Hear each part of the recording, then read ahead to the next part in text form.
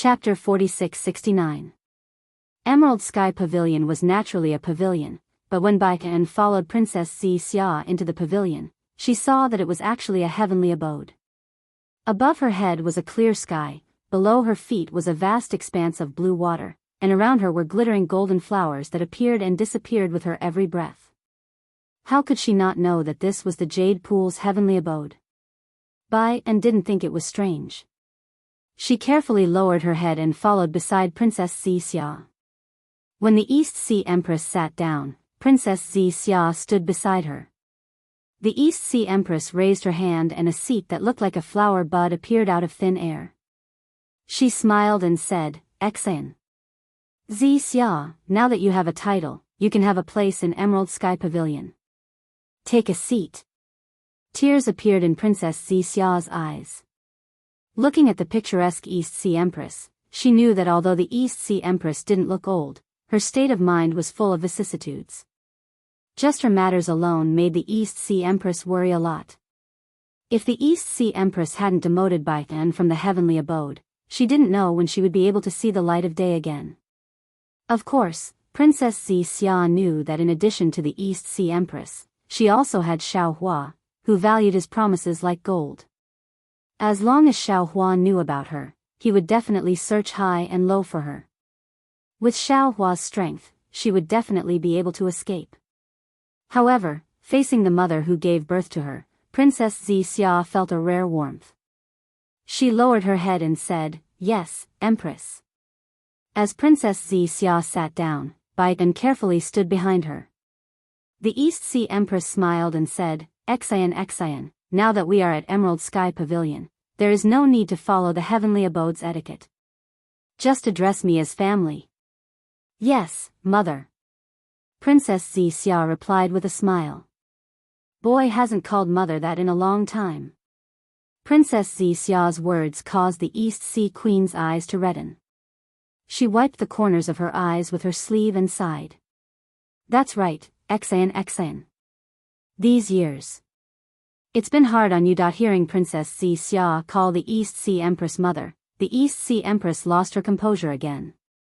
Bai An and the maids beside the East Sea Empress didn't raise their heads and exchange glances. They all gently moved their bodies and left Emerald Sky Pavilion, standing outside the heavenly abode. Princess Xianxia wasn't in a hurry to speak. She waited for Bai An and the others to leave before saying, "I've made Imperial Mother worry. Actually, in these 300 years. Come here and sit beside Mother." The East Sea Empress' expression was filled with love as she extended her hand towards Princess Xianxia. Princess Xianxia was shocked. After all, as far as she could remember, she had never been so intimate with the East Sea Empress. However, despite her surprise, Princess Xianxia also understood that although she had not married Xiaohua, Immortal Emperor Go Chen's decree had already been passed down. She could no longer stay in the Immortal Palace. This was no different from marrying Xiaohua. It would not be as easy for the Eastern Sea Empress to see her in the future. The Empress would only be so sad and lose her composure when she was about to lose something, right? Princess Xianxia also felt a sense of loss. She stood up and walked to the side of the East Sea Empress. The East Sea Empress held Princess Xianxia's hand and hugged her. That warmth made Princess Xianxia feel like she had returned to her childhood. "Imperial Mother." Princess Xianxia whispered, "Actually, in these 300 years, although the boy had suffered some hardships, the boy had also gained a lot." When the boy met Xiaohua, he had already taught the boy the 5 energies unifying origin technique. The boy used these 300 years to painstakingly cultivate. These 300 years were just the blink of an eye. At this point, Princess Xianxia even said mischievously, "I won't hide it from Imperial Mother." The boy knew that Xiaohua's cultivation was low at that time. The boy even thought that after he cultivated to the literary saint realm, he would break through the seal on his own. Sigh, this kind of thing. Why didn't you tell Imperial Mother? The East Sea Empress sighed. A bitter smile appeared on Princess Xianxia's face. The Immortal Emperor's decree had already been passed down. If the boy told Imperial Mother, it would only make things difficult for Imperial Mother. Rather than that, it would be better not to say it. It's good that you weren't suppressed in the Heaven Punishment Prison crystal. The East Sea Empress still had some lingering fear as she said, Imperial Mother was afraid that you would be like Baiken and fall into the Heaven Punishment Prison crystal. There would be no righteous chi, no Heaven Earth Yuan chi, only darkness and loneliness in your eyes. Perhaps. Princess Xianxia said with some hesitation, this is also one of His Majesty's plans? Sigh, perhaps. Hearing Princess Xianxia mention Immortal Emperor Go Chen and thinking about the innate 5-element flags, the East Sea Empress couldn't help but think too much. She said, no matter what His Majesty's plans were, you still profited from a disaster. Tell Imperial Mother the whole story. Yes, Imperial Mother. Princess Xianxia didn't dare to delay. She recounted everything that happened after she was suppressed in Liao River and how she broke through the seal. She didn't hide anything. The East Sea Queen's expression also changed after hearing this. Although she had some complaints about Immortal Emperor Go Chen, they were husband and wife after all. She had only heard about the innate 4 cardinal formation from others and didn't think much of it before. But now, she understood that if it wasn't for Xiao Hua and Princess Xia's mystic origin water control flag, Immortal Emperor Go Chen might not have been able to return safely from Longevity Town. The East Sea Empress couldn't help but hug Princess Xia and say, Xian, you are indeed Imperial Mother's lucky star. I wouldn't dare. This. I'm afraid His Majesty has arranged everything. While Princess Xia was enjoying her mother's love, she was still brooding over Immortal Emperor Go Chen's suppression. Xian, you don't need to think so much. The East Sea Empress smiled bitterly and said, since you were born in the Immortal Palace and became His Majesty's princess, then you can't not face these things. Moreover, if His Majesty was really ruthless and directly suppressed you in the Heaven Punishment Prison crystal, how could you cultivate the 5 elements origin and refine the mystic origin water control flag? It was only a temporary scheme, a backup plan, a preparation, but He also had the intention to take care of you. Your injuries were also healed during the suppression, weren't they? Yes, Imperial Mother. Princess Xia nodded and said with a smile, Boy has known about this since he was young, and this boy understands it even more now. Boy thanks Imperial Mother for giving Boy such a good opportunity to accompany Xiao Hua. Xiao Hua is a good child.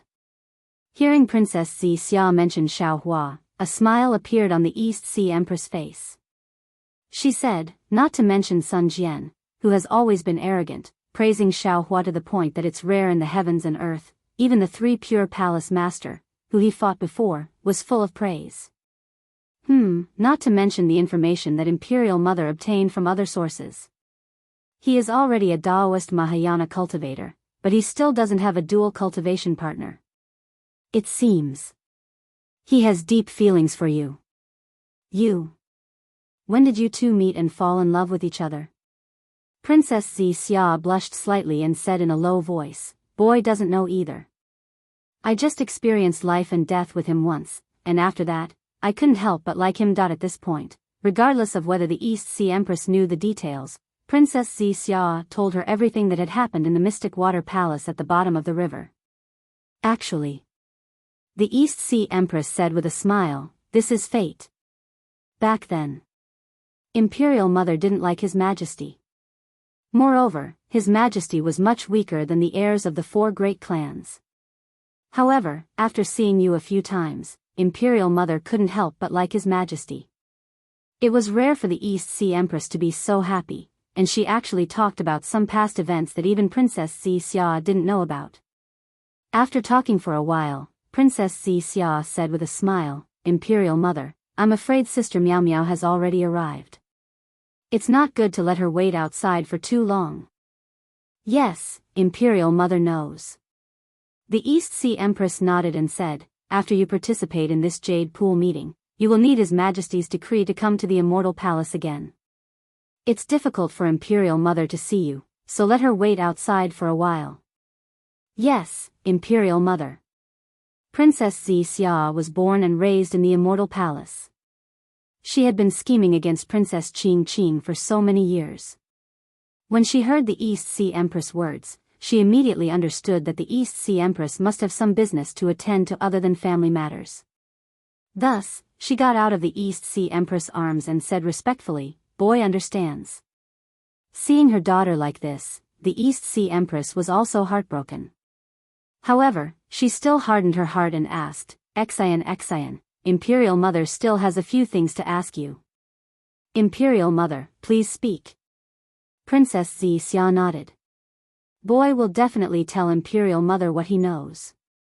The East Sea Empress pondered for a moment, then looked into Princess Xiao's eyes and asked, "The fortune gate." Unfortunately, before she could finish, Princess Xiao smiled sweetly and said, "Imperial Mother, forgive this boy for being unfilial. Boy has been engaged to Xiaohua, so boy is Xiaohua's person and no longer belongs to the Immortal Palace. My Confucian Cultivator's daughter scripture clearly states that if a woman marries a chicken, she must follow the chicken. If she marries a dog, she must follow the dog. Boy must not speak about the fortune gate."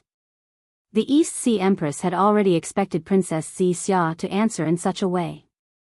She smiled and said, "His Majesty's decree has not been made public yet, so you are not considered." Before the East Sea Empress could finish, Princess Xiao interrupted her again and said, "Then Imperial Mother will be disappointed again.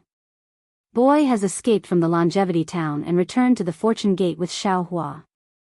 He has not entered the Fortune Dao Palace.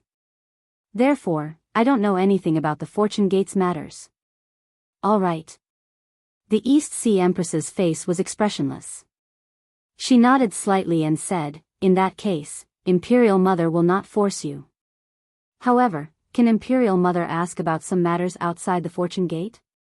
Princess Xiao smiled bitterly and said, "Imperial Mother, boy has only been in the soaring Dragon Mountain range for 3 to 5 days. Even if he wants to find some secrets to report to Imperial Mother, I'm afraid he doesn't have the time. Imperial Mother knows that I'm making things difficult for you." Helplessness appeared on the East Sea Empress's face. She shook her head and said, "But Imperial Mother still wants to ask you.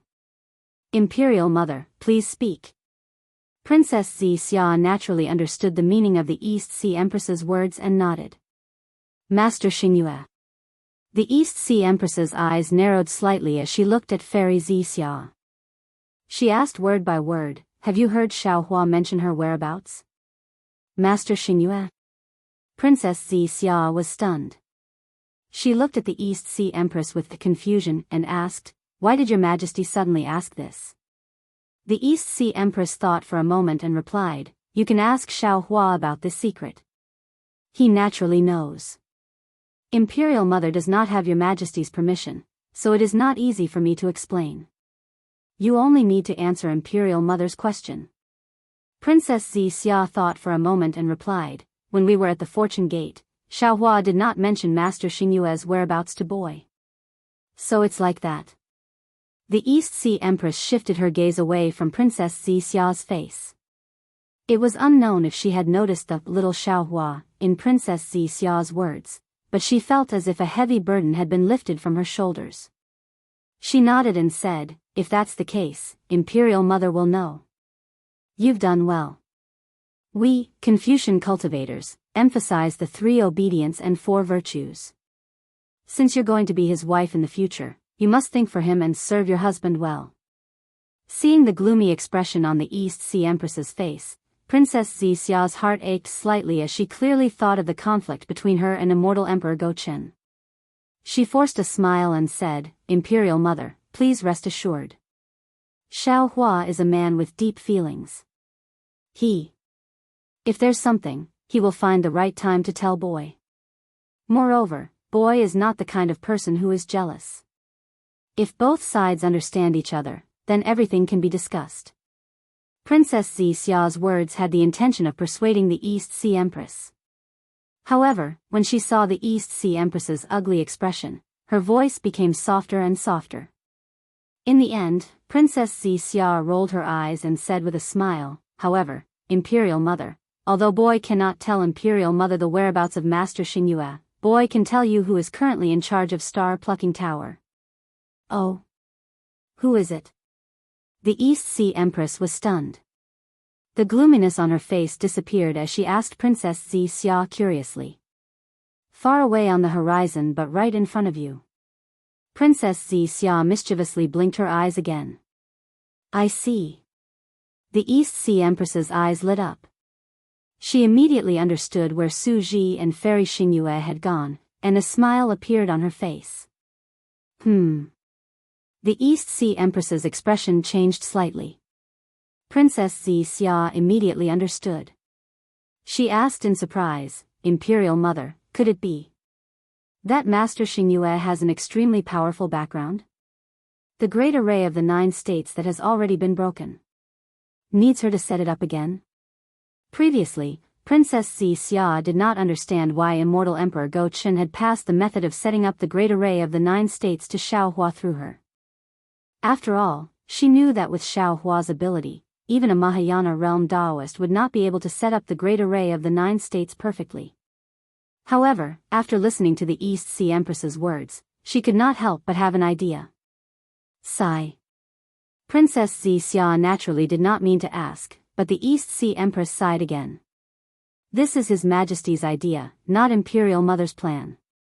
Now that Xingyue is helpless, His Majesty's plan is probably like drawing water with a sieve. Let's see how he deals with this. Hee. Princess Xianxia covered her mouth and giggled. Darling Xiao is the most stingy.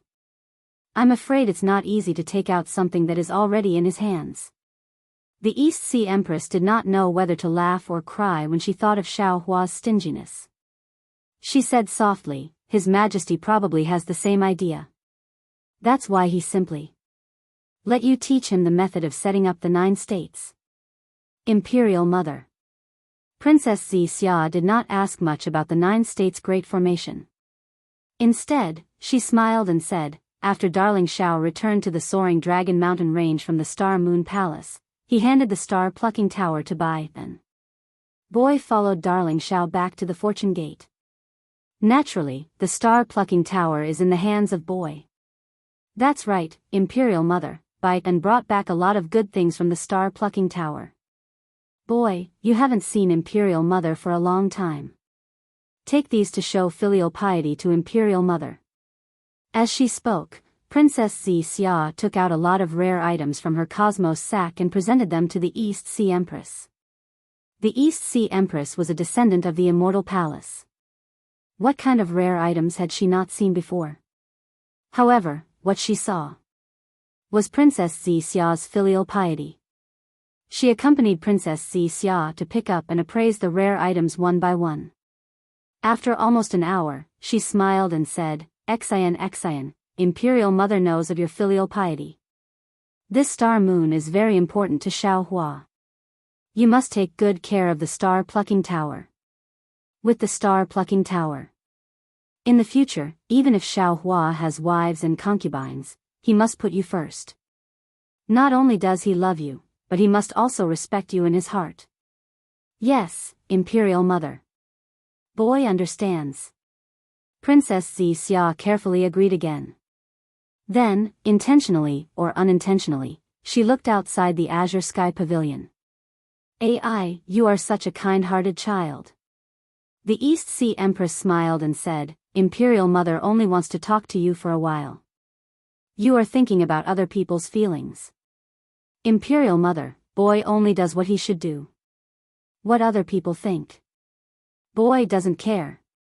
Princess Xianxia also smiled and replied. Meow meow.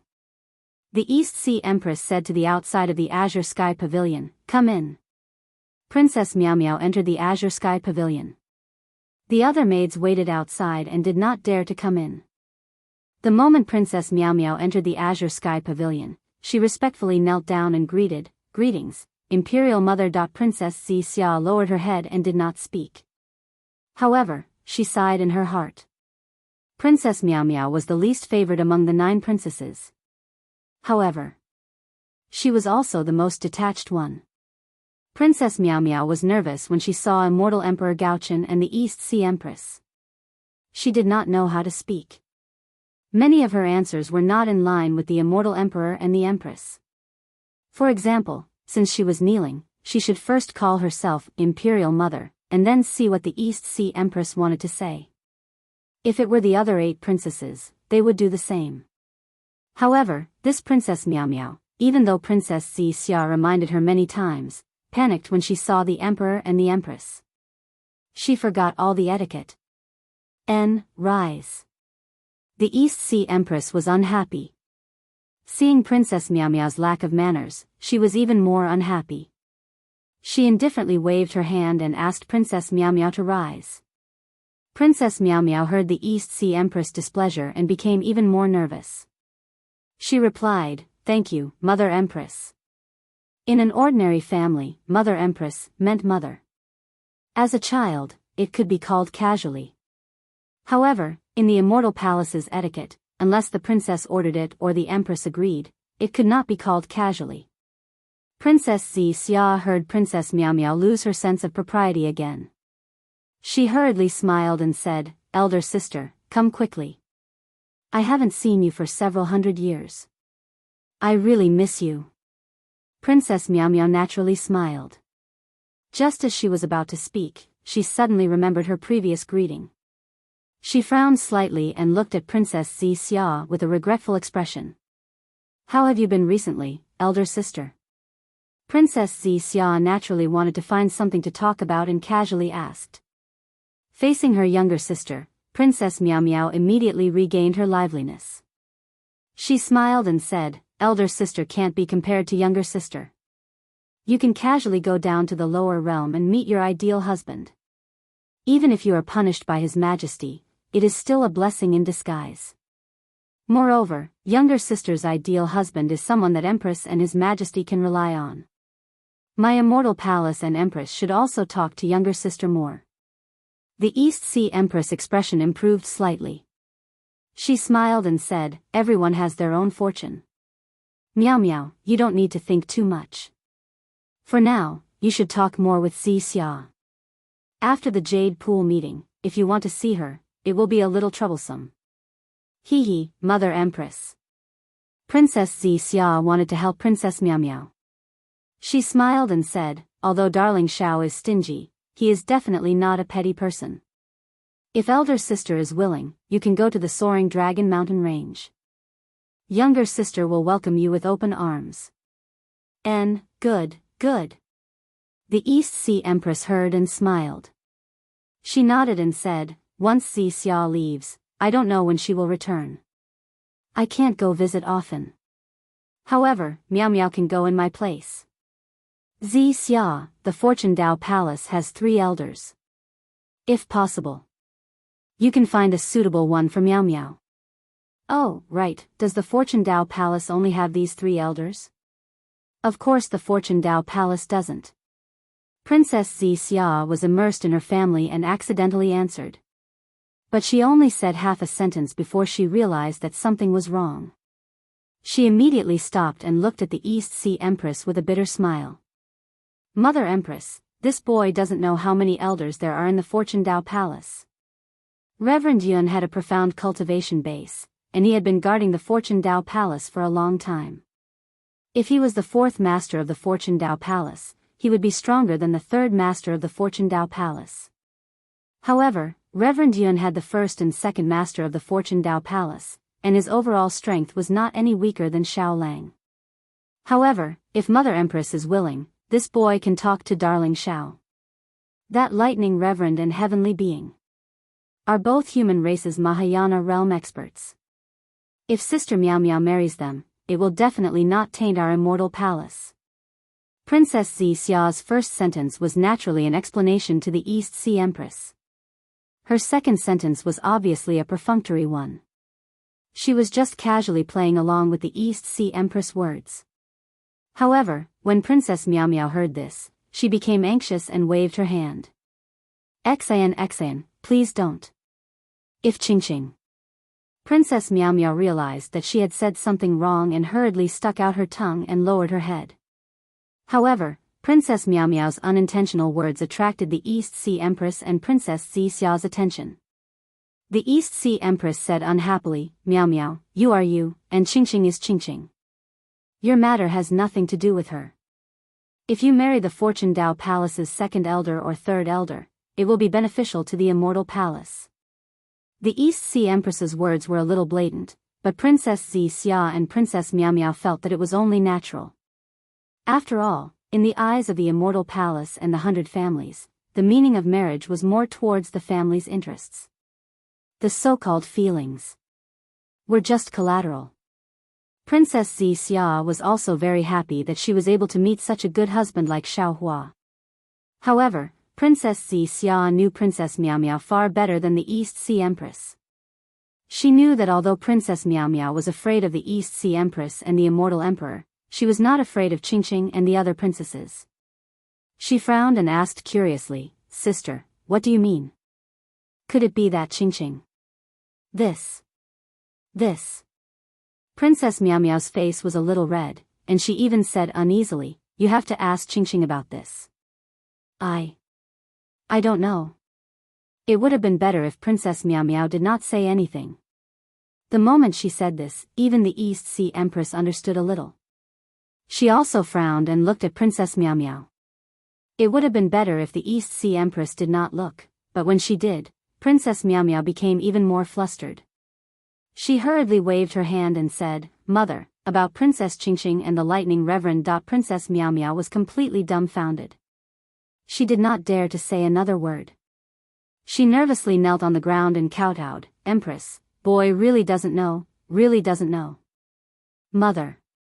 Seeing that Princess Meow Meow's face was pale with fright, Princess Xianxia hurriedly smiled and said, Don't ask, let the boy talk to sister. The East Sea Empress looked at Princess Meow Meow with some pity, but did not say anything. Her gaze was filled with a complicated expression. It was hard to tell if it was disgust or love. Sister. Princess Xianxia walked in front of Princess Meow Meow and reached out to hold her ice-cold hand. She smiled and said, Don't be too nervous. Didn't you say a lot when I accompanied you to drink at Jade Brightness Palace? You and I are sisters. If I can get it, you can too. You are not inferior to anyone. Xianxia. Princess Meow Meow's heart calmed down slightly. Although her voice was still trembling, she was no longer nervous. She forced a smile and replied, You are wrong. Everyone is different from others. This was already confirmed when this person was born. Temperament, character, temper, and so on are not easy to change. Although you and I are both princesses of the Immortal Palace, temperament determines everything. I won't talk about others, but I will talk about you. Forbearance, magnanimity, modesty, but not avoidance. These are all things that allow you to handle things with ease. Sister knows her own limits. Being an idle princess and being able to share some of His Majesty's and Empress's worries is enough. I can't do anything. Princess Meow Meow had already said these words to Princess Xianxia. Princess Xianxia only brought it up again to ease the atmosphere. Thus, Princess Xianxia smiled and said, Sister's words are also very good. Just be yourself and live your life well. Actually, you don't have to force yourself. Thank you, Xianxia. Princess Meow Meow held Princess Xianxia's hand and said sincerely, Sister heard His Majesty's decree just now. Sister is really happy for you. Only a perfect girl like you can have such a wonderful life. Seeing that Princess Meow Meow had calmed down, Princess Xianxia let go of her hand, blinked her eyes, and said, Since Sister said Sister is perfect, do you think Sister will hit you when you're down? These are two different matters. Princess Meow Meow naturally understood what Princess Xianxia was talking about. She shook her head and said, If you want to hit me when I am down, there are too many opportunities. So, you can rest assured and tell me the cause of this matter. Princess Xianxia smiled and said, If you don't tell me now, won't it be even more troublesome when Ching Ching blames you if something really goes wrong? All right. Princess Meow Meow naturally understood the stakes. Since she had already spoken and was also worried about Princess Ching Ching, when would she say it if not now? Thus, Princess Meow Meow told them about the awkward moment she had just faced Princess Ching Ching. For a moment, Princess Xianxia and the East Sea Empress looked at each other in dismay. Although what Princess Miao Miao said wasn't very strange and couldn't be considered evidence, and could even be said to be baseless guesses, from a woman's intuition, there was definitely something wrong with Princess Qing's thoughts. What exactly is going on? The East Sea Empress was somewhat angry and asked in a low voice. Empress, the boy doesn't know. The boy only just found out about these clues. The moment the East Sea Empress spoke, Princess Miao Miao lost her composure and hurriedly answered. Princess Xianxia smiled and said, Mother, the matter isn't clear yet. Why get angry now? Didn't Qing see the Thunder Immortal during the Battle of Day and Mu Cliff? Why don't we just ask what exactly happened? Where are the female officials of Jasper Flower Palace? The East Sea Empress was angry again, as if this matter should have been reported by a female official long ago. Summon the female officials of Jasper Flower Palace. Princess Xianxia smiled and shouted outside. Following Princess Xiao's voice, a portion of the female officials of Jasper Flower Palace flew into Jade Sky Pavilion and respectfully knelt down. Which one of you participated in the Battle of Day and Mu Cliff with Qing? Princess Xiao's tone was very strict, far from the gentle tone she used to speak to Princess Miao Miao. The female officials looked at each other and shook their heads. They whispered, this servant didn't go to Day and Mu Cliff. Where is Yu Xiaojing? Princess Xianxia asked indifferently. Princess Xianxia, Yu Xiaojing was worried about Princess Qing's injuries, so she went to look after the princess. The female officials didn't dare to stand up and hurriedly replied, please calm down, Empress. The East Sea Empress nodded. How could she punish such a loyal female official? Go and summon Yu Xiaojing. Princess Xiao's face was expressionless as she continued to give the order. Moments later, Yu Xiaojing was ordered to arrive at Jade Sky Pavilion. As soon as she flew in, she immediately felt that something was wrong. After all, the female officials of Jasper Flower Palace were still kneeling on the ground, and the East Sea Empress looked displeased. Yu Xiaojing didn't even think as she knelt down and kowtowed, this servant greets Empress. Princess Qing's injuries haven't healed yet. If Empress wants to punish. This servant doesn't dare to say that I'll take responsibility, but Empress, please postpone the punishment. Yu Xiaojing's words were very appropriate, and the East Sea Empress heard it and nodded slightly. Beside her, Princess Xianxia thought for a moment and smiled, Yu Xiaojing, don't be afraid. Empress just wants to ask about Chao Muya's situation. Chao Muya. Yu Xiaojing was confused and whispered, what do Empress and Princess want to ask? This servant doesn't dare to keep quiet. Stand up. Princess Xianxia ordered, then looked at the other female officials, you may leave. Yes, Princess. The female officials didn't seem to find it strange that Princess Xianxia was giving orders in Jade Sky Pavilion. They respectfully bowed and left Jade Sky Pavilion. The East Sea Empress looked at Princess Xianxia with satisfaction. After all, what Yu Xiaojing was about to say might affect Princess Qing's reputation, or even more seriously. Who knew if there were other princesses or spies of the four great clans among the female officials of Jasper Flower Palace? Yu Xiaojing, tell me, what happened between Qing and Thunder Immortal? Princess Xianxia didn't know how to phrase it, so she could only ask ambiguously. Who would have thought that once Princess Xianxia said that, Yu Xiaojing's face turned cold. Anger flashed in her eyes. Even her tone became somewhat ambiguous. She coldly said, Your Highness, others may not know about this, but how could you not know about it? Back then, my princess only injured you. Now, not only did you injure my princess, you even want to ruin my princess's reputation. Princess Xianxia, you truly deserve to be called Xianxia. Men. Slap her. Princess Xianxia didn't hold back and immediately gave the order without waiting for Yu Xiaojing to finish. Yes, Princess.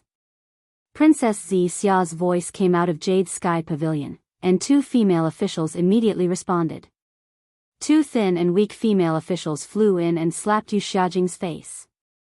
Yu Xiaojing stubbornly knelt there, not daring to resist. After 2 slaps, Yu Xiaojing's face was already swollen. You wait. Princess Xianxia indifferently ordered the 2 female officials to leave. Then she said to Yu Xiaojing, Qing has always been headstrong and self-opinionated. Empress Dowager sent you to assist Qing to correct her shortcomings and help her deal with things. This is the key to loyalty. Who doesn't know how to ask about others' well-being? Yu Xiaojing, as a female official of Jade Flower Palace, you put the cart before the horse. You abandoned your own nature and flattered the princess. Today, you didn't tell the details of the truth, but directly framed me. How should I punish you? East Sea Empress saw Princess Xia's punishment and felt a trace of displeasure in her heart. But when she heard Princess Xia's words, she couldn't help but be shocked. Although Yu Xiaojing was loyal to Princess Qing and seemed to be protecting Princess Qing, from another point of view, she was really harming Qing and pushing Qing towards the cliff. This was because Princess Xia had never mentioned the matter of Princess Qing injuring Princess Xia in front of everyone. This Yu Xiaojing only needed to say a few words to expose the conflict between the 2 princesses. Moreover, during the battle at Chaomuya, Princess Xia had still been suppressed and hadn't broken free. How could Princess Xia have instructed the lightning sage to hurt Princess Qing? This was clearly slander. Damn you! East Sea Empress said angrily, I only called you here to ask you some questions, but you didn't answer truthfully and actually slandered Princess Xia. What are your intentions? Yu Xiaojing didn't think much of it because she understood Princess Qing's thoughts the best. Moreover, she had subconsciously made Princess Xia look bad. When Princess Xia asked about the lightning sage, Yu Xiaojing's first reaction was, Princess Xia had set a trap for Princess Qing. Thus, she immediately defended Princess Qing and wanted to expose Princess Xia's ugly face and so-called plans. However, Princess Xia's words immediately made her panic. After all, it was Princess Qing who had done this first. Even if Princess Xia had instigated the lightning sage to take revenge, it was only natural. Furthermore, Princess Xia hadn't broken free at that time. Moreover, Princess Xia didn't mention Princess Qing at all. Instead, she slapped her. This was a secret warning to her. It didn't matter if she was punished, but what about Princess Qing? How could the current Princess Qing be a match for Princess Xia, who was at the peak of her power? Empress, how much is this servant's fault? This servant shouldn't have spoken nonsense. Please punish me, Empress. Yu Xiaojing didn't hesitate to kowtow and beg. Seeing that Yu Xiaojing didn't dare to circulate her energy and that her forehead was bleeding, Princess Xia didn't say anything. An immortal palace. Although it was superior to a mortal palace, it was still a palace. Princess Xia was used to fighting in the open and in the dark. She naturally wasn't like Xiaohua. The East Sea Empress naturally wouldn't expect Princess Xia to plead on Yuxia's behalf. Seeing the bloodstains, she coldly snorted and said, This Empress just said that I hope you all can follow by Han's example and assist your own princess. In the future, this Empress will also have more decrees to issue. You actually dared to disobey my words. You truly disappoint me. Yes, it's all this servant's fault. Please punish me, Empress. Yu Xiaojing didn't dare to argue and only asked for punishment.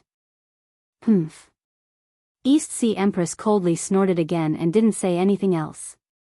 Yu Xiaojing understood. She lamented in her heart and turned to Princess Xia. She kowtowed and said, Your Highness, this servant spoke nonsense just now. Please punish me. This matter has nothing to do with my princess. Yu Xiaojing, because you tried to sow discord, I will punish you severely. However, seeing how loyal you are, I'm afraid you've heard those words for a long time and have overthought them. You're also worried about Qing. That's why you've said them. Princess Xia said indifferently. Therefore, I don't intend to punish you. I just want to warn you that if you don't change your ways and offend me again in the future, if I hear any rumors, I won't let you off easily. Yes, this servant understands. Yu Xiaojing's heart relaxed and she stopped kowtowing. Also, Princess Xia continued, when Qing wakes up, you have to tell her not to judge others with her own heart. Many disturbances are just self-inflicted troubles. Yes, this servant understands. Yu Xiaojing didn't dare to say anything else and only nodded. All right. Princess Xia waved her hand and said, rise and answer me. What happened at Chaomu Cliff? Yu Xiaojing stood up and recounted Chaomu Cliff's formation and the battle in detail. Hearing that the Lightning Reverend was so ruthless that he didn't even care about Princess Qing's reputation and directly attacked her chest, the East Sea Empress's face darkened, and Princess Xia was abnormally embarrassed. Not to mention a descendant of an immortal emperor, even an ordinary female cultivator would be too ashamed to face the world after being humiliated by a man. The Emerald Sky Pavilion was silent. Princess Xia's mind was spinning rapidly, but she didn't know what to say. After all, no man would do such a thing to a female cultivator. She was doubting the truth of Yu Xiaojing's words. Unfortunately, just as she was about to speak, the East Sea Empress unhappily said, Xia. Yes, Empress. Princess Xia hurriedly stood up. This matter. The Fortune Gate must give the Immortal Palace an explanation. The East Sea Empress said, the Lightning Reverend is a Daoist at the Grand Ascension stage. If he wanted to injure Qing or obtain the Milky Way Grand Formations disk, he had many ways to do so. How could such a frivolous method be something a man would do? The story of the immortal world and the desolate era is in everyone's hands. The third place tearfully asks for subscriptions. If the subscriptions exceed 1,000, the immortal world will be opened. Next, I ask for monthly votes. If the monthly votes exceed 100, I'll add more chapters. Third, I ask for recommendations. If the monthly votes exceed 1,000, I'll add more chapters. How Xiaohua went against the light to become a true saint will depend on everyone. The third place thanks. Chapter 4670. This. Princess Xia's face was burning hot as she blamed the Lightning Reverend in her heart. Needless to say, Xiaohua was the one who ordered the Lightning Reverend to injure Princess Qingqing. However, Princess Xia also understood that Xiaohua would never allow the Lightning Reverend to do such a despicable thing. If Yu Xiaojing's words were true, then it could only be the Lightning Reverend's own matter and had nothing to do with Xiaohua. The problem was that the Lightning Reverend was the Fortune Gate's second master. He represented the Fortune Gate and Xiaohua. What is the Lightning Reverend thinking? Princess Xia grumbled inwardly. How could he be bewitched by Qingqing's beauty at such a crucial time? Did he do such a foolish thing? Unfortunately, how could Princess Xia know that the Lightning Reverend was not a complete person? Let alone know the difference between men and women? Qingqing is His Majesty's descendant. Her status is the same as yours. The East Sea Empress scolded. You are now engaged to the Fortune Gate's first master, yet you allowed Qingqing to be molested by the Fortune Gate's second master. This matter. Even if Yu Xiaojing was not lying, if others heard it, they would blame it on you. Xia, you have to return Qingqing's innocence, or I won't be able to answer to His Majesty and all the women in the world. Thump. Princess Xia's heart sank. The East Sea Empress' words were clear. She had to return Princess Qingqing's innocence, but how? There were only two ways to return Princess Qingqing's innocence. The first way was for the Lightning Reverend to commit suicide in front of everyone as an apology. If the Lightning Reverend ceased to exist, Princess Qingqing's innocence would be preserved. However, as a Dao Gate's Grand Ascension stage expert, would the Lightning Reverend commit suicide as an apology? Who in the world had the ability to kill him? This path was obviously impossible. Then, there was only the second way left. The second way was for the Lightning Reverend to marry Princess Qingqing, and there would be no innocence between husband and wife. However, from Princess Xia's perspective, how could she allow the Lightning Reverend to marry Princess Qingqing? After fighting with Princess Qingqing for so many years, she knew Princess Qingqing's methods better than anyone else. How could she allow a scourge like Princess Qingqing to enter the Fortune Gate? How could she allow Princess Qingqing to share her power in the fortune gate? How could she make things difficult for herself? And then let her happy life fall into a harem fight? Moreover, Princess Xianxia understood that the immortal palace would not give up on annexing and coveting the fortune gate just because she had married into the fortune gate. Once Princess Qingqing entered the fortune gate, and Xiao Hua ascended, the entire fortune gate would fall into chaos. At the very least, the fortune gate would be divided into two, and Xiao Hua's painstaking efforts would go down the drain. Mother. Princess Xianxia couldn't help but ask, why are you forcing the boy like this? Force? The East Sea Empress smiled faintly.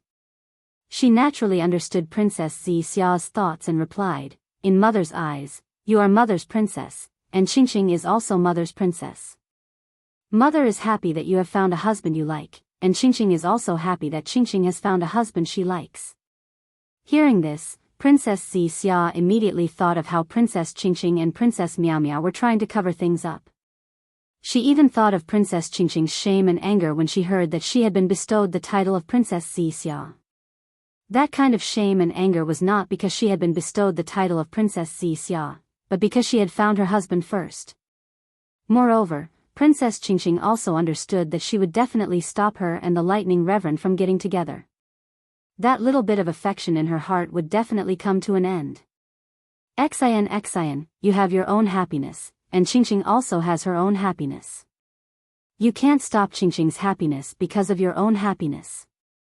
The East Sea Empress said with a smile, moreover, you have no right to stop Qingqing from finding her own happiness.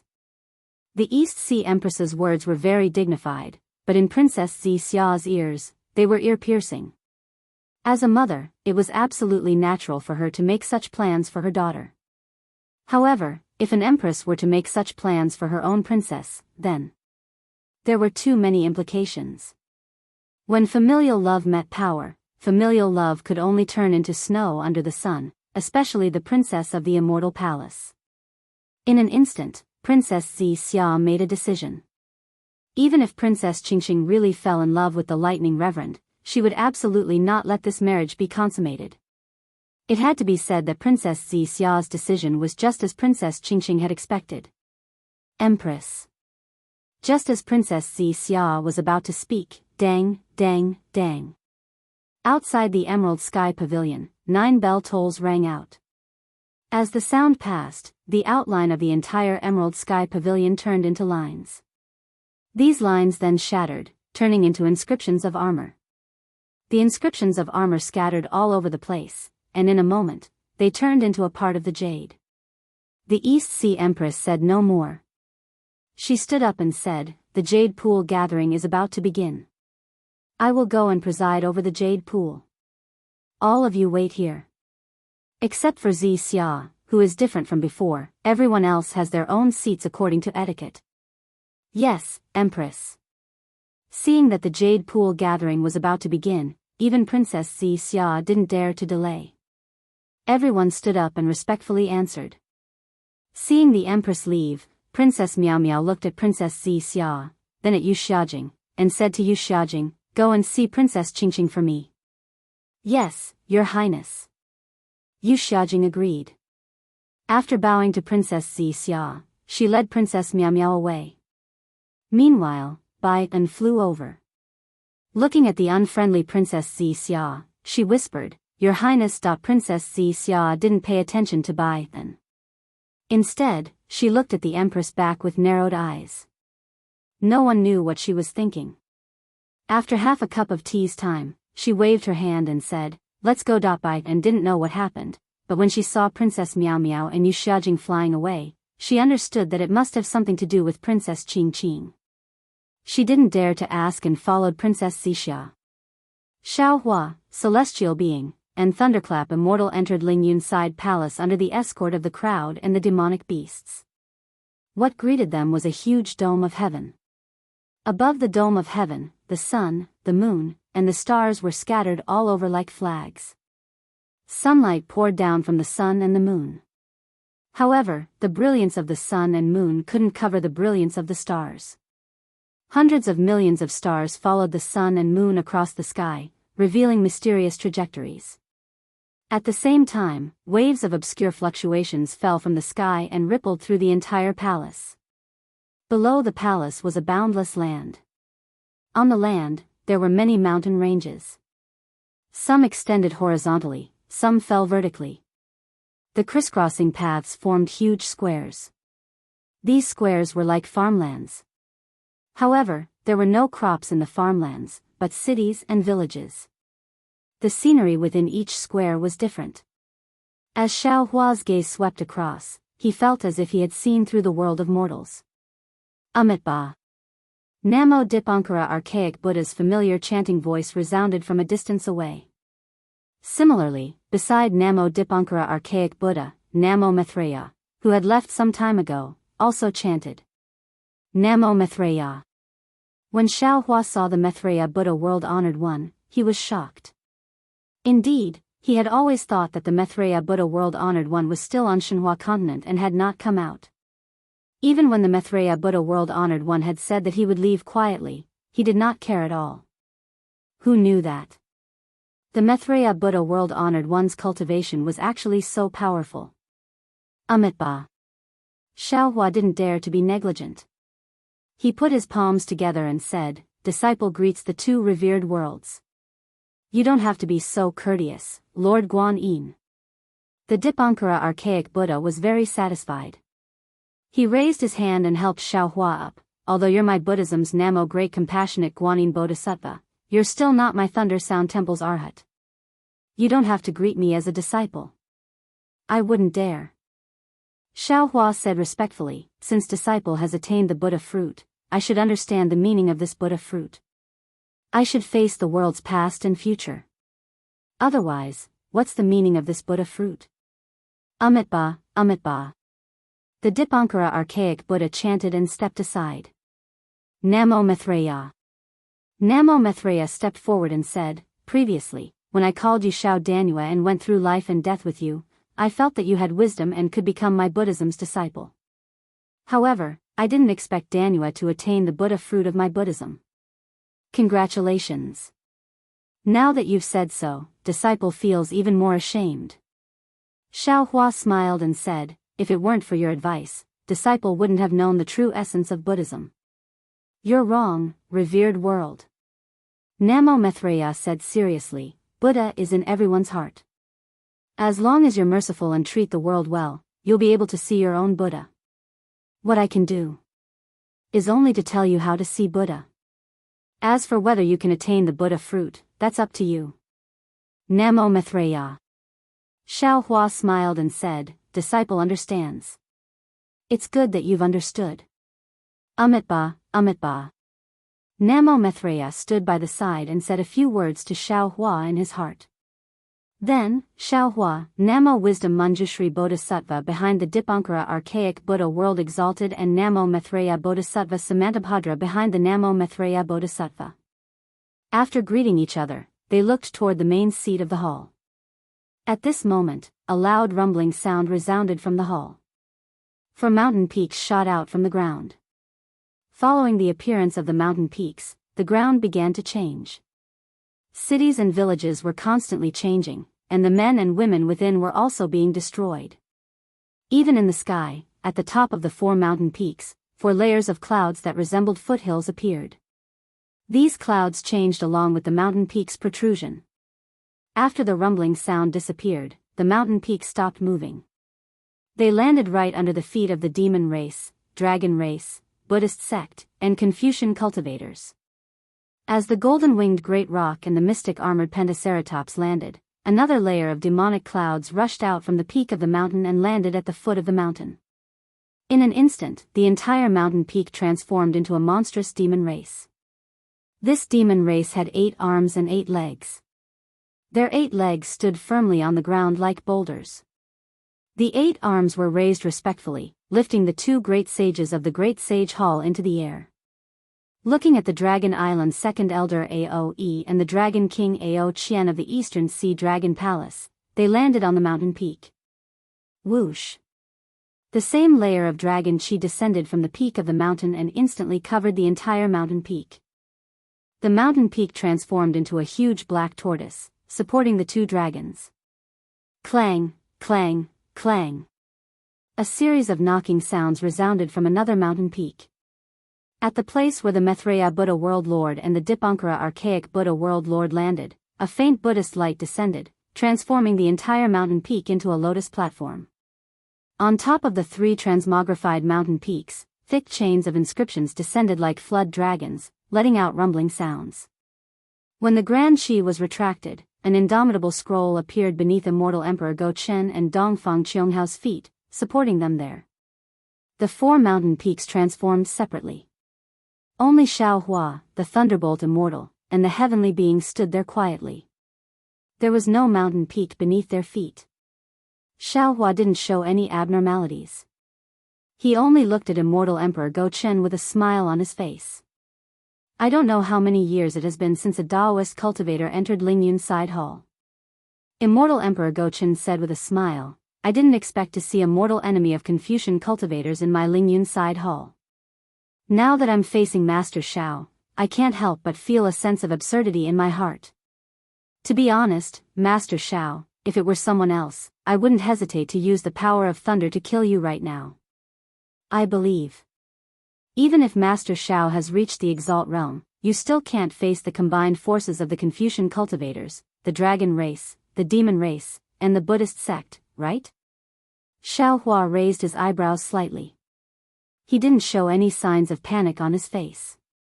He only smiled faintly and said, I admit that what your majesty said is the truth. I even know that even without the help of the demon race's great sage, the dragon race's elder, and the two exalts of the Buddhist sect, your majesty can still kill me.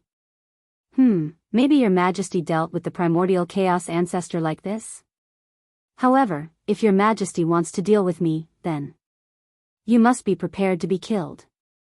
I believe that after your majesty makes a move, there's a possibility of you being killed by others. Don't you think so, Dongfang family head? Dongfang Qionghao didn't seem to be embarrassed. He smiled and said, I don't know what your majesty is thinking. I only know that since enlightened Master Xiao is a Confucian cultivator and is also our Master Xiao, I didn't know the inside story and was blinded by greed. I wanted to attack Master Xiao. But who would have thought that not only was I unable to defeat Master Xiao, but I also fell into your majesty's trap. Therefore, not only my Dongfang family, but the entire four great families have made a decision. As long as Master Xiao is alive, the four great families will never attack Master Xiao. What about after I ascend? Xiao Hua asked with a faint smile. Who knows what will happen in the future? Dongfang Qionghao shrugged and looked at Immortal Emperor Go Chen.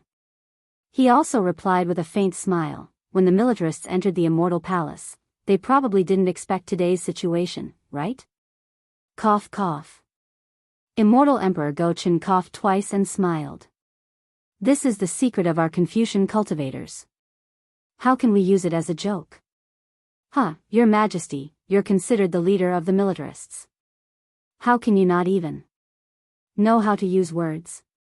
How can you use the word joke here? Dongfang Qionghao laughed and refuted Immortal Emperor Go Chen. The human race has always been like this. The profound armored pentahorn dragon calmly interrupted. They can't stand others being stronger than them. Whenever there's an opportunity, they'll use it to suppress others. I think the four great families can't stand the militarists occupying the Immortal Palace. That's why they came up with a new plan, right? Hearing the profound armored pentahorn dragon's words, Xiao Hua looked at Immortal Emperor Go Chen and Dongfang Qionghao, who seemed to be united on the outside but were actually at odds with each other. He then looked at the Dipankara Archaic Buddha and the Maitreya Buddha on the Buddha lotus. Finally, Xiao Hua's gaze landed on Aoe and the Dragon King of the East Sea, who were both suspicious and fearful of each other. He lamented in his heart, this era is the best era for Taoism to rise. I'm lucky to be in this era and be able to stand at the peak of supremacy with my Taoism cultivation. This era is also the worst era. Disasters are happening everywhere. Now, the apocalypse is coming. If we don't deal with it carefully, I'm afraid we won't be able to survive this. Dragon Sage, you're wrong. The Dragon King of the East Sea, Ao Qian, smiled. It's not just the human race. Some of the demon race and dragon race do the same. That's right, that's right. The profound armored pentahorn dragon mocked.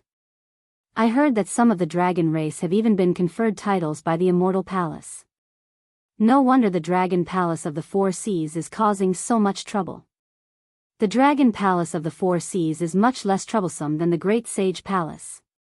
Ao Qian retorted without holding back. No matter what, the dragon race of the dragon palace of the four seas is still subordinate to the dragon palace of the dragon island. Roar. The profound armored pentahorn dragon's roar shook the heavens. The space around the mountain where the demon race was located suddenly collapsed and spread rapidly in all directions.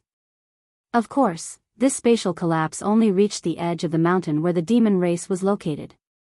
It was blocked by a layer of invisible restrictions. Pieces of inscriptions fell from the restrictions like scraps of paper. Amitabha Buddha. Excellent, excellent. The Dipankara archaic Buddha's world lord chanted, "Dear Transcendence, the reason why we've gathered here today is to discuss how to deal with the omen of world destruction. Why have you started a conflict before we've even spoken?" The Dipankara archaic Buddha is right. The Gochin immortal emperor laughed. Today, the three great continents' supreme cultivators are gathered here at the Lingyun side hall. How can we speak without thinking? This happened because of me. I should apologize to Master Shao. Come, announce my decree. Then, the great general of the Sun Palace, Sun Jian, appeared in the middle of the hall. He held a decree in his hand and started reciting, "Ancestors, Fortune Gates Shao Hua." This decree was exactly the same as the one the East Sea Empress gave to Princess Xixia. After everyone heard it, different expressions appeared on their faces. However, these expressions only lasted for a moment, and no one could see them clearly. Hearing this, Shao Hua was a bit dumbfounded. This decree came too suddenly, exceeding Shao Hua's expectations. Naturally, he was overjoyed. However, many thoughts flashed through his mind, such as Shui Shui, Fairy Jing, Fairy Hong Xia, Jiu Xia, and even Huang Mingxiang. After a while, he smiled bitterly. Damn it. The Dawn Rain continent has a red cloud, and the hidden immortal continent has a purple cloud. Does that mean there's a green cloud in the immortal world? Another rosy cloud in the divine world? I've refined the 7 colors bone. I'm going to fight against Rosy Cloud for the rest of my life. Congratulations Dragon Master Shao, congratulations. The golden-winged great rock laughed. I thought the Jade Pool gathering today was a Hongmen banquet. Who would have thought it would be a wedding? I'll have to toast Master Shao a few more times. The golden-winged great rock congratulated from the bottom of his heart. However, the others' congratulations were different. While they were congratulating him, they were also secretly cursing the Gochin immortal emperor for his sinister methods.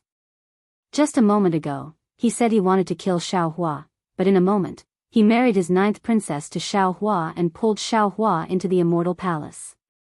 Shao Hua rubbed his nose as he looked at everyone's congratulations, and he laughed bitterly. Thank you, fellow Daoists. However, I haven't even been able to sit on a seat after arriving at the Soaring Cloud Pavilion. Looks like His Majesty hasn't been at ease with me. Moreover, I'm afraid everyone knows what the 9 provinces Great Formation is. However, who knows when I'll have the strength to set it up. I'm afraid His Majesty has painted a big picture for me. Master Shaolei, could it be that you're not satisfied with my arrangement? The Gochin immortal emperor pretended to be angry. If it doesn't work, I'll take back this decree. Sigh. Shao Hua said helplessly. His Majesty has placed a new happiness in front of me. How can I not accept it? At this moment, Shao Hua also understood why the Gochin immortal emperor didn't release the Daoist Gates mountain first. Instead, he waited for Shao Hua to accept the decree. Sure enough, following Shao Hua's agreement, a green mountain appeared beneath Shao Hua and the others. Whoosh! Just as Shao Hua, the Thunderbolt Immortal, and the heavenly being stepped onto the mountain, several bolts of lightning descended from the top of the mountain. In an instant, the entire mountain transformed into a massive lightning bolt, lifting the 3 Grand Ascension Stage Daoist Gates Grand Ascension Stage cultivators into the air. At this moment, the 5 mountain peaks were arranged in the shape of 5 stars under the dome of the sky. The fluctuations within the Lingyun side hall gradually calmed down, and the 5 stars gradually reached a balance. Seeing Xiaohua, the Thunderbolt Immortal, and the heavenly being sitting on top of the lightning bolts, the Gochin Immortal Emperor looked around and exchanged a glance with the Dipankara Immortal Buddha and Aoe. He then looked at Xiaohua and said with a smile, Master Xiaolei, to be honest, the 9 provinces Great Formation is the immortal defense formation of our heavenly court. It's not something that can be set up by ordinary cultivators. In fact, it wouldn't be easy for 9 supremes of the same cultivation to set it up. However, Master Xiaolei might not be able to set it up, but Master Xiaolei can ask your Daoist Gates seniors to help set it up. My decree didn't say that you can't ask for help. Sure enough, Xin was right. Xiaohua thought to himself, although not every supreme being cultivator knows about the existence of Su Ji and Fairy Xingyu, Immortal Emperor Go Chen, the elders of Dragon Island, and the 2 Buddhist lords of the Buddhist sect must know. When they first joined forces to deal with the Grand Mist Ancestor, they might not have been able to kill him. They were only afraid of angering Su Ji, which was why they suppressed the Grand Mist Ancestor. Now, I've appeared out of nowhere and surpassed the Grand Mist Ancestor in one fell swoop. They also see me as Su Ji's disciple. In particular, I have a close relationship with Su Ji and Fairy Xingyu in the Star Moon Palace. The disciples of the 4 great families know about it. Even if the 4 patriarchs didn't know about it before, they know about it now. Therefore, they don't dare to force me too much. Since Immortal Emperor Gochen didn't point it out, Xiaohua simply pretended to be confused. He asked curiously, Your Majesty, what do you mean? Which Daoist Gates seniors can I ask for help? Immortal Emperor Gochen raised his eyebrows and his eyes lit up. He smiled and said, Master Xiaolei, could it be? Your Majesty, I don't know what you're talking about. Xiaohua refused to admit it. He. Immortal Emperor Gochen replied, Master Xiaolei, do you think that every Confucian family is as stupid as the Changsun family and Yuanshe? Provoking Zhai Xinglu for no reason? This is the information I obtained about the Star Moon Palace. Take a look and you'll understand. Immortal Emperor Gochen raised his hand and pointed. A book-like jade eye appeared in front of Xiaohua. Xiaohua took the jade eye and a light flashed in his eyes. His expression changed greatly. This was because the jade eye recorded the matter of Su Ji and Fairy Xingyu very clearly. Some of it was known to Xiaohua, and some of it was unknown to him. In other words, these were things that Su Ji and Fairy Xingyu deliberately concealed. After the jade eye, there were also records of Xiaohua and Su Ji's experiences in the Star Moon Palace. Wherever there were people, there were records. During the period when Xiaohua and Su Ji were separated, Su Ji and Fairy Xingyu's actions were also clearly recorded. In other words, there were still spies of the Immortal Palace among the disciples who had been selected by Su Ji and Fairy Xingyu. Alas! Xiaohua sighed and put away the light. He smiled bitterly and thought to himself, even immortals are only individuals. In terms of combat power, no one in the 3 continents can compare to them. But in terms of other things, they can't compare to an organization. Even the Star Moon Palace established by Fairy Xingyu can't compare to the Immortal Palace. How is it? Immortal Emperor Gochen said with a smile, at this point, Master Xiaolei can speak frankly, right? Since we're here, does your Majesty not know what happened? Xiaohua returned the jade eye to Immortal Emperor Gochen and replied thoughtfully, You still have to ask me? Of course I don't know what happened. Immortal Emperor Gochen said word by word, otherwise, I wouldn't ask you. After the disappearance of the Star Moon Palace, these 2 seniors had never appeared again. Tell me, how can I be at ease? So your Majesty doesn't know what happened? Xiaohua said with a smile, I thought your Majesty was investigating the world with the Supreme Heavenly Mirror. Master Xiaolei. Immortal Emperor Gochen said with some displeasure, at this point, I've already given you all the glory that I can give you. Can't I wait for you to tell me the truth? Xiaohua shrugged and replied, Your Majesty, didn't I say it before? I don't know when I'll have the strength to set up this big array. Naturally, it's impossible for me to ask the seniors of the Daoist sect to help me. Are you sure? Immortal Emperor Gochen asked worriedly. Xiaohua frowned and thought for a moment, thinking about the pros and cons of telling the truth. In fact, the existence of the immortals might be the reason why the Confucian cultivators didn't dare to kill the Daoist sect's cultivators too openly, or it might be the reason why the immortals, Buddhas, and demons suppressed the Grand Mist Ancestor, or it might be the reason why they were patient with him. But in the end, these were all possibilities. The immortals were only a temporary deterrent. The most important thing was to have strength. Xiaohua might not be able to fight against the Immortal Palace, Buddhist sect, and demon clan, but against any one of them, the Fortune Gate wouldn't be at a complete disadvantage. Therefore, the presence of the immortals didn't matter much. Moreover, the immortals didn't show up, so how could Immortal Emperor Gochen not know that the two immortals had left? Even if he deliberately hid it, he couldn't. Therefore, Xiaohua raised his head, looked at Immortal Emperor Gochen, and nodded with certainty.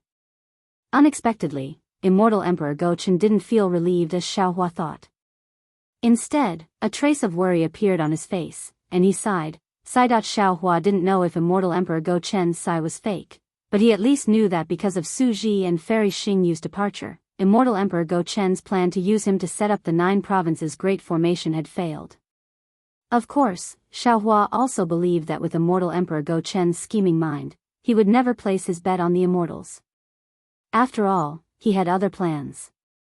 Sure enough, after Immortal Emperor Gochen finished speaking, he looked at Aoe and the Dipankara archaic Buddha, then lowered his head and didn't say anything, as if he was transmitting something. At this time, the Lingyun side palace was silent again. Even the strong golden-winged great rock felt that the atmosphere was a little strange. He opened his mouth and wanted to ask Xiaohua a few words, but when he thought of how close Xiaohua was now to the Immortal Palace, he wondered if he should avoid something.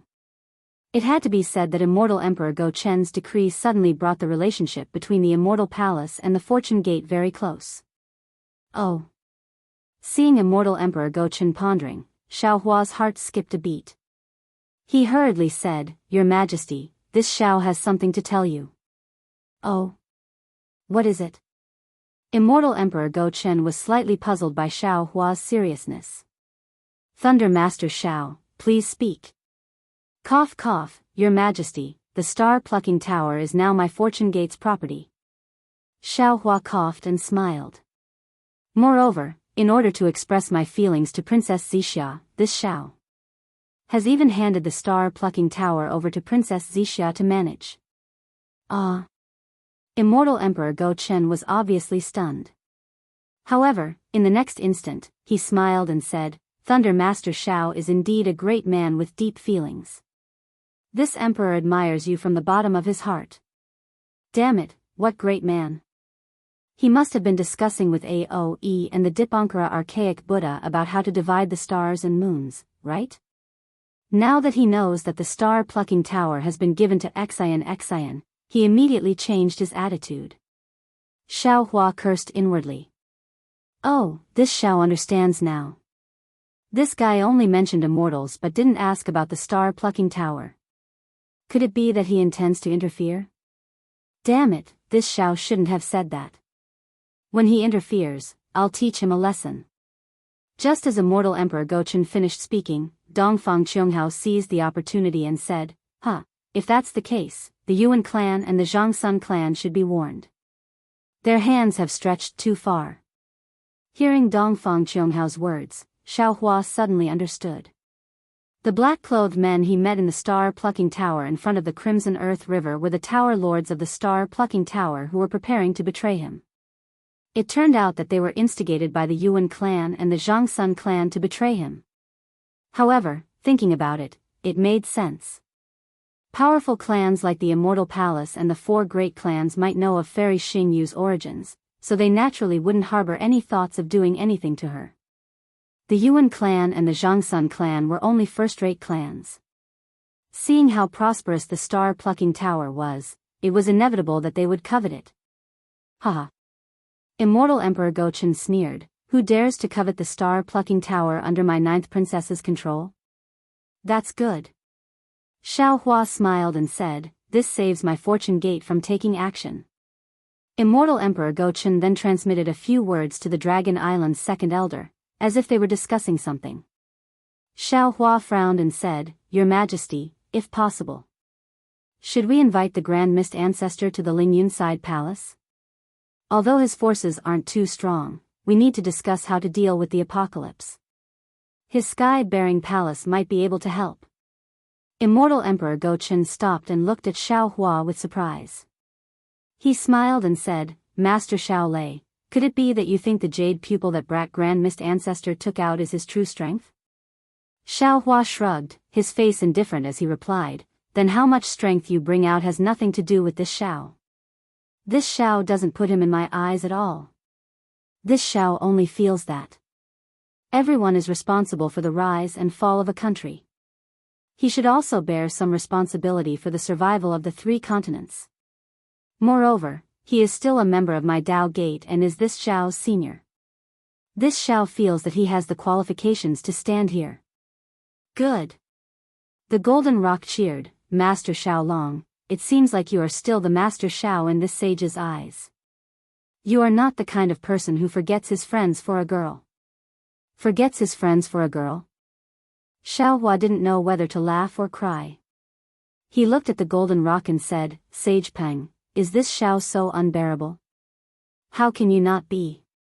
The Golden Rock shouted, Old Gochen is Master Lei and stuffed his daughter into your arms. You even helped him escape from the Longevity Town. How can you say? Cough cough. Without waiting for the Golden Rock to finish, Dongfang Qianghao coughed twice and said, Sage Peng, the past is the past. Don't mention it again. Haha. The Golden Rock laughed and shouted, Indeed, indeed. If this sage was suppressed, he would definitely kill all his enemies after escaping. Then, he would enter the Great Sage Hall openly. However, the human race is a little strange. Look at that brat Hong Meng. Back then, he was played by us until he was.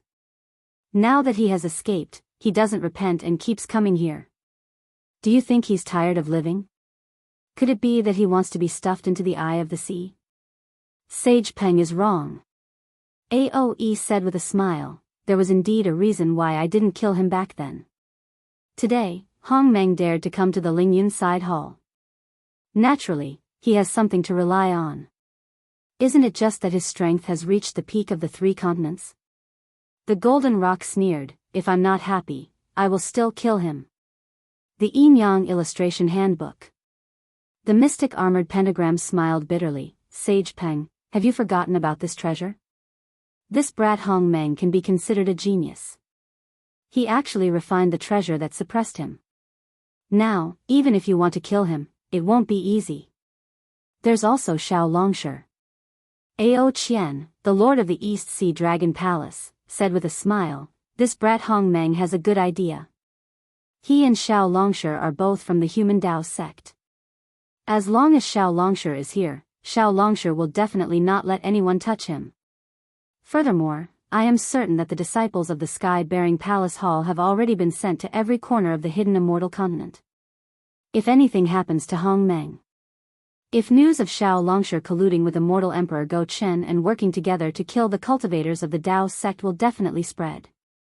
Plus, with the matter of Xiao Longshi and Princess Xixia, who won't believe this rumor? At that time, not only will Xiao Longshi's reputation be damaged, even the Immortal Emperor will be implicated. Maybe. Some stories will even spread. Humph. Immortal Emperor Gochen snorted, Hong Meng's strength is nothing, but his scheming is 100 times stronger than Xiao Longshi's. Xiao Longshi, you must be careful. Ha ha ha. Dongfang Qianghao laughed and pointed at Immortal Emperor Gochen, Your Majesty, Xiao Hua is a Daoist Mahayana realm cultivator. He is an enemy of us Confucian cultivators, but this old official can't hear any hostility from your words. Minister Dongfang, you are also a Confucian cultivator and an important official of the Immortal Palace.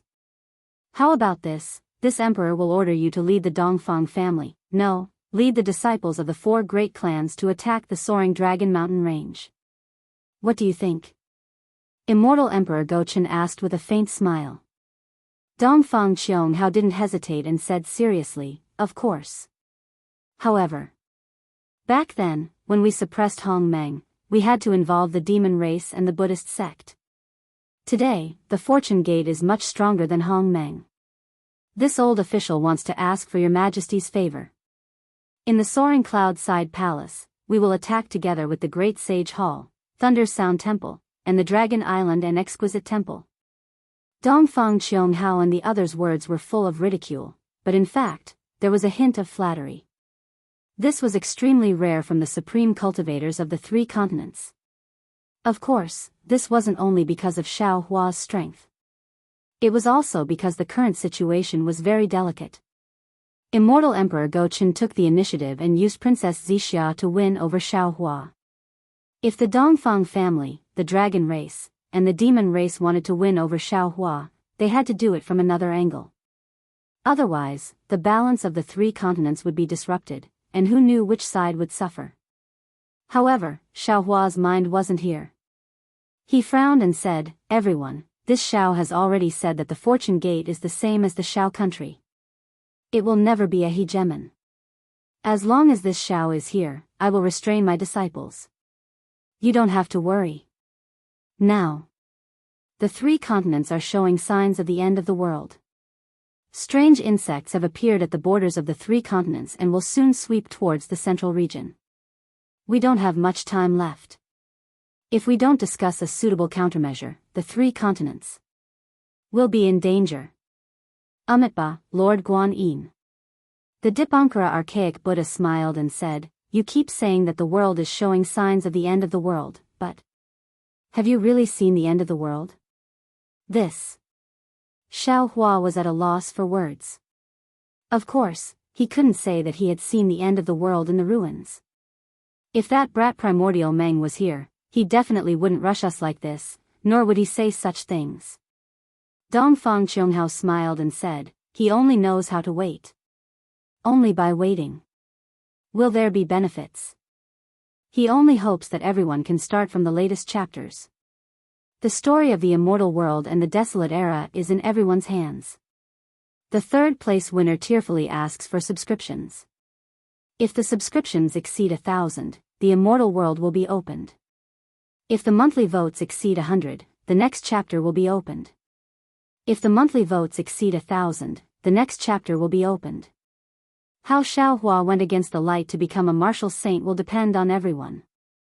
The 3rd place winner thanks everyone. Chapter 4671. Benefits? When Xiao Hua heard this word, he couldn't help but burst into laughter. He had never taken the benefits of the 3 continents seriously. As such, he had never thought about it. Yet, many people who talked about the people of the world had placed benefits in their hearts.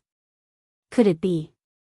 After Xiao Hua understood, he said with righteous indignation, you're not discussing how to resist the world exterminating strange insects here in the Lingyun side hall. Instead, you're discussing how to divide the benefits? Thunder Master Xiao is wrong.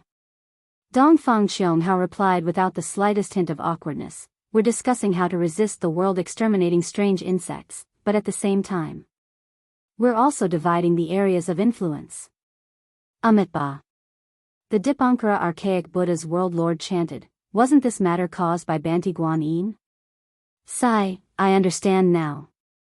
Xiao Hua nodded slightly, if we don't divide the areas of influence, how can we determine who is resisting the strange insects?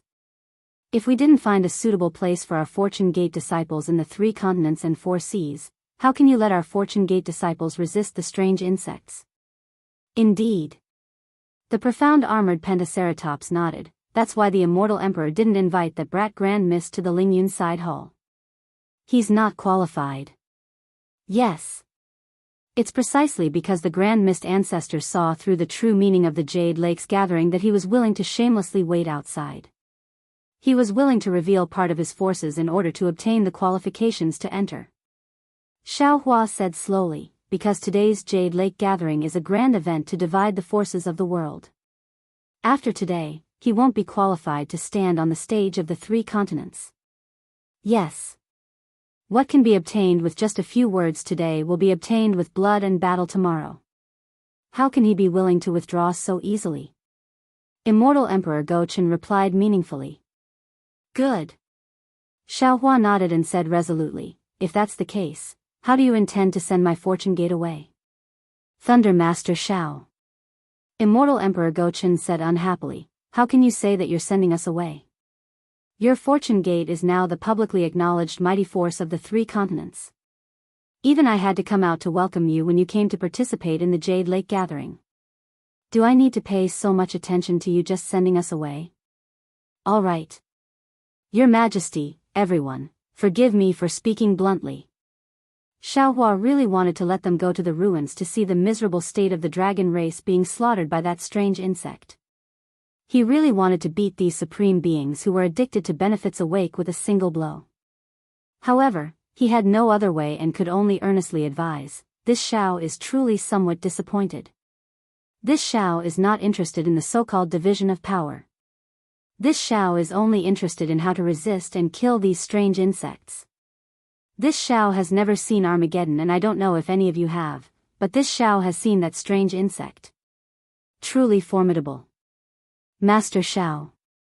Aoe smiled and said, don't you think too highly of us? Others might not know how powerful that strange insect is, but the dragon clan of my dragon island and the dragon clan of the 4 seas know. A strange insect had killed countless dragons, how could the dragon island not pay attention to it? Moreover, the West Sea Dragon King went missing, the dragon clan and the oceanic clan suffered heavy casualties, the demon realm of the 1,000 demons sacred realm disappeared, the demon king and great demons were killed, and the guardian heavenly kings of the pure land was also killed. How could we not pay attention to it? However, ordinary wars require troops to set up formations. Fighting against the world-exterminating strange insect isn't a one-on-one battle. We have to plan for the long term. Immortal Emperor Gochen sighed. Amitabha. The Dipankara archaic Buddha also pressed his palms together and said, my Thunder Monastery has already sent Buddhas, Bodhisattvas, and other Buddhas to lead guardian heavenly kings and other Buddhist soldiers to the borders of the blessed land world to defend against the world-exterminating strange insect and prevent it from invading the center of the blessed land world. My great sage Hall's scarlet flame vermilion bird, nether demonic dragon spider, and 5-colored sea god shell have already led the demon race to the borders of the 1,000 demons sacred realm. Within the great sage hall, the heaven-defying thunder phoenix and the flying feather void beast are left to guard. Master Xiao. Immortal Emperor Gochen smiled and said, I have already sent troops to the borders of the buried immortal mainland. The 4 great families and the 100 schools of thought have already sent troops. Did your star-plucking tower not receive any news of this? Hee hee. Xiaohua also smiled and said, the star-plucking tower is currently under Princess Xixia's control. If she doesn't tell this Xiao wouldn't dare to casually ask her. Please don't. Immortal Emperor Gochen curled his lips and said, you are the sect master of the Fortune Gate, and she is only your wife. You have to be clear about who the head of the Fortune Gate is. Don't regret it in the end. Xiaohua opened his mouth wide and looked at Immortal Emperor Gochen in a daze with an exaggerated expression. If this was the secular world, how could a father-in-law speak to his son-in-law like this? Hee hee. Xiaohua suddenly thought of something called the Flower Medicine Palace and couldn't help but chuckle. Of course, I invited Master Xiao here today because I have a difficult matter to discuss with you. The East Sea Dragon Palace Lord Ao Qian said, also, I have a few difficult matters to discuss with you all. Xiaohua smiled and said, this difficult matter is naturally. Where should my Fortune Gate's disciples be stationed? Previously, this Xiao didn't have a clue, but seeing that no one else spoke, and only immortal friend Ao Qian spoke, this Xiao somewhat understood. I presume that before this Xiao arrived, everyone had already discussed this matter, right? Since Master Xiao is so straightforward, this king will also get straight to the point. Seeing that Xiaohua had exposed him, Ao Qian simply nodded and said, Master Xiao is right. The 3 mainlands originally belonged to the demonic beast race, Confucian cultivators, and Buddhist sects. Master Zhao's fortune gate is a Daoist sect, and it is not suitable to be placed in any of the three mainlands. With this suspicion, it will be difficult to work together to deal with the world-destroying strange insect, and it will be impossible to work together. Rather than this, Master Zhao and the fortune gate might as well look elsewhere. I'm afraid it's the West Sea. Xiao Hua's eyes narrowed as he asked thoughtfully. That's right. The East Sea Dragon Palace's Lord Ao Qian looked at Aoe and shut his mouth. The Dragon Island's second elder Aoe nodded and said, Master Xiao has also been to the Dragon Island and participated in the Dragon Island's training. Naturally, you know how vast the four seas are, and how many times bigger than the three mainlands. Moreover, the three mainlands' population is prosperous, and there are many cultivators and demonic beasts. It should be easy to deal with the world-destroying strange insect. One more fortune gate won't make a difference. Although there are many Sea Clan and Dragon Clan in the four seas, the reproduction of the Sea Clan and Dragon Clan is far less than that of the Human Clan.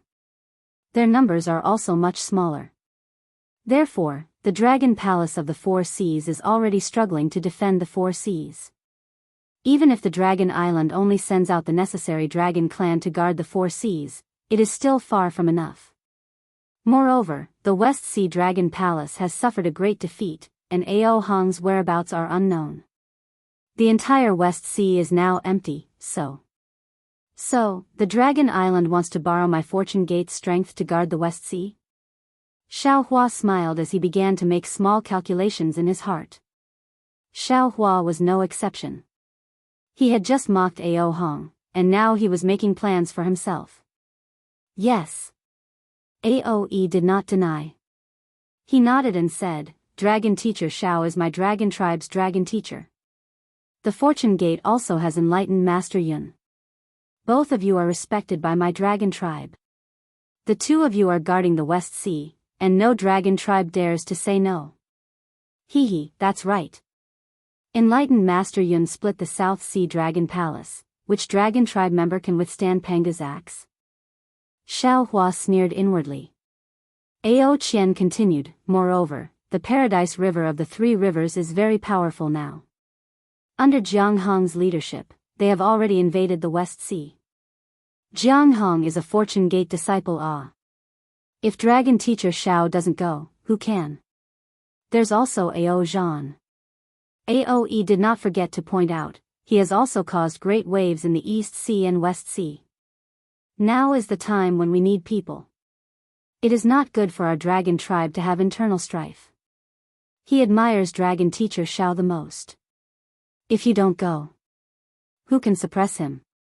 Xiao Hua smiled in his heart, but the worry on his face deepened. He said reluctantly, Second Elder, you are telling the truth. I also want to agree.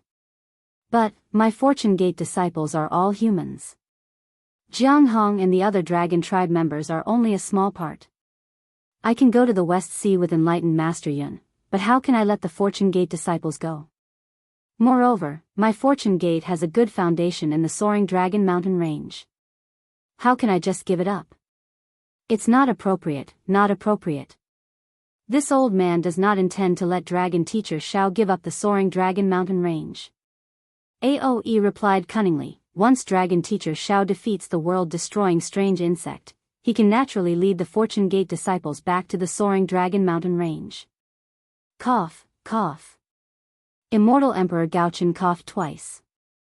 He did not care about his dignity as an immortal emperor and said, Second Elder, what you said is wrong. How could Xiao Lei return empty-handed when he went to the West Sea? How can a small soaring Dragon Mountain Range accommodate the Fortune Gate's ferocious army? Immortal Emperor Gaochen's current mood was no different from the Grand Mist Ancestor outside the Soaring Cloud Faction Hall.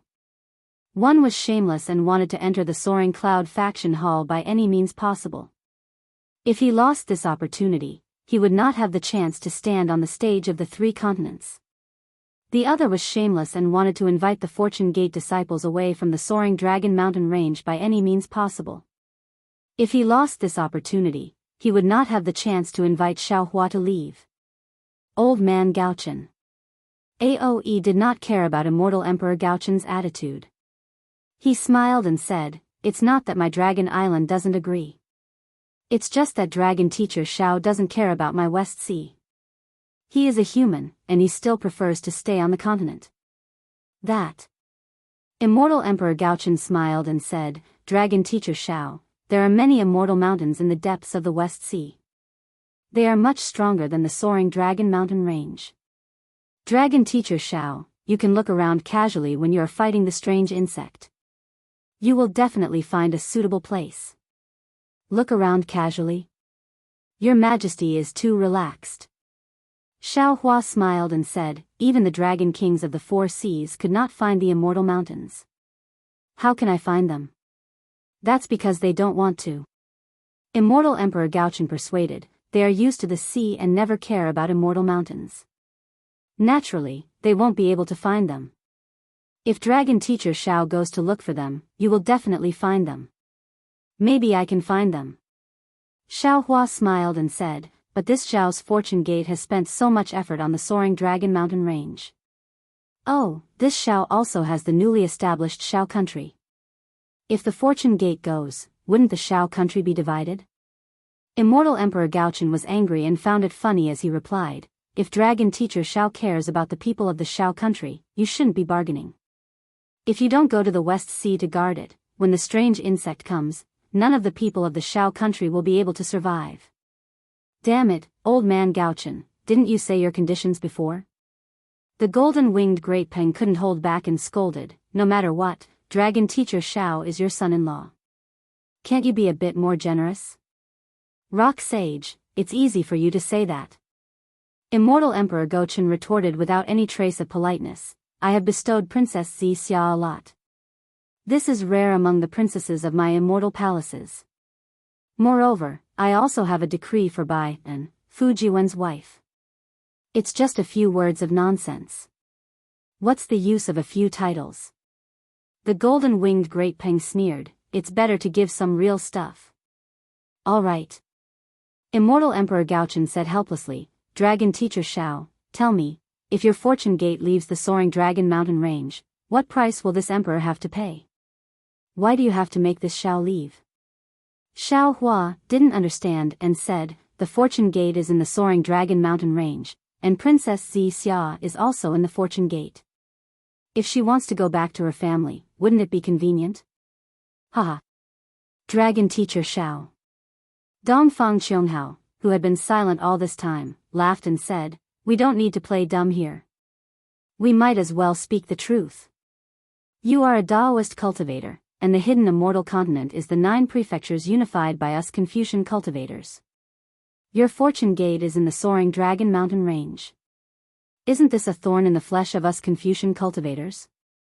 The struggle between Confucian and Daoist has been going on for many years. It's not something that can be changed in a short period of time.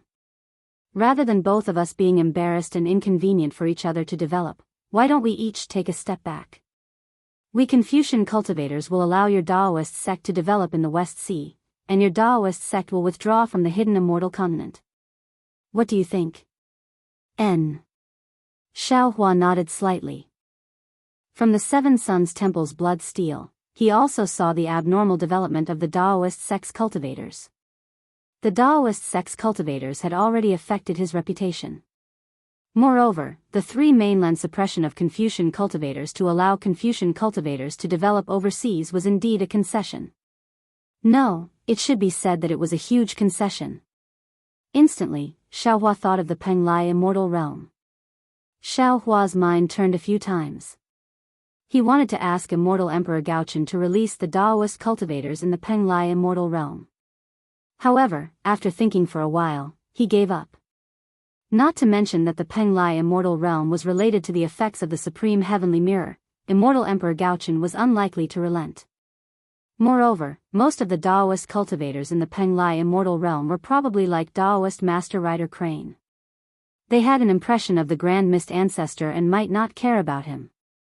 Why should Xiao Hua be so generous? Dragon Teacher Xiao, you agree? Dongfang Qianghao was overjoyed when he saw Xiao Hua nod. He wanted to send Xiao Hua away even more than Immortal Emperor Gaochen. With him, the balance between the immortal palace and the four great families was broken. Dongfang Qianghao and the four great families were not willing to see such a situation, especially the Nangong family. It's the same in principle. Xiao Hua nodded. Then, without any surprise, he changed his tone and said, however, I still have 3 conditions. 3 conditions? Dongfang Qianghao was secretly delighted. He stole a glance at Immortal Emperor Gaochen. Immortal Emperor Gaochen smiled and said, Dragon Teacher Xiao, please speak. In front of the Thunder Temple and Great Sage Hall, we will be frank and honest. First. Xiao Hua rubbed his chin and said with a smile, at this point, Your Majesty still doesn't want to take out the true great array of the 9 states and the secret technique of the 9 cauldrons united? This. Immortal Emperor Gaochen was clearly embarrassed. He hesitated and said, since that person isn't here, why does Dragon Teacher Xiao need the formation technique? And the secret technique of the 9 cauldrons united? I don't need it. Xiao Hua said, however, I don't like to be called scheming by others. Therefore, I want it. Sigh, all right. Immortal Emperor Gaochen looked at Xiao Hua's shameless words and sighed, I have lifted a rock and smashed my own foot. As he spoke, Immortal Emperor Gaochen raised his hand and clapped. Boom. Below him, the illusion of a golden throne appeared. Once this illusion appeared, it immediately sealed the surrounding space. Even Dongfang Qianghao, who was far away, was pushed to the point that colorful clouds appeared around him. Immortal Emperor Gaochen raised his hand and pointed at the 9 cauldrons on the golden throne. The 9 cauldrons turned into a fist-sized object. This object was formed by the 9 cauldrons and each of them flashed with a golden light. Dragon Teacher Xiao, Immortal Emperor Gaochen waved his hand and that object landed in front of Xiao Hua. He said, this object cannot leave the Lingyun side hall. Otherwise, with my strength, I will not be able to see what is inside. You can comprehend it in the Jade Lake meeting. Before you leave, you must return it to me. Well said. Xiao Hua received it with a smile and carefully put it away. Earlier, Maitreya Buddha used his mind to tell Xiao Hua that the merit law given to him by Immortal Emperor Go Chen was a fake and couldn't be completed. Thinking about Immortal Emperor Go Chen's probing, Xiao Hua knew that this merit law was only a pretense. Therefore, he asked for the real 9 cauldrons heart technique. What is the second condition? Dongfang Qianghao was very happy to see Immortal Emperor Gaochen being defeated. The second condition. Xiao Hua looked at Dongfang Qianghao. Dongfang Qianghao's heart tightened. He was afraid that Xiao Hua would ask for too much. The second condition is that I want the Xian Yuan sword from the Immortal Palace. Ah. Xian Yuan sword? Not only was Dongfang Qianghao surprised, Immortal Emperor Gaochen was also shocked. He exclaimed, Dragon Teacher Xiao, what do you want the Xian Yuan sword for? Nothing. Xiao Hua shrugged and said, I heard that the Xian Yuan sword is a Daoist treasure. Now that it has fallen into the Immortal Palace, I want to take it back. Who told you that the Xian Yuan sword is a Daoist treasure? Immortal Emperor Gaochen was flustered and exasperated. The Xian Yuan sword is a genuine immortal imperial equipment of my Confucian cultivation. It has nothing to do with your Daoist sect. Hearing Immortal Emperor Gaochen say, half a copper coin, Xiao Hua secretly laughed. However, he still insisted, whether it is a Daoist treasure or not, I want it. Then there is no other way. Immortal Emperor Gaochen shrugged like Xiao Hua and said, it is not up to me to decide who the Xian Yuan sword belongs to. That is the token of the Immortal Palace's protector branch. If you want it, you can go find the master of the Supreme Pure Palace. Immortal Palace's protector? Xiao Hua was a bit confused. That day, the master of the Supreme Pure Palace easily gave the Xian Yuan sword to Wen Chu. He already had some doubts in his heart. Dongfang Qianghao explained, Immortal Palace's protector is the protector of the Immortal Palace. That Xian Yuan sword. It is also something that can resist the Immortal Emperor's Son of Heaven sword. If the Immortal Palace's protector discovers that the Immortal Emperor is committing crimes and harming the interests of the Immortal Palace, the Xian Yuan sword will be unsheathed. This immortal palace's protector branch is completely loyal to the immortal palace, to the Confucian cultivators, and not to a certain family. Immortal Emperor Gaochen said indifferently, even if my beloved Dongfang can enter the immortal palace and sit on my golden throne, the master of the supreme pure palace will still unsheath the Xian Yuan sword if he discovers that you have any ill intentions. So that's how it is. Xiaohua finally understood the difficulties of the master of the supreme pure palace back then. Facing the person who loves him, facing his mission, he must make a choice. As a man, his choice is not wrong, but as a woman, his choice is very cruel. Suddenly, Xiaohua had a feeling that he had fallen into a trap. He almost jumped up. I have no reason to encourage Wen Chu to ask for the Xian Yuan sword. Isn't this a trap for myself? Perhaps, the master of the supreme pure palace wants to exchange something for the tenderness like water sword. And already has this plan? Damn it. Xiaohua gritted his teeth and cursed in his heart, everyone in this world is not easy to deal with. There is no such thing as a free lunch in this world. Then, Xiaohua said fiercely, since your majesty cannot agree to this Xiao's second condition, then this Xiao has no choice but to change my second condition. Immortal Emperor Gaochen said unhappily, it's not that I don't agree, but I cannot agree to your condition. All right. Xiaohua nodded, then this Xiao's second condition will also be simple. This old man is all ears. Dongfang Qianghao smiled and nodded. Xiaohua said, the Xiao country of the Gun Prefecture is this Xiao's Xiao country, and also the Xiao country of its people. This Xiao promises that it will also be the only country of my fortune gate on the hidden immortal continent. Moreover, the Xiao country's territory will not increase by an inch from today onwards. However, your majesty, please issue a decree that the surrounding countries of Confucian cultivators should not have any ideas about the Xiao country. Otherwise, my fortune gate will not agree. AI, Thunder Master Xiao, your fortune gate has already left the soaring dragon mountain range. Why do you still have to leave behind some tales? Immortal Emperor Gaochen sighed, what's the point of doing this? The ones my fortune gate left behind in the Xiao country should be the disciples from the soaring dragon mountain range. They will be led by Xiong Yi and the others, and will not affect your majesty's rule. Of course, if there are no more Daoist countries in the 3 continents, then the Xiao country will naturally have no value. Xiaohua thought for a moment and took half a step back. Amitabha. The Dipankara archaic Buddha chanted, I feel that Banti Guanyin's condition is suitable. After all, the people of the Xiao country live in peace and contentment. If they were to fall into a Confucian cultivator country, their happiness would disappear. Why not let the Xiao country continue to exist? Immortal Emperor Gaochen gritted his teeth in pain. The number of Buddhist temples was increasing, and he did not care about the Xiao country. He nodded and said, since that is the case, I will do the same. What is Thunder Master Zhao's third condition? The third condition is very easy for your majesty.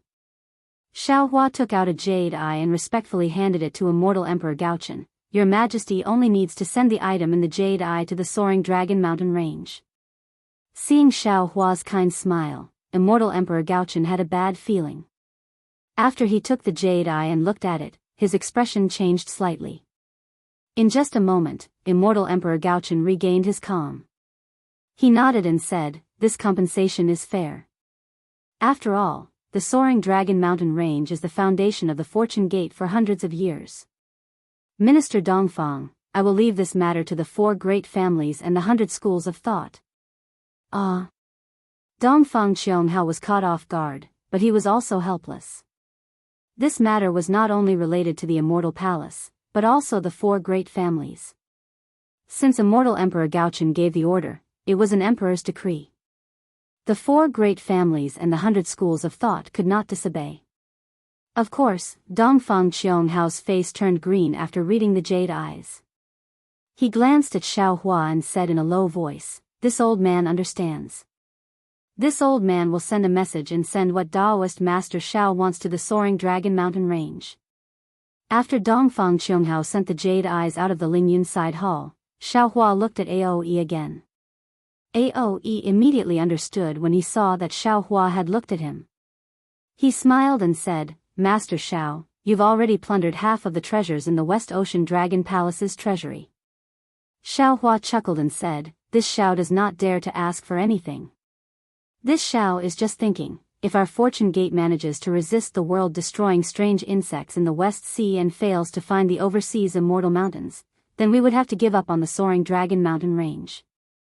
Wouldn't our fortune gate become a wanderer who can't return home?" "No, of course not." The golden-winged Great Peng immediately understood what Xiaohua wanted to say, and hurriedly shouted, "We can't let the fortune gate's disciples bleed and cry, we must appease them." "Your grandmother." Ao Qian cursed inwardly, "We haven't even seen the world-destroying strange insect, why are the fortune gate's disciples bleeding and crying? Each and every one of them is sinister." Aoe glanced at Ao Qian and asked Xiaohua in a low voice, "Dragon Master Xiao, could it be that you want to..." Aoe looked at Ao Qian again as he said that. "Impossible. Impossible. Impossible." Ao Qian's dragon body expanded in an instant, and the silvery white flames around him soared to the sky. He roared, "The fortune gate is just a branch of the human race. How can they enter my West Sea Dragon Palace? Not to mention this king, even the North Sea Dragon Palace and South Sea Dragon Palace will not agree. Second elder, if you are an elder of my dragon race, you will not agree to this condition. If Dragon Master Zhao's fortune gate wants to set up defenses in the West Sea, my Dragon Palace of the Four Seas will welcome him. If he is unwilling to go, he can go wherever he wants. My Dragon Palace of the Four Seas would rather die in battle than give up the West Sea Dragon Palace's position." Xiaohua naturally coveted the West Sea Dragon Palace's position in his heart, and he had planned this from a long time ago. However, when he saw the East Sea Dragon King's anger, he only needed to set up defenses, and he obtained a lot of benefits from the Confucian cultivator. Although the Dragon Island in front of him wanted to interfere with the Dragon Palace of the Four Seas, the Dragon Palace of the Four Seas also needed his help, so he couldn't make unrealistic demands. Thus, Xiaohua smiled and said, "Fellow immortal Ao, it seems this Xiao hasn't finished saying my request, right? Say it, say it." Ao Qian coldly said, "If you don't covet my West Sea Dragon Palace's throne, why would you send Jianghu to invade the West Sea? Why would you threaten my dragon race again? You've really wronged my fortune gate's disciple." Xiaohua rubbed his nose and laughed. Jianghu heard that there were strange insects in the West Sea, so she led the dragon race there. Moreover, this Zhao's condition is to wait until the West Sea's strange insects are killed, then let the second elder see if he can give the other half of the West Sea's treasury to my fortune gate. Ah. Ao Qian was a little surprised, but he still didn't believe Xiaohua, so he looked at Aoe. How could Aoe admit that he was talking about the West Sea Dragon Palace's throne? He smiled and said, "Yes, you're too impatient. This old man is talking about the treasury. This Xiao has seen the West Sea's treasury, and has always been drooling over the other half." Xiaohua smiled and said, "Moreover, this Xiao can also swear to the heavens that my fortune gate's disciple will never sit on the West Sea Dragon Palace's dragon throne." Of course, Xiaohua was still laughing in his heart. Xiaobai is not a fortune gate's disciple, so it's fine if he sits on the dragon throne. Humph. Ao Qian harumphed coldly. The West Sea Dragon Palace's dragon throne has disappeared with Ao Hong. Presumably it has been swallowed by the strange insects. It's impossible for your fortune gate's disciple to sit on it. That's right. The golden-winged Great Peng didn't miss the opportunity to say, since Dragon Teacher Xiao has sworn, then this holy sage will also be a witness. If a fortune gate's disciple sits on the West Sea Dragon Palace's dragon throne, my great holy hall will not let this matter go. Io, that's not right, it should be this time. This holy sage will not interfere in the future. N. The Lord of the East Sea's dragon body shrunk and nodded. If that's the case, after repelling the strange insects, my Dragon Palace of the Four Seas is willing to hand over the West Sea Dragon Palace's treasury to the Fortune Gate as a token of gratitude. However, this matter will need to be discussed in detail in the future. Excellent, excellent. Maitreya Buddha, who had been silent all this time, joined his palms together and said, since that's the case, let us discuss some other difficult matters. Namo Maitreya Buddha. Please wait a moment. Xiao Hua smiled and joined his palms together. Since the Fortune Gates matter has come to an end, then shouldn't we let the sky-bearing palace bear some responsibility? Immortal Emperor Gaochen nodded and said, that's right, Dragon Teacher Zhao's words are in line with this emperor's thoughts. We, the Confucian cultivators, have already promised the Dao Gate that we can develop outside the West Sea. Naturally, the Dao Gate should bear some responsibility. Since the sky-bearing palace belongs to the Dao Gate, then it should be like the Fortune Gate and go to the West Sea to resist the strange insects. Inform Ancestor Grand Mist. Outside the soaring cloud-side palace, the Grand Mist Ancestor, Daoist Rider Crane, and Anya Z stood with their hands behind their backs. Although they were whispering to each other, their gazes were constantly on the soaring cloud-side palace's door. However, the three of them had different expressions. Daoist Rider Crane and Anya Z were obviously anxious, and in just a short moment, they had already glanced at the door several times. On the other hand, the Grand Mist Ancestor was indeed an ambitious and ruthless character. Although he occasionally glanced at the door, most of the time, he was calm and indifferent. In the end, Daoist Rider Crane couldn't take it anymore. He looked at the ferocious immortal generals in front of the soaring cloud-side palace and whispered, Sect Master, how long has it been? Are we still waiting here? No matter what, we are still high-level cultivators of the Dao Gate. Are we going to stand here like beggars? It feels like we are waiting for the immortal palace to give us leftovers. The taciturn Anya Z also chimed in, Sect Master, our sky-bearing palace doesn't rely on the Fortune Gate. Isn't our development in the hidden immortal continent very good? Why do we have to stick our warm faces to their cold buttocks? We are being looked down on for no reason. Humph. Grand Mist Ancestor snorted coldly and glanced at the two of them. He understood that most cultivators were obsessed with cultivation and didn't understand the art of politics. Anya Z and Daoist Rider Crane were considered famous figures in the sky-bearing palace, but they couldn't see the current situation clearly. The Grand Mist Ancestor explained the current situation in a low voice. His analysis was exactly the same as what Immortal Emperor Gochen had said. In the end, he said, if we can't enter the soaring cloud-side palace and participate in the Jade Lake gathering, our sky-bearing palace will lose our best chance. Of course, it's not like we don't have a chance in the future, but in the future, Xiaohua's Fortune Gate will definitely attack our sky-bearing palace. We can't fight for such good conditions anymore. What if? Anya Z hesitated and probed. The Fortune Gate, Buddhist sect, Thunder Sound Temple, and Great Sage Hall reach an agreement and join forces to destroy our sky-bearing palace? Hee hee. The Grand Mist Ancestor laughed arrogantly, so this old man is betting. Betting that Xiaohua won't do that.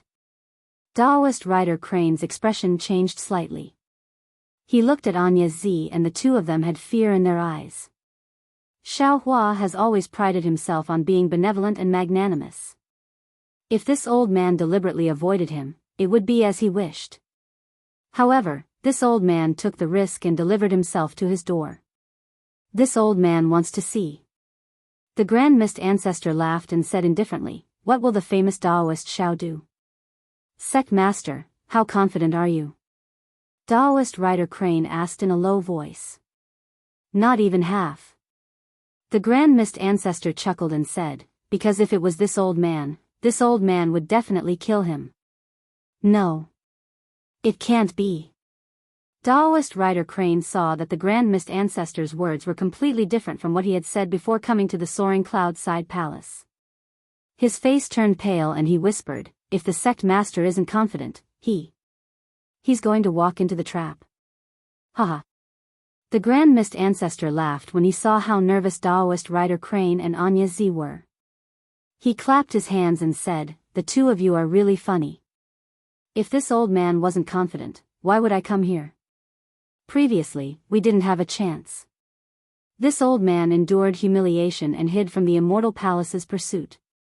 Now that this old man dares to come here, how can I not have a chance?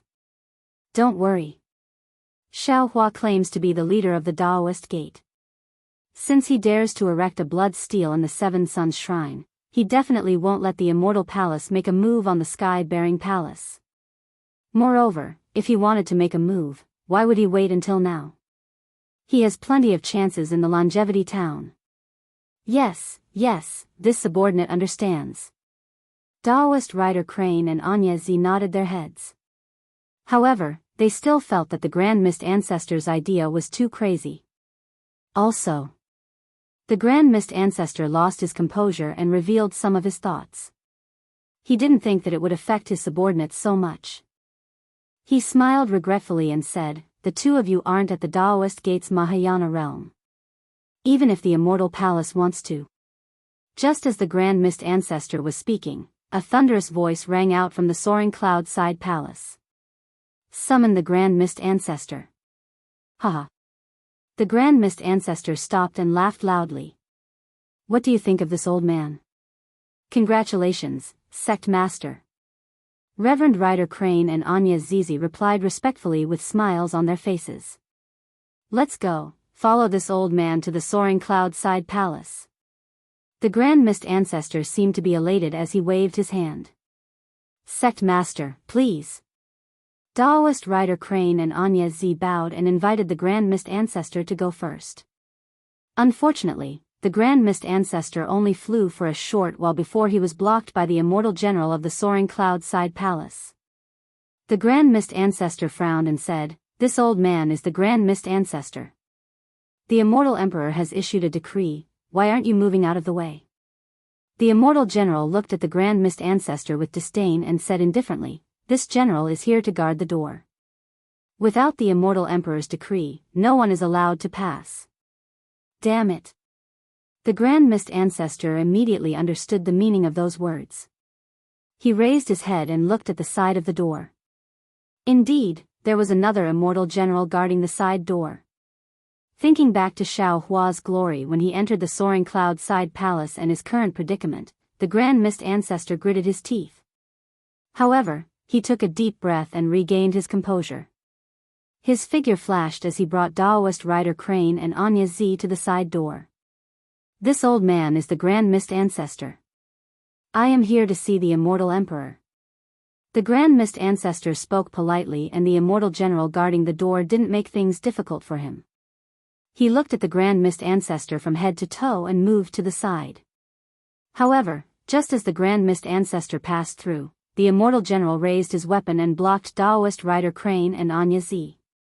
The Grand Mist Ancestor was displeased and said, "This is this old man's follower." Unfortunately, the immortal general's face was as cold as stone.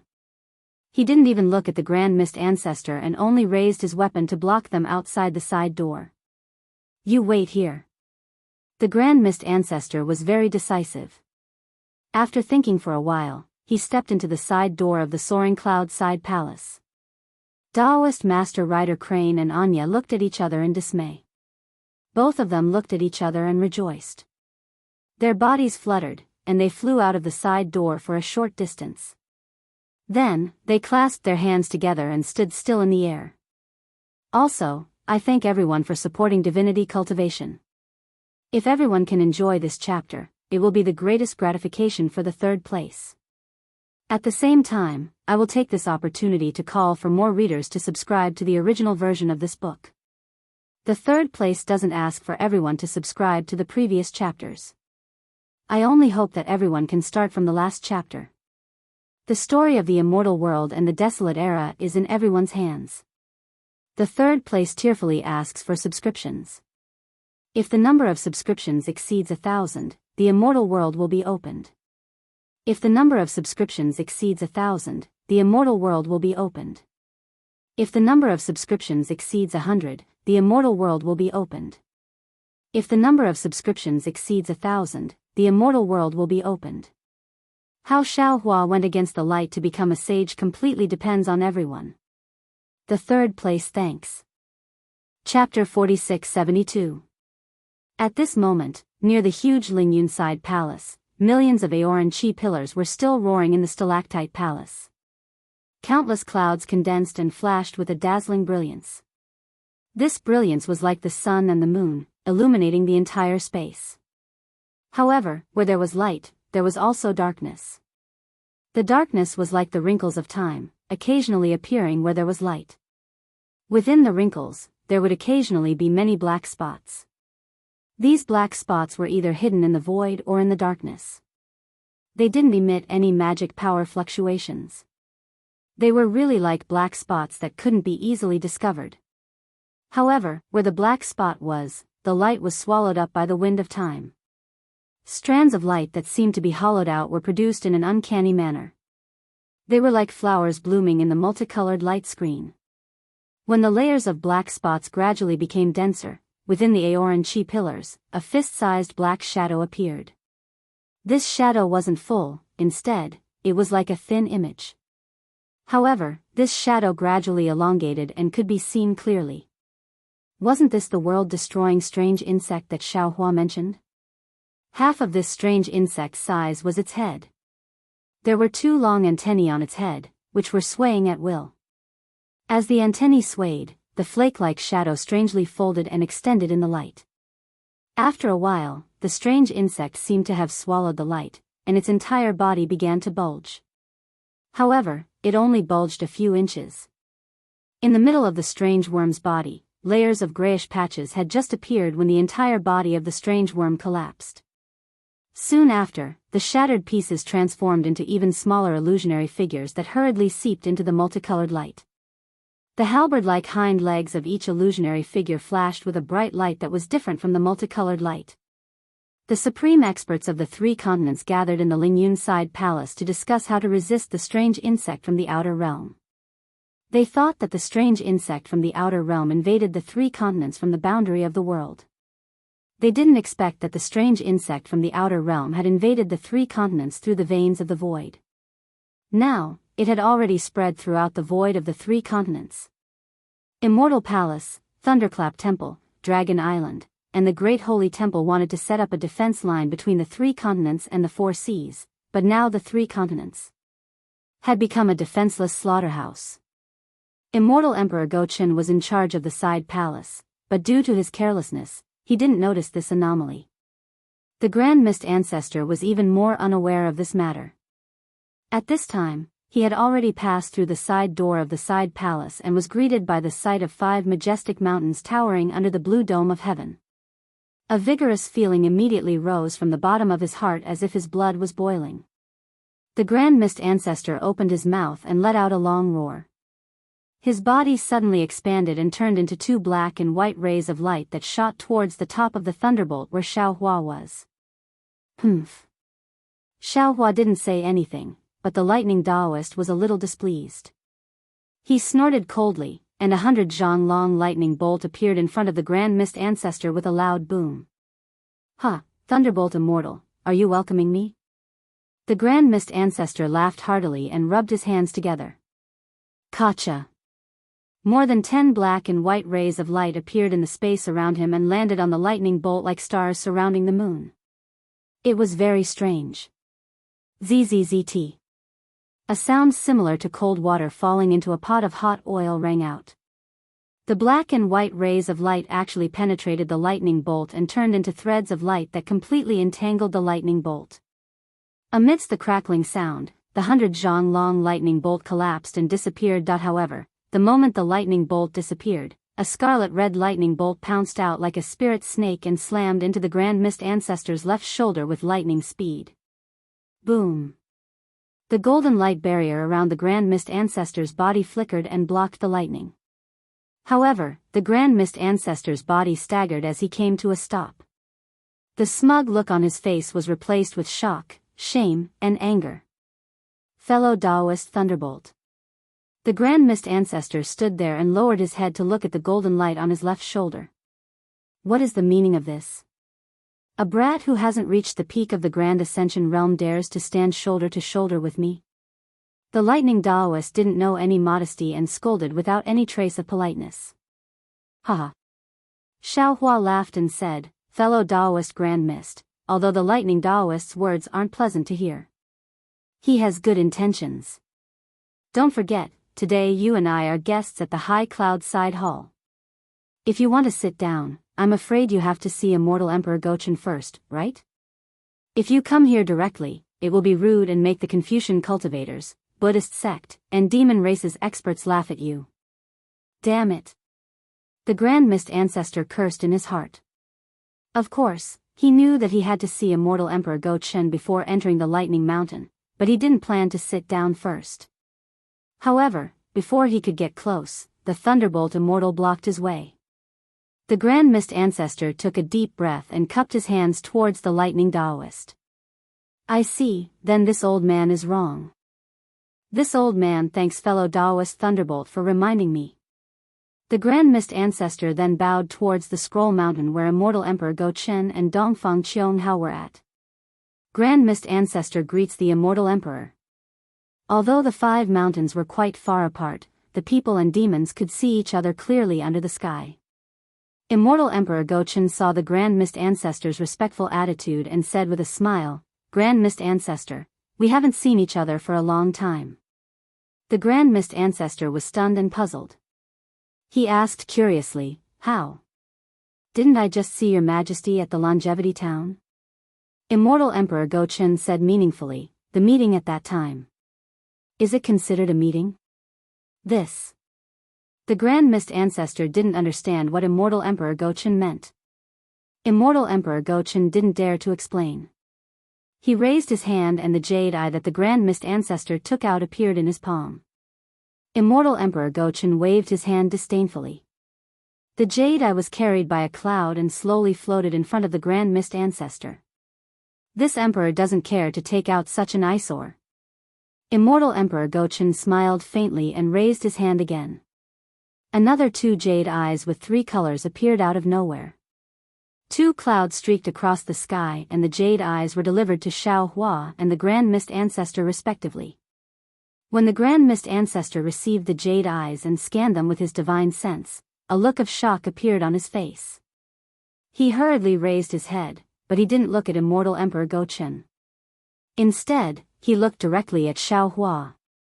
At this time, Xiao Hua also raised his head with a meaningful smile on his face. His gaze collided with the Grand Mist Ancestors in midair. It was just like the collision outside the Star Moon Palace in the blink of an eye. Damn it. The Grand Mist Ancestor gritted his teeth. He seemed to have understood something from Xiao Hua's gaze and cursed inwardly. Black and white lights flashed in the Grand Mist Ancestor's palm and the jade eye instantly turned into nothingness. Not even a speck of dust was left behind.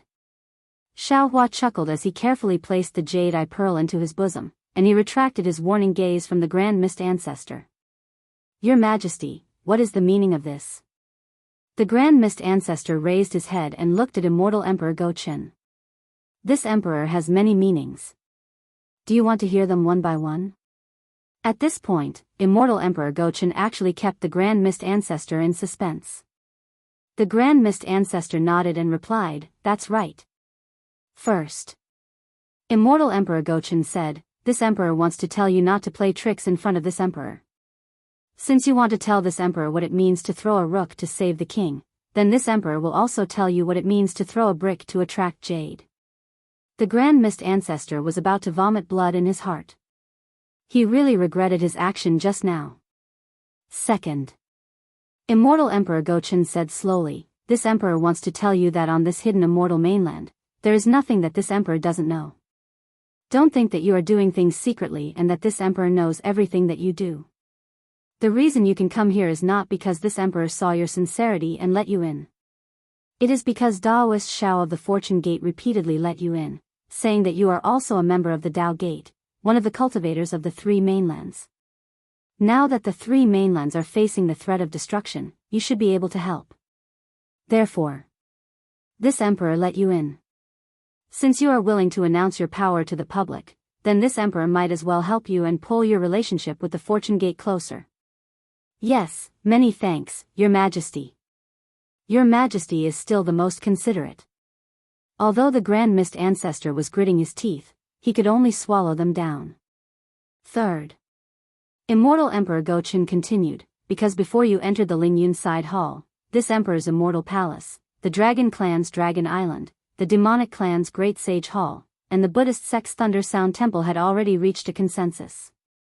Similarly, the Dao Gate will participate in the war against the alien insects as an independent force. Moreover, if we kill the alien insects, the Dao Gate will be able to establish a sect outside the Western Sea. Really? The Grand Mist Ancestor asked in disbelief. Happiness seemed to have come too suddenly and the Grand Mist Ancestor couldn't take it anymore. Immortal Emperor Go-Chin said unhappily, "This emperor has a mouth of gold and jade, how can I lie to you? Since your Dao Gate can develop as you wish, there is no need for you to hide your forces. Why don't you just take them out and be as open as the Fortune Gate?" Yes, I understand. The Grand Mist Ancestor nodded repeatedly. However, Immortal Emperor Go-Chen's words were like a bucket of cold water that extinguished the Grand Mist Ancestor's fire. Immortal Emperor Go-Chen continued, "Fourth, Daoist Xiao of the Fortune Gate is the leader of our Dao Gate. Since you want to establish a sect and establish the sky-bearing palace, how can you go against Daoist Xiao? This emperor gave the jade eyes to him to remove the knot in your heart so that you can work together better."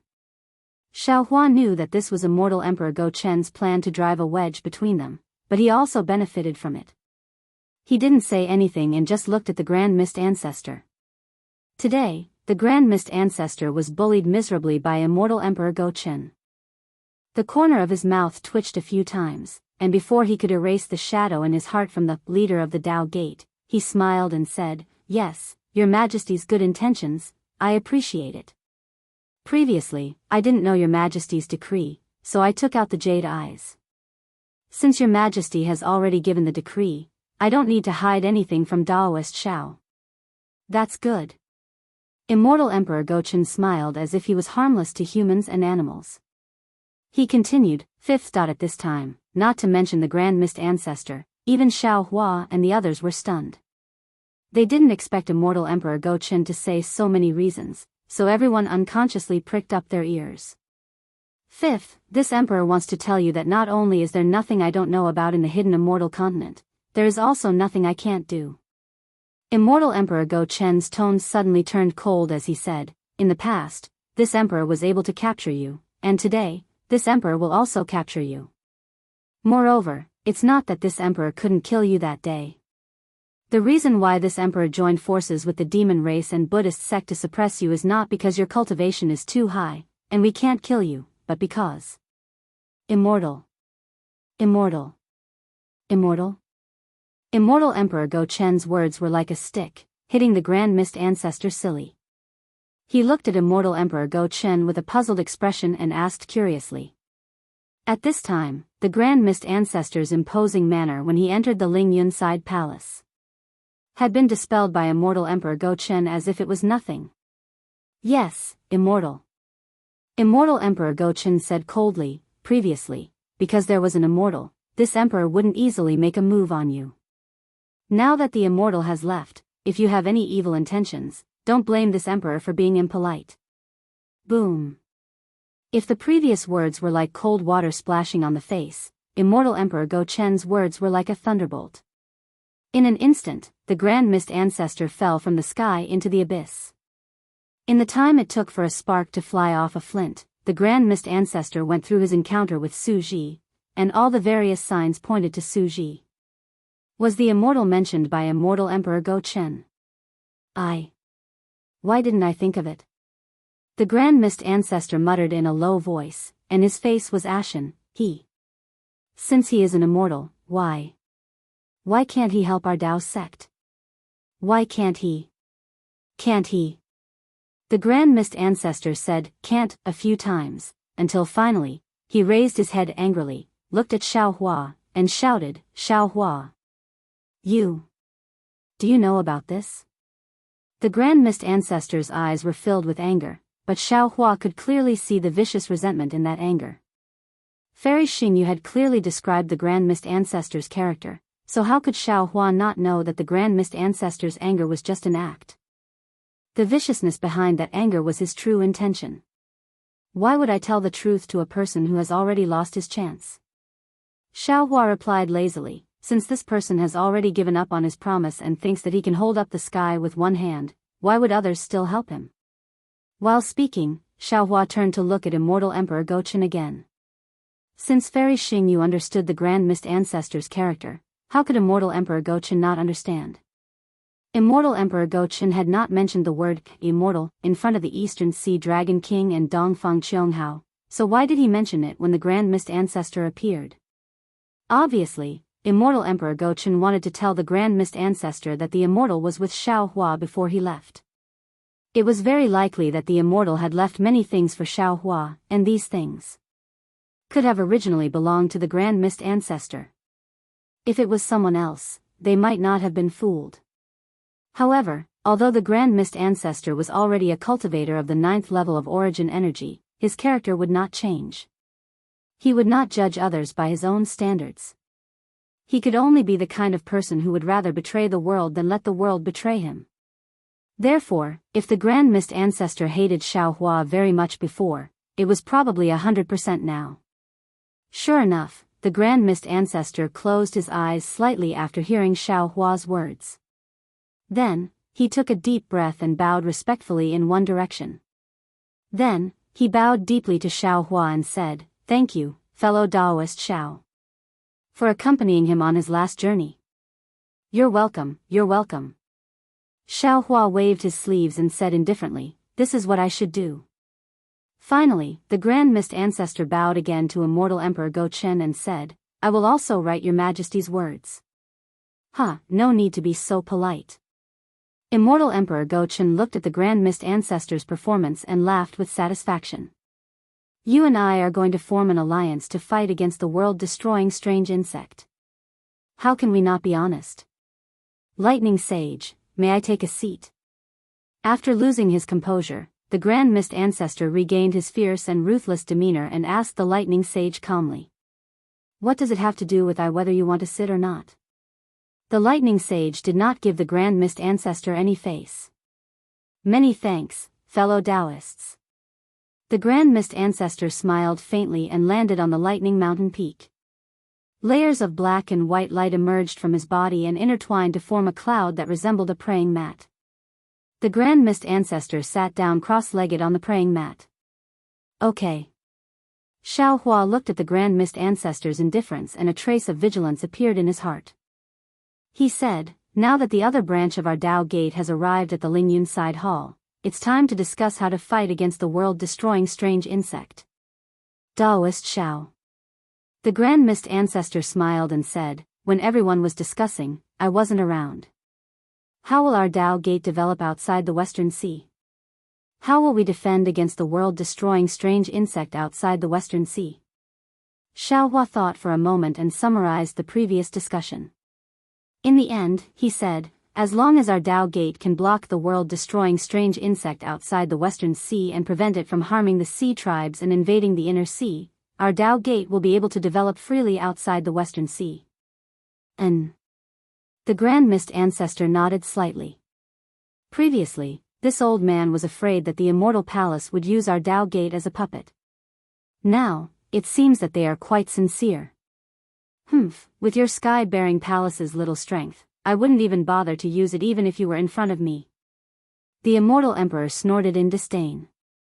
The Maitreya Buddha on the Buddha Lotus said, "Namo Maitreya Buddha, since the Great Sage Hall, Dragon Island, Immortal Palace, Fortune Gate, Sky-bearing Palace, Thunder Temple, and my tiny exquisite temple have all come to an agreement, let's discuss the specific areas we will be defending." When the Maitreya Buddha finished speaking, the Dipankara archaic Buddha spat out a Buddha lotus. The Buddha lotus flew into mid-air, and Buddha lights shone on it as it expanded, instantly transforming into a huge image of the Nirvana world. Then, the Dipankara archaic Buddha raised his hand and pointed. Thousands of radiances were born from his finger and landed on the edges of the Nirvana world.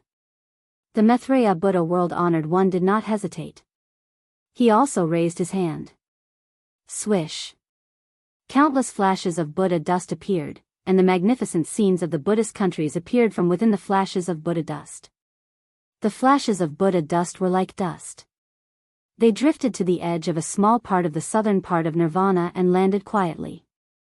After the Buddha dust landed on the ground, the Buddha lights retracted, becoming indifferent. It was even gentler than the Dipankara archaic Buddha's Buddha lights. Sigh. The Dipankara archaic Buddha couldn't help but suck in a breath of cold air. Shock appeared on his face, and he pressed his palms together. Namo Amitba. Amitba, Amitba. Congratulations, junior apprentice brother, for comprehending Buddhism so deeply.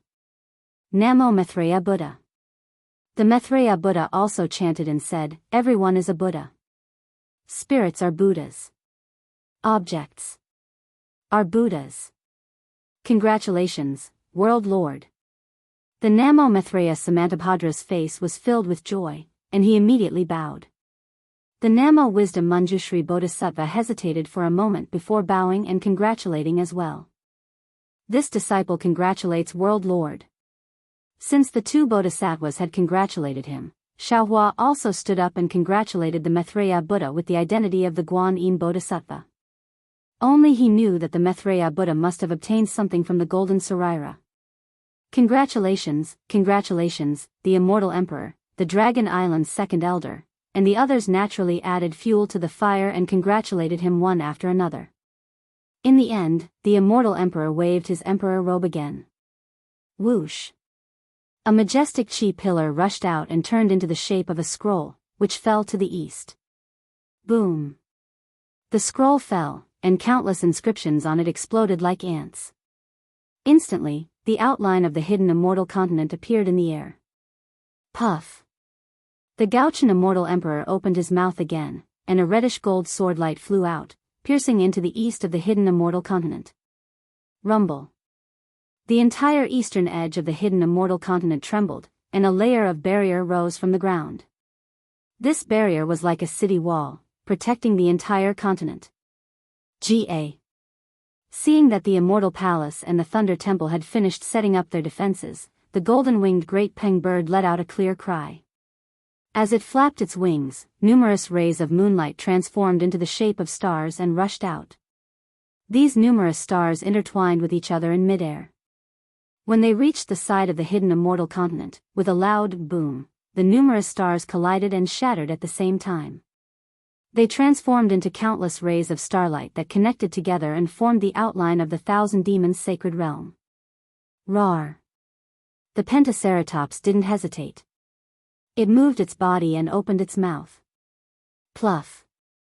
It spewed out a draconic breath that turned into several smaller dragons that flew to the north of the Thousand Demons' sacred realm and surrounded it. The Pentaceratops proudly said, "My great sacred temple has sent more than 100 demon monarchs and grand demons to these places to set up defenses. If those strange insects want to break through, they will have to step over the corpses of these demon monarchs." Good. The second elder of Dragon Island, OE, clapped his hands and smiled. He also opened his mouth, and a draconic breath landed, turning into a green splash. The splash was like an upside-down waterfall.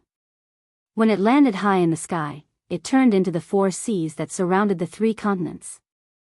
Although the 3 continents were huge, they seemed small in the 4 seas. Everyone. The Dragon King of the East Sea, Ao Qian, wasn't in a hurry to reveal the defenses of the Dragon Palace of the 4 seas.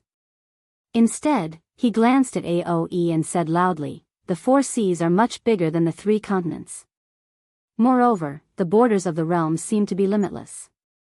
Even if the Dragon Palace of the 4 seas exhausted all the Sea Clan and Dragon Clan, we wouldn't be able to protect the borders. Therefore, with the support of Dragon Island, the Dragon Palace of the 4 seas protected these places." As he spoke, Ao Qian raised his dragon claw and pointed at the East Sea, South Sea, and North Sea. Waves of light rippled out from all directions. Indeed, the waves weren't shorter than the ones set up by the Buddhists, demons, and Confucian cultivators. However, compared to the surface of the sea, it was much smaller. I've discussed with the Dragon Palace of the 3 seas. Instead of setting up defenses so far away and stretching the battle lines so far, why don't we shrink it a little? Aoe raised his hand and pointed, causing those directions to shrink. Although it seemed to be stretched, the defenses of the various races of the 3 continents on both sides of the line of defense protruded to the front. Aoe said helplessly, however, if we shrink it, everyone's line of defense will be in front of the Dragon Palace of the 3 Seas. If strange insects attack us, we'll be attacked from the back. Then, Immortal Emperor Gochen pondered for a while and answered, why don't we retreat all the lines of defense, and let the humans and demons in front of the lines of defense move to the back of the lines of defense? Amitba. It's easy to set up defenses, but it's difficult to retreat. The Dipankara archaic Buddha's face became even more bitter. Let's take a look at the West Sea first. Immortal Emperor Gochen looked at Xiao Hua and the primordial chaos ancestor and said, then, we'll discuss it again. All right. Xiao Hua nodded and asked Ao Qian, how's the West Sea Dragon Palace's defenses? How many oceanic races and dragons do they have? Ao Qian raised his hand and pointed, causing a similar wave to rise. However, this wave was pitifully short. Then, Ao Qian gave a simple explanation of the West Sea Dragon Palace's defenses. Xiao Hua pinched his chin and stared in the direction of the West Sea. He seemed to be deep in thought, as if he was thinking about how to set up the defenses. He also seemed to be looking at another place through the West Sea. The primordial chaos ancestor looked at Xiao Hua and smiled, while Dao Master Xiao is thinking, I'll throw out a brick to attract jade. With that said, the primordial chaos ancestor raised his hand above the cloud below him. A ray of light turned into a flying sword and shot into the West Sea. Splash. The sound of water splashing could be heard as a small defensive line connected to the West Sea Dragon Palace's side. Looking at the defensive line that was much smaller than the West Sea Dragon Palace's, the primordial chaos ancestor spoke humbly, but there was a hint of pride in his tone as he said, this old man's sky-bearing palace is lacking in manpower. I'm afraid this is all I can do. It's already not bad. Immortal Emperor Gochen nodded and said, you didn't hide anything this time. This old man doesn't dare to hide anything in the face of a great enemy. The primordial chaos ancestor laughed and said, now, it's time to see the Fortune Gate's strength. Xiao Hua still didn't make a move. He only frowned as he looked at the water surface. After half the time it takes to brew a cup of tea, Xiao Hua raised his hand and pointed at the sky-bearing palace's side. Shwa. Waves that were several times larger than the sky-bearing palace's size appeared. The primordial chaos ancestor's expression changed slightly when he heard Xiao Hua say, the heavenly paradise river dragon tribe led by Jianghu is proficient in water. They don't have a lot of people, but they can cover a large area. We can let them set up their defenses here. Heavenly paradise river dragon tribe? The primordial chaos ancestor's eyes turned rapidly as he looked at the waves in a daze. Then, Xiao Hua pointed at the water surface again. The primordial chaos ancestor secretly let out a sigh of relief, but Xiao Hua said, the dragon tribe led by Ao Zhan is more capable. They can set up their defenses here. Ao Zhan? Ao Zhan? The primordial chaos ancestor obviously didn't know who Ao Zhan was. However, when he saw Ao Qian nodding his head, he knew that Ao Zhan was also an unusual member of the dragon tribe. His expression turned even uglier. As for my Fortune Gate's disciples. Xiao Hua raised his hand and waved it. A ray of light shot out like a bolt of lightning and landed on the surface of the sea. A huge wave rose like the rising tide, covering the entire West Sea's edge. Xiao Hua said proudly as everyone looked at each other. They can set up their defenses here. The primordial chaos ancestor's face was ashen as the jealousy in his heart grew stronger. He could easily tell that the so-called Fortune Gate's disciples were not nurtured by Xiao Hua alone. They must be Su Ji's painstaking efforts. And these disciples that could make the 3 mainland's forces tremble in fear should be his. Xiao Longshi. Aoe blurted out, you. Are you sure? Your Fortune Gate actually has such strength? Xiao Hua shrugged and smiled, this Xiao also didn't want to expose our strength, but my Fortune Gate is different from everyone else. We don't have any foundation in the three mainlands, so we can go all out without any backup. These troops are all of my Fortune Gate's disciples. Moreover, if my Fortune Gate doesn't put in effort, how can the West Sea's immortal mountains belong to my Fortune Gate? And, that's true. Immortal Emperor Go-Chen nodded cautiously. What Xiao Lei said is true. If I didn't worry about the Immortal Palace, I would have sent out my troops to set up the defenses. It would have been the same. Your Majesty is joking. Xiao Hua looked at Dongfang Qianghao and then at Immortal Emperor Go-Chen. He smiled and said, whether it is the Immortal Palace or the four great families, any one of them would have more disciples than my Fortune Gate. Forget it, let's not talk about this. Ao Qian waved his hand and said, previously, this old man didn't know that the Fortune Gate's disciples were so strong, so I limited the Fortune Gate's disciples to the West Sea. Now, it seems like Xiao Longsher, can you transfer Jianghang's Heavenly Cave River Dragon tribe to the South Sea to assist the South Sea Dragon Palace? He. Xiao Hua immediately understood Ao Qian's intention. He was worried that Jianghu would take the opportunity to take down the West Sea Dragon Palace. Unfortunately, how could Xiao Hua let him succeed? Xiao Hua smiled and said, Jianghu has been to the South Sea Dragon Palace before, and there is some conflict with the South Sea. If the Heavenly Cave River Dragon tribe were to set up defenses there, it would definitely cause a conflict. Why don't we send the other Fortune Gate's disciples to the South Sea?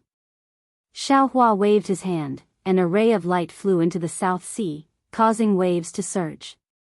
Ao Qian opened his mouth, wanting to transfer Jianghu to the North Sea. However, when he thought about Jianghu's grudge with the North Sea, he shut his mouth. He wanted to transfer Jianghu to the East Sea, but the East Sea was too far away from the West Sea. If he were to ask, it would be too harsh. Set up the defensive lines and withdraw. The Dipankara archaic Buddha looked at them and said. Then, all the Exalt Realm cultivators waved their hands and withdrew their defensive lines. When all the defensive lines formed an irregular circle, they stopped. Yes. The Go-Chen Immortal Emperor nodded and said, let's do it this way. Let's hurry up and send a message to our people to retreat. Amitba, Amitba. The Dipankara archaic Buddha glanced at the Maitreya Buddha and raised his hand, causing a ray of Buddha light to enter the void. At the same time, the Immortal Emperor and the Golden-Winged Great Roc sent a message to their disciples waiting outside the Lingyun Side Hall. Then, the Buddhists, Daoists, Confucians, and dragons discussed the details in detail and exchanged a few opinions. Aoe looked at the defensive circle that had taken shape and frowned. Everyone, our races are now working together to resist the strange insects in the outer realm. We must cooperate and help each other. After all, the alien insects might not attack at the same time. We can concentrate our forces to kill the alien insects that appear at a certain location. However, our four seas dragon palaces have ancient teleportation formations that are connected to each other, while the three continents don't have any teleportation formations.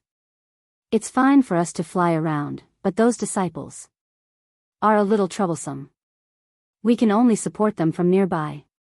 If they're slightly further away, a huge flaw might appear. Our demon race's Great Sage Hall has a Sage Hall passageway that can be used only. The Golden-Winged Great Roc pondered and said, however, it's only limited to the 1,000 demons' sacred realm. This won't affect the battle much. Without a teleportation formation, it's also troublesome to send messages. The Go-Chen Immortal Emperor frowned. Our Immortal Palace's Heavenly Secrets Hall has some tricks up its sleeve. However, it's only limited to the hidden Immortal Continent. If the three continents want to send messages or provide support, they can only do so through the Four Seas Dragon Palace's teleportation formations. Amitba. The Dipankara archaic Buddha echoed, our Thunderclap Temple has the same problem. Although those who attain the Bodhisattva Buddha fruit and above can borrow the Thunder Temple's Buddha light, there are only a few of them. Namo Maitreya. The Maitreya Buddha's world sovereign clasped his palms together and said, our exquisite temple has some guardian heavenly kings who know how to set up a teleportation formation. However, their teleportation formation collapses easily and can only be used temporarily. Moreover, the distance is limited. Although our Confucian cultivators' 10,000 miles sound transmission can't send us far. Dongfang Qianghao suggested, we can send more disciples to connect them. The problem of sending messages should be solved. While everyone and the demon race were discussing, Xiaohua was discussing with the Thunderbolt Master in his mind.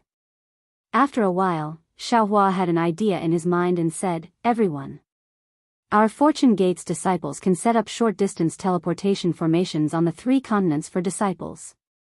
Moreover, our Fortune Gate also has teleportation formations that connect the hidden immortal continent, the pure land of bliss, and the 1,000 demons' sacred realm. As soon as Xiaohua's words came out, the entire place fell into a dead silence. Even a drop of water could be heard clearly. What? You don't believe me? The corners of Xiaohua's mouth curled up into a faint smile. Sigh, of course we believe you. Immortal Emperor Gochen sighed and said, I've been waiting for you to say that. Hee hee. Xiaohua laughed and said, so everyone has already thought of that person.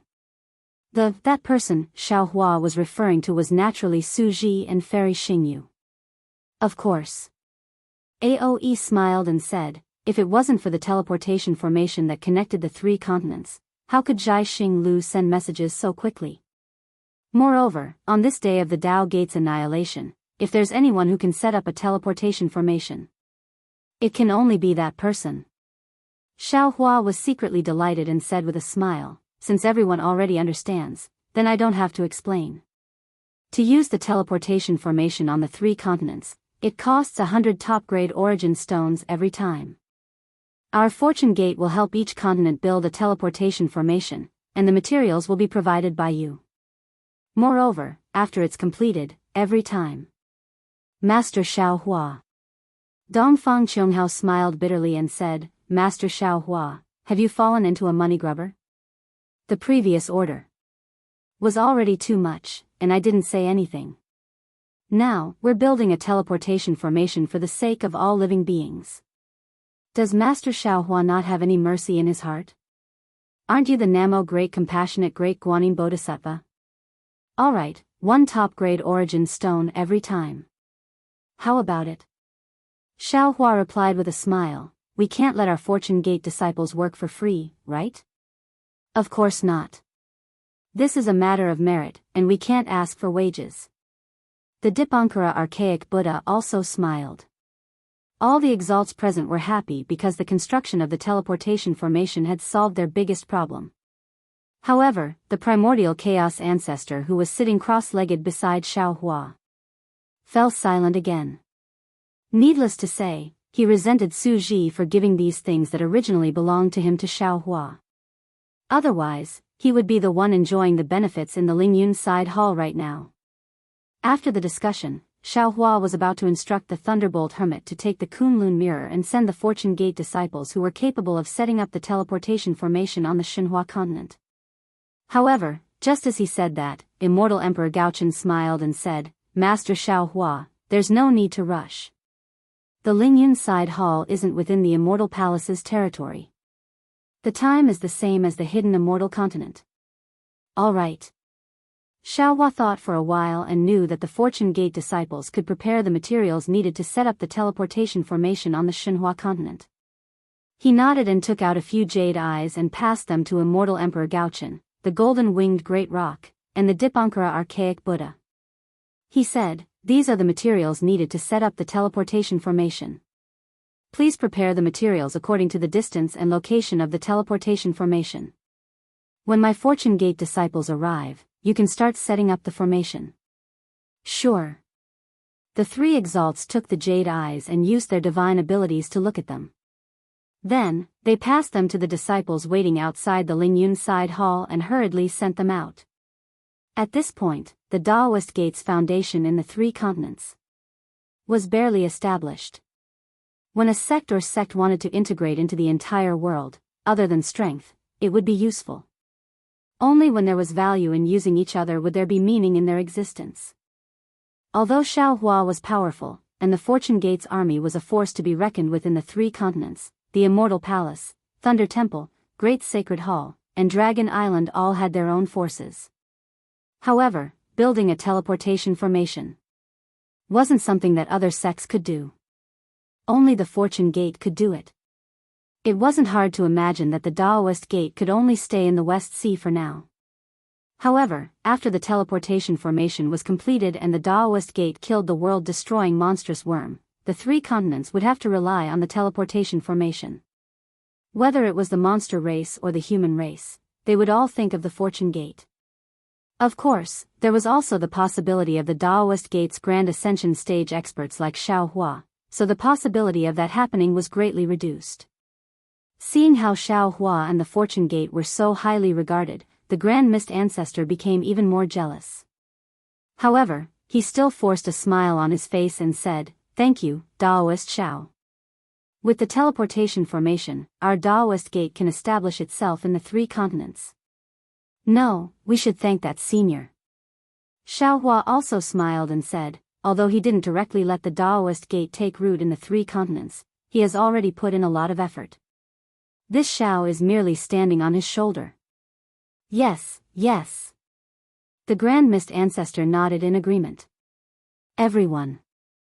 At this time, Immortal Emperor Gaochen raised his voice and said, "Today's discussion ends here. Everyone, take a look and see if there is anything missing. If there isn't, I invite the Empress to hold a banquet at the Jade Lake. We won't rest until we are drunk." Since the discussion had reached this point, there was naturally nothing left out. The Venerables shook their heads. Immortal Emperor Gaochen smiled and said, "Everyone, please wait a moment. I invite the Empress to hold a banquet at the Jade Lake."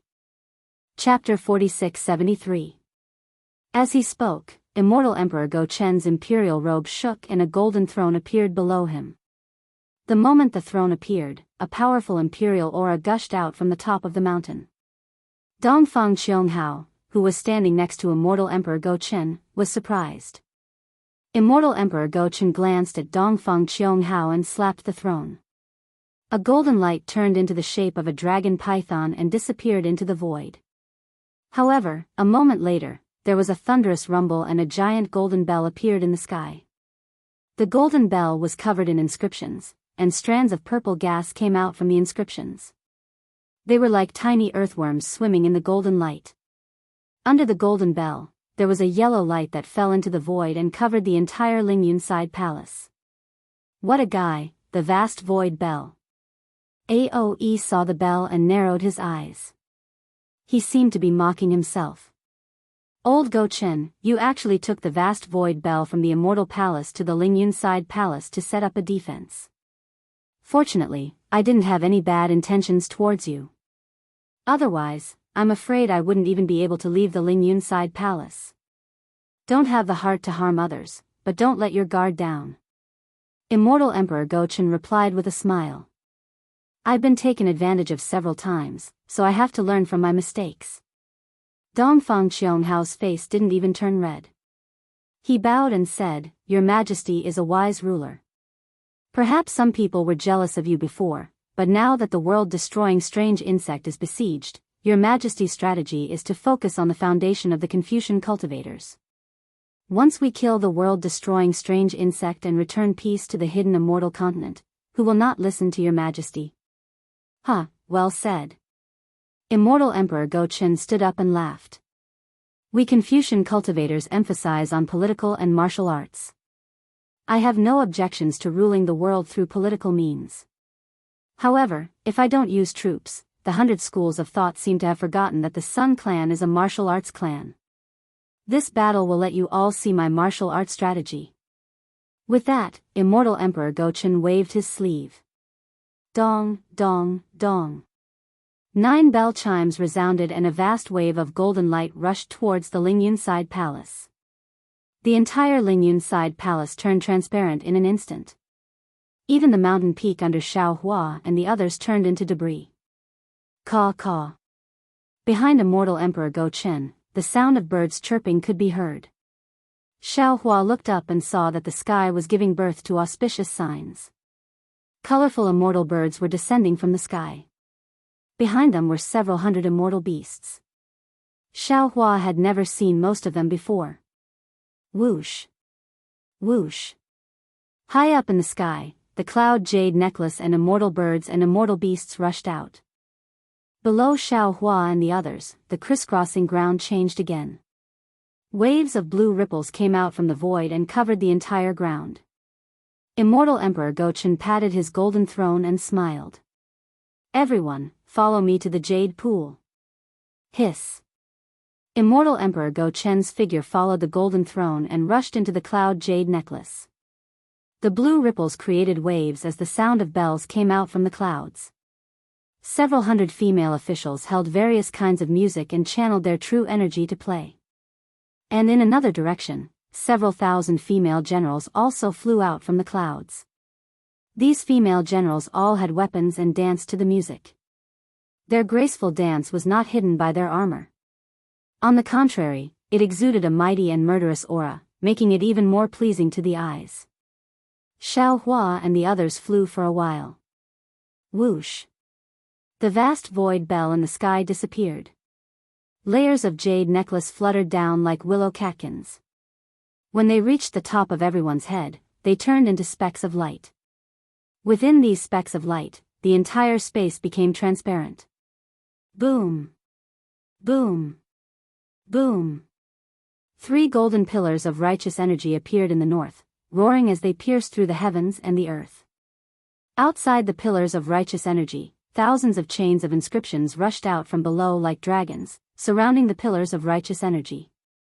At the same time, the fragrance of the Confucian cultivator's destiny turned into a layer of fine peony flowers in the air. These peony flowers had different colors and their fragrances were competing with each other in terms of beauty. What was special was that there was an unyielding and proud aura coming from these peony flowers. Whoosh! The runic chains rushed to the end of the sky and turned into countless scrolls, writing brushes, scrolls, and even flowers falling down from the sky. In this magnificent scene of the mortal world, a golden peony and a pink peony bloomed amidst hundreds of flowers. At the spot where the pink peony bloomed, the shadow of another golden throne appeared. The Eastern Sea Empress was wearing a palace robe and sat on it with great majesty. The moment her figure appeared, Immortal Emperor Go Chen's golden throne also swayed and turned into a golden light that fell into the other peony. The Celestial Emperor and Empress sat down. Clang! With a soft sound, the originally transparent space immediately lit up. Among the hundreds of flowers, Princess Xia, Princess Qing, Princess Miao Miao, and the others appeared. Even Tai Bai Jinxing, Heavenly King Qin Yu, Heavenly King Fu Yu, Heavenly King Sun Jian, and the other generals and ministers appeared. Roar! The light came out with a bestial roar. An auspicious beast similar to a qilin flew out from the void. This beast's body was transparent and countless runes condensed into words. Finally, they turned into scrolls that rotated inside the beast's body. Even the beast's 4 hooves were in the shape of writing brushes and inkstones. When the auspicious beast arrived at the spot where the flowers bloomed, it exploded again. Countless ingots, copper coins, and scrolls flew all over the sky. Namo Amitba. Seeing that the Confucian cultivators had settled down, the Dipankara archaic Buddha world exalted chanted a Buddhist mantra and took a step forward to the west. Following the Dipankara archaic Buddha world exalted's figure, the Maitreya Buddha world exalted, the Manjushri Bodhisattva, and the Samantabhadra Bodhisattva followed closely behind. Clank, clank, clank. Countless sounds of knocking wooden fish resounded from the void in the west. Along with the sounds of Sanskrit chanting, layers of Buddhist lights fell from the sky like a heavenly river. Wherever the Buddhist lights fell, the silhouettes of countless kind men and women were revealed. Heavenly flowers flew out from their foreheads and circled around them. Similar to the jade Ju flowers of the Yaotai mountain, a Buddha statue sat on each of these flowers. Although each Buddha statue had a different appearance, and some of them were even blurry, these Buddha statues all had their palms pressed together as they bowed towards the Dipankara archaic Buddha world exalted and the Maitreya Buddha world exalted. Dang. When the 2 revered sages' 9 lotus thrones appeared and sat on them, the 2 bodhisattvas also sat cross-legged on the lotus thrones. Another Buddhist bell rang, and Buddhist lotuses appeared where the heavenly flowers fell. Sitting or standing on the Buddhist lotuses were the disciples of the Buddhist sect. Ka. Almost at the same time as the Dipankara archaic Buddha world exalted took a step forward, the golden-winged great rock let out a clear cry and flapped its wings, flying towards the east. The profound armored Pentaceratops also revealed its draconic form and followed behind it. Although the two great sages' demonic bodies were several thousand feet in size, when they landed in the air, they only looked like ordinary demonic beasts. Just as the two great sages landed in the east, countless starry and moonlight pillars fell from the sky, enveloping the entire east. As the starry and moonlight pillars rumbled, clouds of starry dust rose like clouds. Within the starry dust, starry phenomena flickered. Then, dozens of starry phenomena collided with each other. The images of the demon race great sages who had participated in the Jade Pool gathering were displayed within the starry and moonlight pillars. Woo! Under the starry and moonlight pillars, within the Jade Pool's jade-green ripples, a loud whimper resounded. Two stars broke through the sky and landed below the golden-winged great rock and the profound armored Pentaceratops. When the golden-winged great rock retracted its wings, the profound armored Pentaceratops coiled its body. Bam! Bam! Bam! Crisp noises resounded again.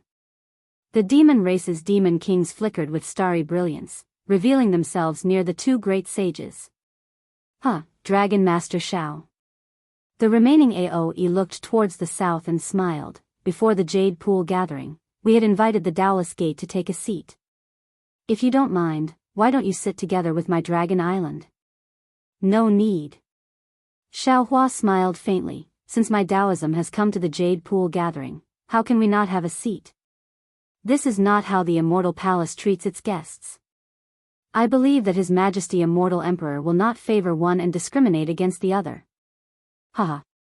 AOE let out a long laugh, and his dragon body also spread out. Boom. The same loud noise resounded from beneath the Jade Pool's jade-green ripples. A huge water pillar soared into the sky. Countless water splashes swayed within the water pillar, and within the water splashes, there were tens of thousands of sparkling and translucent strands. If one looked carefully, each strand of translucent strands looked like a crystal dragon. Waves of dense dragon aura seeped out from the water pillar. Not only that, when the water pillar soared into the sky in the south collapsed as well. Countless essence chi of heaven and earth turned into crystal lights that were like children's arms and rushed down. Before they touched the water pillar, they exploded again. Whoosh! Whoosh! In the whistling of the wind, the phantoms of the five elements primordial beasts, azure dragon, white tiger, black tortoise, vermilion bird, and Qilin, appeared majestically in the light and shadow. Roar! AOE let out a loud roar. His dragon body was supported by the water pillar. Behind him, the Lord of the East Sea, Ao Qian, also landed. Boom! Boom! Boom! Next, hundreds of water splashes gushed out from the surroundings of the water pillar. Many dragon generals also entered from outside the Lingyun side hall. Seeing the followers of the Exalts following them in, the primordial mist ancestor felt bitter. He knew that with Immortal Emperor Gaochun's temper, he would definitely not allow the riding crane Daoist and the Dark Knight child to enter. Although Xiaohua did not bring any disciples with him when he entered, all the Exalts knew that Xiaohua had the Kunlun mirror in his hands. Within the Kunlun immortal realm, there were Xiaohua's disciples. After Xiaohua sat down, he could bring as many disciples as he wanted. What about the primordial mist ancestor? In the bustling Jade Pool gathering, he was the only one sitting alone in the sky-bearing palace. Even if he participated in the Jade Pool gathering, he would still be a laughing stock. The primordial mist ancestor could endure humiliation in front of Immortal Emperor Gaochun, the golden-winged great rock, and the Dipankara archaic Buddha. However, he could not lose face in front of the four sect's disciples. In the future, if this matter was brought up, his sky-bearing palace's disciples would not be able to raise their heads. Therefore, the primordial mist ancestor made a prompt decision and hurriedly sent a sound transmission to Xiaohua, Daoist Xiao. Oh. What's wrong? Xiaohua, who had always been oblivious to humiliation, replied in bewilderment. Seeing that we are all Taoism cultivators, could you not let your Fortune Gates disciples out? Although the primordial mist ancestor's tone was pleading, his heart was already filled with resentment towards Xiao Hua. Oh. Why? Xiao Hua did not bring any Fortune Gates disciples with him. He did not think of letting a few unfamiliar Xinhua continent's disciples out. However, he still asked in confusion. However, he only asked a single question before he immediately understood. He rolled his eyes and said, "This Xiao understands now. However, when this Xiao brought my disciples here, I made it clear that I wanted them to experience the Kunlun immortal realm. I can't possibly extinguish my Fortune Gates disciples' desire just because of Daoist Zhao's words, right? And this one will compensate the Fortune Gates disciples." When the primordial mist ancestor saw immortal Emperor Gochen looking in their direction, he hurriedly replied, "As long as Daoist Xiao agrees to this one's condition." Well said. Xiao Hua stroked his chin as he pondered inwardly. He really did not understand why the primordial mist ancestor valued face so much. However, he also did not understand what kind of extortion the primordial mist ancestor would accept. After a while, Xiao Hua sent a sound transmission to the primordial mist ancestor. "How about this? My Fortune Gate does not lack any origin stones, spiritual herbs, and other things. If you have any heavenly treasures, why don't you give them to this Xiao?" Heavenly treasures? The primordial mist ancestor almost fainted. He angrily said, "Daoist Xiao, this old man only has one request. Whether your disciples come to the Jade Lake gathering or not, what effect does it have on them? Why are you asking for so much from the start? A few heavenly treasures? Aren't you afraid of biting your tongue? All right, forget about a few."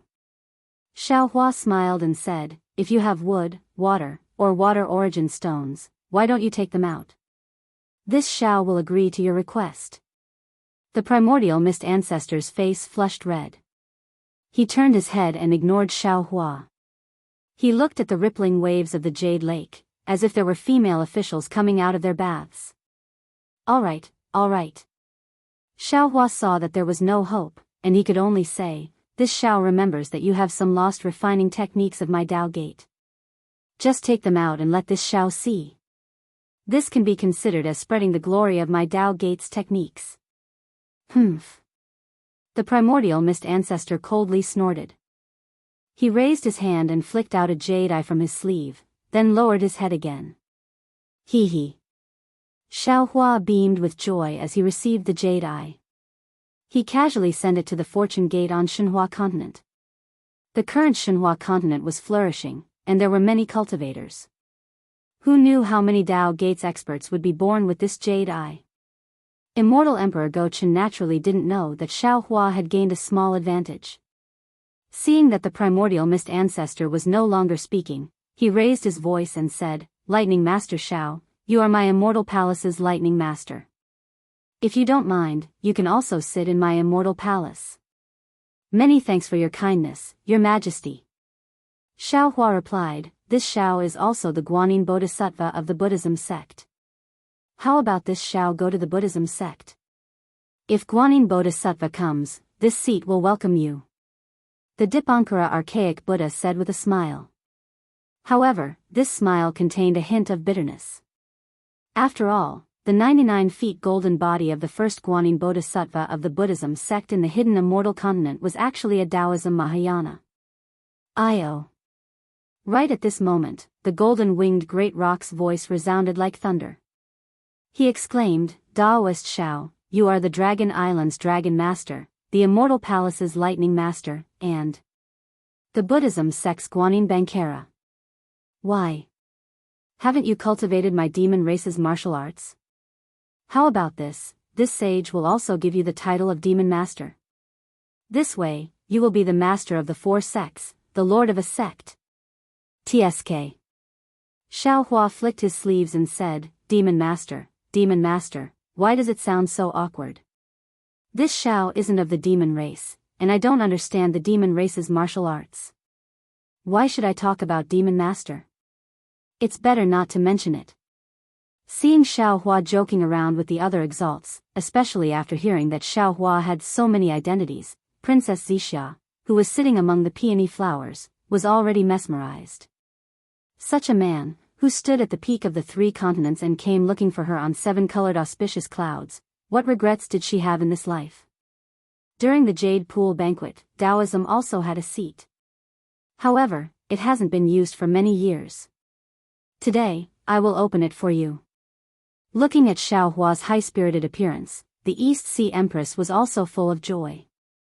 As she spoke, she raised her hand and took out a phoenix hairpin from her hair bun, then threw it into the jade pool.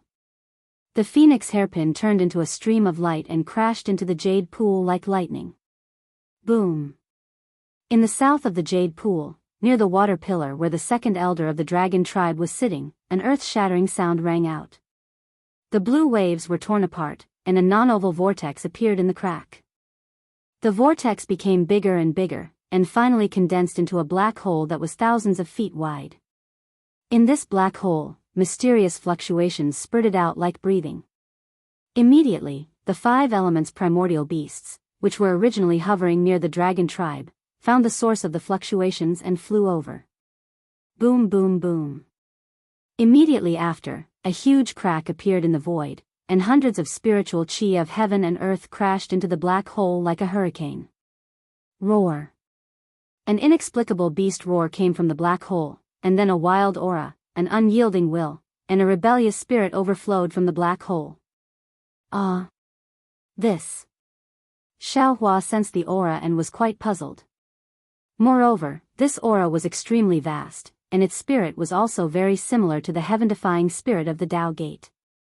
He couldn't help but stare at the black hole in astonishment. Boom. After the aura passed, another pillar of 7-colored light gushed out. Within the light, one could see that a dark golden throne with an ancient design was revealed. Buzz. The moment this throne appeared, even the golden thrones below Immortal Emperor Go Chen and the Eastern Sea Empress began to vibrate. At the same time, the silhouette of a dragon throne appeared below Dragon King Ao Qian's body. Countless gazes fell on this throne. A domineering aura that could pierce the heavens emanated from the throne, enveloping an area of thousands of feet. The Grand Mist Throne. The Grand Mist Throne. The Grand Mist Ancestor couldn't help but exclaim. Our Tao Gate's Grand Mist Throne really did fall into the Immortal Palace. Xiaohua glanced at the Grand Mist Ancestor from the corner of his eyes. Seeing the realization on his face, he finally understood where the Grand Mist Ancestor's Tao name came from. Fuck, this Grand Mist Ancestor really has lofty ambitions. He wanted to sit on the Grand Mist Throne since he was young. Xiaohua cursed inwardly. But now, it's this Xiao who has the chance to sit on the throne. Not you. Where the Grand Mist Throne landed, the void collapsed. Countless amounts of heaven and earth origin energy rushed in, and countless illusions were destroyed. The 5 elements origin beasts flew around the throne in a frenzy. Master Xiao Lei. Immortal Emperor Gaochen was very satisfied with the shock caused by the throne's appearance. He smiled and said, "This Grand Mist Throne has been submerged under the Jade Lake for many years. Now that Master Xiao Lei is the leader of the Tao Gate, the Fortune Gate's great old master, you naturally have the qualifications to sit on it. Please." Haha. Your Majesty, you're wrong. How can this be called the Grand Mist Throne? It should be called the Fortune Throne. Xiaohua laughed heartily. With a tap of his finger, a bolt of lightning descended. Boom. The entire throne instantly emitted dazzling lightning. Following the lightning, the throne slowly flew towards Xiaohua. Xiaohua stood in midair and scanned his surroundings. His gaze started from the Grand Mist Ancestor, then Ao Qian, the Maitreya Buddha World Exalted, the Dipankara Archaic Buddha World Exalted, and others. Finally, it landed on the Grand Mist Ancestor. Xiaohua then looked towards the faraway Immortal Palace and said, "Your Majesty, this Xiao thanks you for this throne. However, if this Xiao were to sit on it alone, it would be quite lonely. Can I borrow Princess Xixia to sit with this Xiao?" Haha. Immortal Emperor Gaochen was very happy.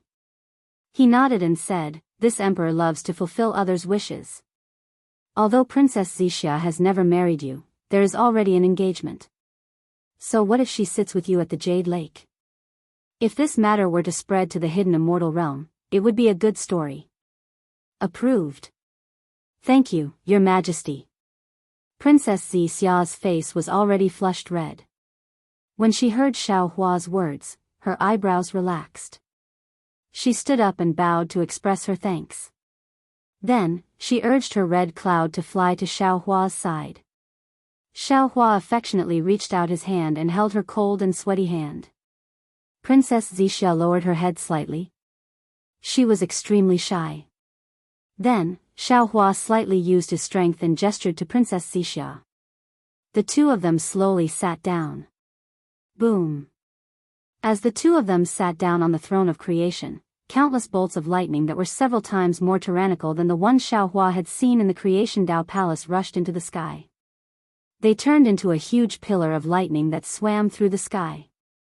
This lightning force forced the Dragon Island's second elder, the Maitreya Buddha, and the others to retreat a distance. As the throne sat down, the heavenly being and the Thunderbolt Master urged their figures and stood on both sides of the throne. Boom boom. Two similar thrones formed by lightning appeared. The Grand Mist Ancestor's face was incomparably calm. He faintly smiled and his figure landed on the heavenly being's side. Xiao Hua naturally wouldn't tease him. Lightning flashed as the Grand Mist Ancestor also sat on the throne. Empty. The Dao Gate's seats were arranged. The entire Jade Lake was once again filled with the clear sound of a chime.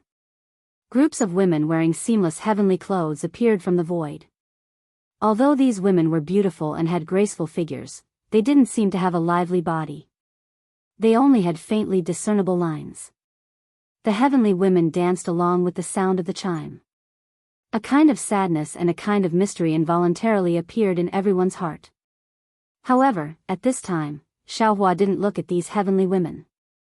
Instead, he slightly tilted his head and looked at Princess Xianxia. The princess also turned her head and looked at Xiao Hua. The two of them were glued together like glue. Their fingers were tightly intertwined and their thumbs were stuck together. Dong. After a while, another chime sounded. The heavenly women finished their dance and disappeared into the void. Waves of blue waves rolled out as maids from the immortal palace flew out from the Jade Lake with fine wines and delicacies in their hands. At the same time, a golden table appeared in front of Xiao Hua's group. After the banquet was served, before immortal Emperor Gaochen could raise his cup, the Eastern Sea Lord, Ao Qian, smiled and said, "Your Majesty is a bit stingy, ah. The most famous dish of the Jade Lake gathering is the immortal peach. This item is left behind by the heavenly court. It blossoms every 3,000 years, bears fruit another 3,000 years, and ripens another 3,000 years. Ordinary people who eat it will become lighter and become immortals. Human cultivators who eat it will ascend and become immortal. My dragon race who eats it will live as long as the heaven and earth, as long as the sun and moon. Why are you still not taking it out?" Ha ha ha. Immortal Emperor Gaochen laughed and said, "My dear subject, you always nag about this and always ask for the seeds of the immortal peach after eating it. Didn't I already tell you? This immortal peach is left behind by the heavenly court and can only be grown in the Jade Lake of the Empress. Other places are not allowed." "I don't believe it, I don't believe it." Aoe used his dragon claw to stroke his dragon beard again and said with a smile, "My dragon island is a land of water essence. Everything can grow there. Even if this immortal peach is an immortal root, it will definitely be able to grow." "Ha, good." Immortal Emperor Gaochen seemed to be very happy. He turned to the Eastern Sea Empress and said, "Empress, the second elder of the Dragon Palace hasn't come to my immortal palace for a long time. We can't not give him face. How about giving some seeds to the Dragon Island?" Unfortunately, before immortal Emperor Gaochen could finish, the Eastern Sea Empress smiled and said, "Your Majesty, the immortal peach is the only thing in my immortal palace." Back then, it was your majesty who issued the decree that every immortal peach's pit must be taken back and forbidden the immortal peach from flowing to other places. Today, your majesty wants me to go against your majesty's decree? Immortal Emperor Gaochen turned to look at Aoe with an innocent face and said, Second Elder, as you can see, it's not that I'm not accommodating. It's just that the Empress isn't willing. All right. Aoe waved his hand and said with a smile, it's all your immortal palace's things. It's fine if you don't want to give it to me. Why do you have to make so many gimmicks? It sounds like you're teasing me. Haha. Immortal Emperor Gaochen laughed loudly and raised his cup. He said loudly, I declare that the Jade Lake Gathering begins today. My first toast is to the invited exalts. I wish that all the sects and races will work together to resist the world-exterminating strange insect to the boundary of the world and prevent the 3 continents from being plunged into misery and suffering. After our great victory, I will hold a banquet here and invite all of you. 2. Aoe, the golden-winged great rock, the Dipankara archaic Buddha, and Xiaohua raised their cups and saluted each other from afar. Then, they drank their cups in one gulp. Then, Immortal Emperor Gaochen raised his cup again and said, My second toast is to the exalts of all sects and races. Now, the 3 continents are in a turbulent situation. Talents from all sects and races have emerged. Not to mention the Great Sage Starry Sky Great Sage and the heaven-defying Thunder Phoenix, the Thunder Sound Temple has the Maitreya Buddha, and the Immortal Palace has the 5 Qis unification art that the Lord of the Literature Stream Palace brought to us Confucian cultivators. Just the emergence of Taoism and the emergence of several human Mahayana realm experts is enough to make us invincible against the world-exterminating omen. Come, let me toast to all of you. Thank you, Your Majesty. Xiaohua and the others stood up and raised their cups in response. The third toast. Immortal Emperor Gaochen raised his cup again and looked around. He looked at the Immortal Palace's people and said, I toast to the Confucian cultivators and the Immortal Palace's people. The turbulent situation in the 3 continents has inevitably affected my Immortal Palace, the hidden Immortal Continent, the Sutra Seeking in Extreme Bliss, the Horizon of Day and Night, the Heavenly Secrets Hall, and many other matters have also told me that I can't always be high and mighty. In the future, I must learn from the 100 schools of thought and get closer to the Immortal Palace's officials. Of course, I also toast to the Empress. I have to deal with the external affairs of the Immortal Palace, while the Empress has to deal with the internal affairs of the Immortal Palace. Oh, and I also hope that after Princess Xianxia gets married, she can put down her princess status and follow her daughter's teachings. She can assist her husband and help him achieve great things. The East Sea Empress looked at Immortal Emperor Gaochen with a bit of surprise. However, a trace of gratitude and warmth flashed through her eyes. Princess Xianxia stood up with a red face and respectfully looked in the direction of the Immortal Palace. As for the peonies, near the edge, Princess Qingqing's face was pale. She gritted her teeth and looked at Princess Xianxia. Thank you, Your Majesty. The Immortal Palace's people raised their cups and thanked Immortal Emperor Gaochen for the third toast. Dongfang Xianghao didn't sit down.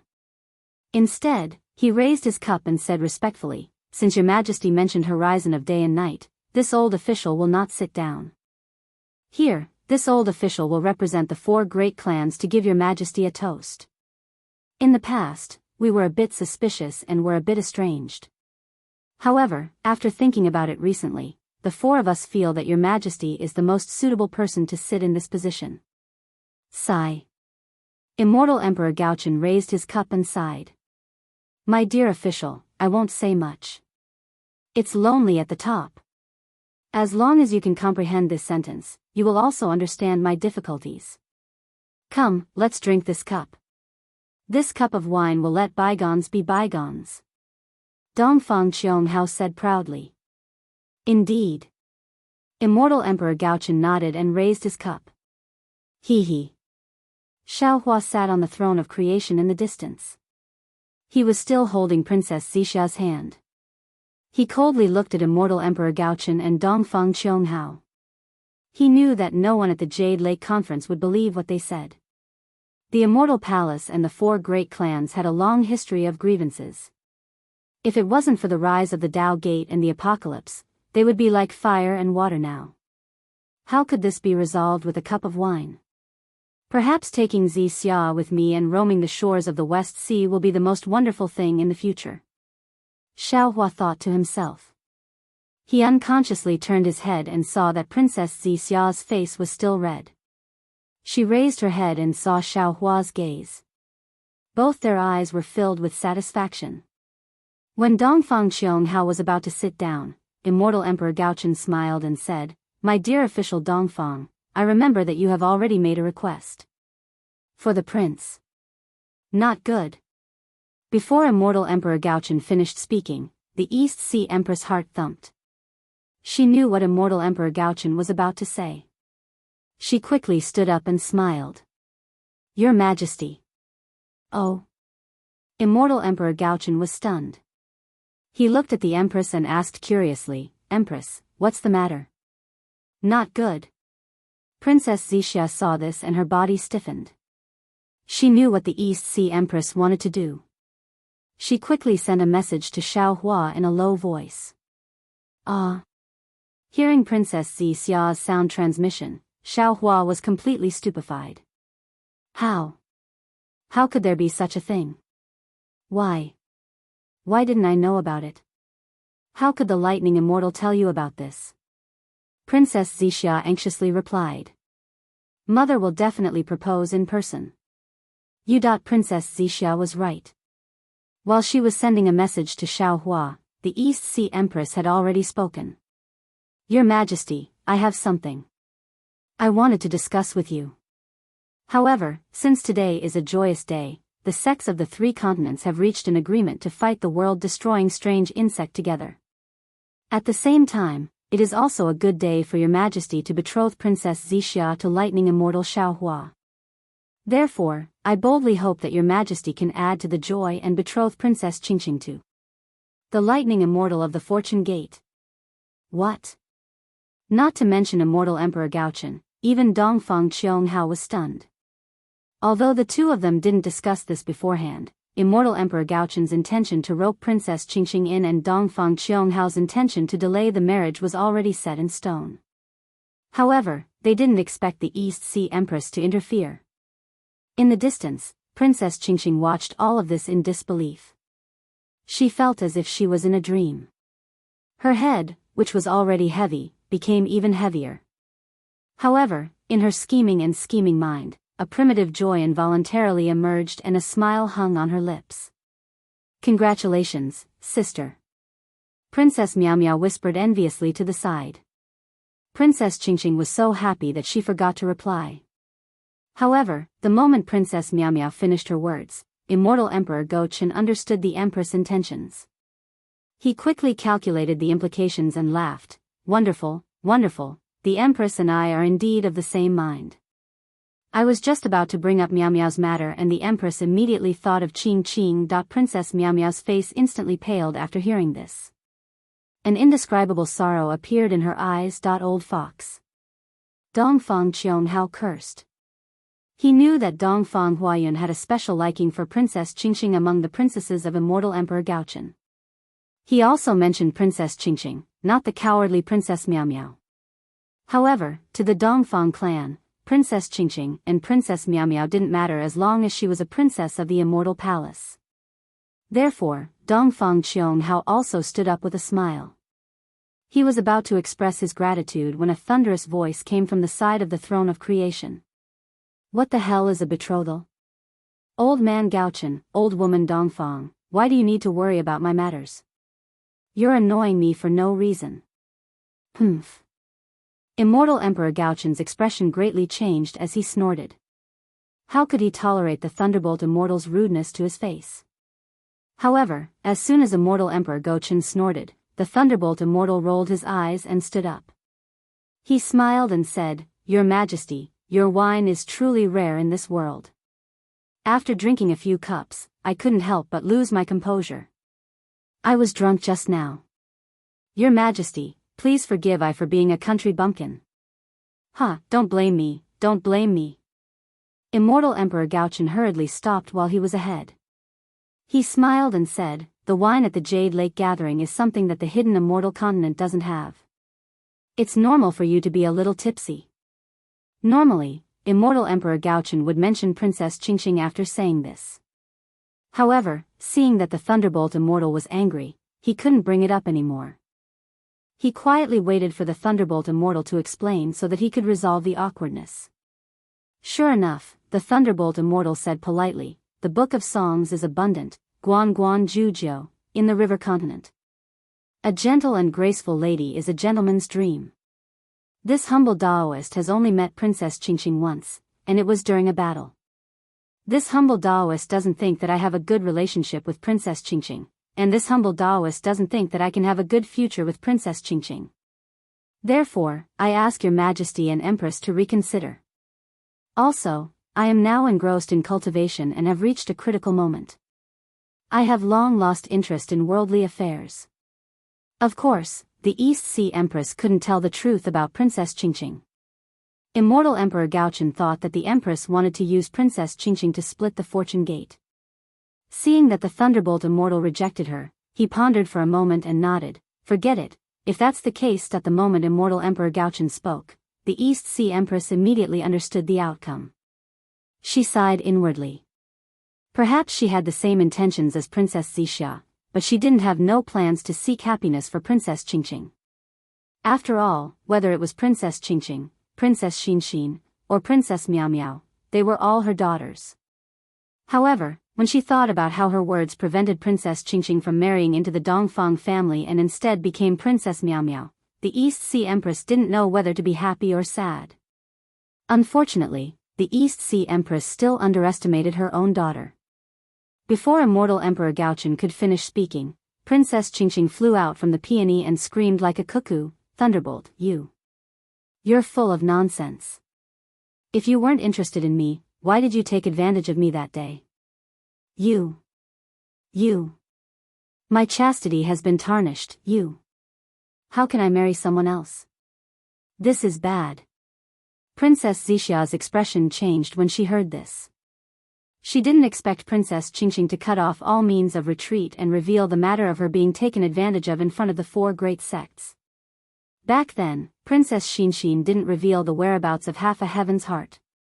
Immortal Emperor Gaochen lost face and banished her to the lower realm, where she was suppressed at the bottom of the Liao River. Now, Princess Qingqing's words angered him 100 times more than Princess Xinxin. Obviously, Immortal Emperor Gaochen couldn't do anything to the Thunderbolt Immortal and the Fortune Gate. Thus, he could only punish Princess Qingqing. Of course, there were only two outcomes for Princess Qingqing. One was to marry the Thunderbolt Immortal, and the other was to be suppressed. Or even suppressed forever. Chapter 46-74. Damn it. Xiao Hua's expression changed. He didn't expect Princess Qingqing to be so vicious as to force him to abdicate. Thunderbolt Immortal, Thunderbolt Immortal. Princess Miao Miao, who was beside Princess Qingqing, was scared out of her wits. However, she finally came to her senses and hurriedly flew out. "Please take pity on Qingqing. Ever since she fought with you at Dawn and Dawn Cliff, she has been thinking about you." Damn it. The Thunderbolt Immortal was furious. What does it have to do with me whether she thinks about me or not? The Thunderbolt Immortal's gentleness was naturally taught by Xiao Hua. Now that he saw Princess Qingqing's ferocious expression, trying to pester him, he was naturally anxious. The Thunderbolt Immortal's human nature wasn't perfect, so he naturally didn't know about. Xiao Hua originally wanted to send a voice transmission, but Princess Xianxia hurriedly said in a low voice, "No, absolutely not. If Princess Qingqing comes to the Fortune Gate, our Fortune Gate will be in chaos." Thus, Xiao Hua didn't say anything else and allowed the Thunderbolt Immortal to pester him endlessly. Humph. Immortal Emperor Gaochen's expression darkened after seeing the princess causing so much trouble. He scowled and glared at the Eastern Sea Queen standing next to him. Humph. The gathering hasn't even started yet and Princess Qingqing has already caused so much trouble. Who knows where his face has been thrown to? Immortal Emperor Gaochen scowled and glared at the Eastern Sea Queen. The East Sea Empress's face turned pale, and she lost her composure for a moment. Good, good, good. Princess Qingqing's face had already turned pale when she heard the Thunderbolt Immortal's ruthlessness. Kung. A rainbow sword appeared in her right hand as she wailed, "Since you don't want me, I no longer have the face to exist in this world. Thunderbolt Immortal, today, I'll die in front of you." As she said that, she pulled her right hand towards her neck and viciously cut it off. Everyone at the Jade Lake gathering was a supreme being. Stopping Princess Qingqing from committing suicide was as easy as flipping a hand. However, Xiaohua's divine sense suddenly stopped. Princess Xianxia was right next to him. Princess Qingqing had always been Princess Xianxia's greatest enemy. How could he attack her without Princess Xianxia's permission? In particular, during the Jade Lake Conference, Immortal Emperor Go Chen and the Eastern Sea Empress were the closest to Princess Qingqing. If the two of them didn't make a move, how could Xiaohua make a move? As for Princess Xianxia, she sneered in her heart when she saw Princess Qingqing's reaction. She was very clear about Princess Qingqing's tricks. She knew that Princess Qingqing was relying on the fact that no one would let her die for no reason at the Jade Pool gathering. That was why she threatened the Thunderbolt Immortal with her death. If it was another occasion, Princess Qingqing would definitely use another method. Since Princess Xianxia and Xiaohua had such thoughts, the Dipankara Archaic Buddha, the Maitreya Buddha, the Golden-Winged Great Rock, the Profound Armored Pentaceratops, Ao Qian, and even Dongfang Qianghao had such thoughts. As for the Eastern Sea Empress, she merely raised her hand and stopped. Although she felt sorry for Princess Qingqing, her thoughts were similar to Princess Xianxia's. She also understood that the punishment Princess Qingqing was about to face might not be any better than death. If she tried to save her, Immortal Emperor Go Chen would definitely be furious.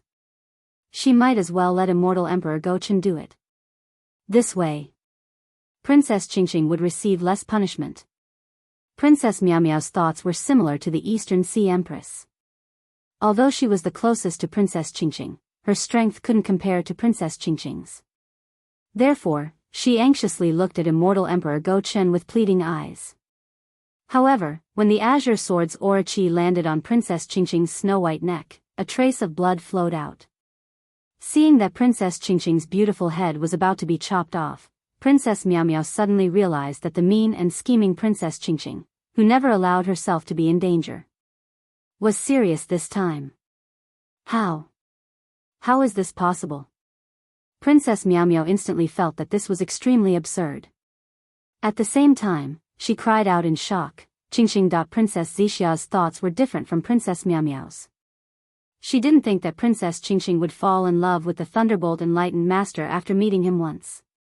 However, she still couldn't watch Princess Qingqing commit suicide in front of her.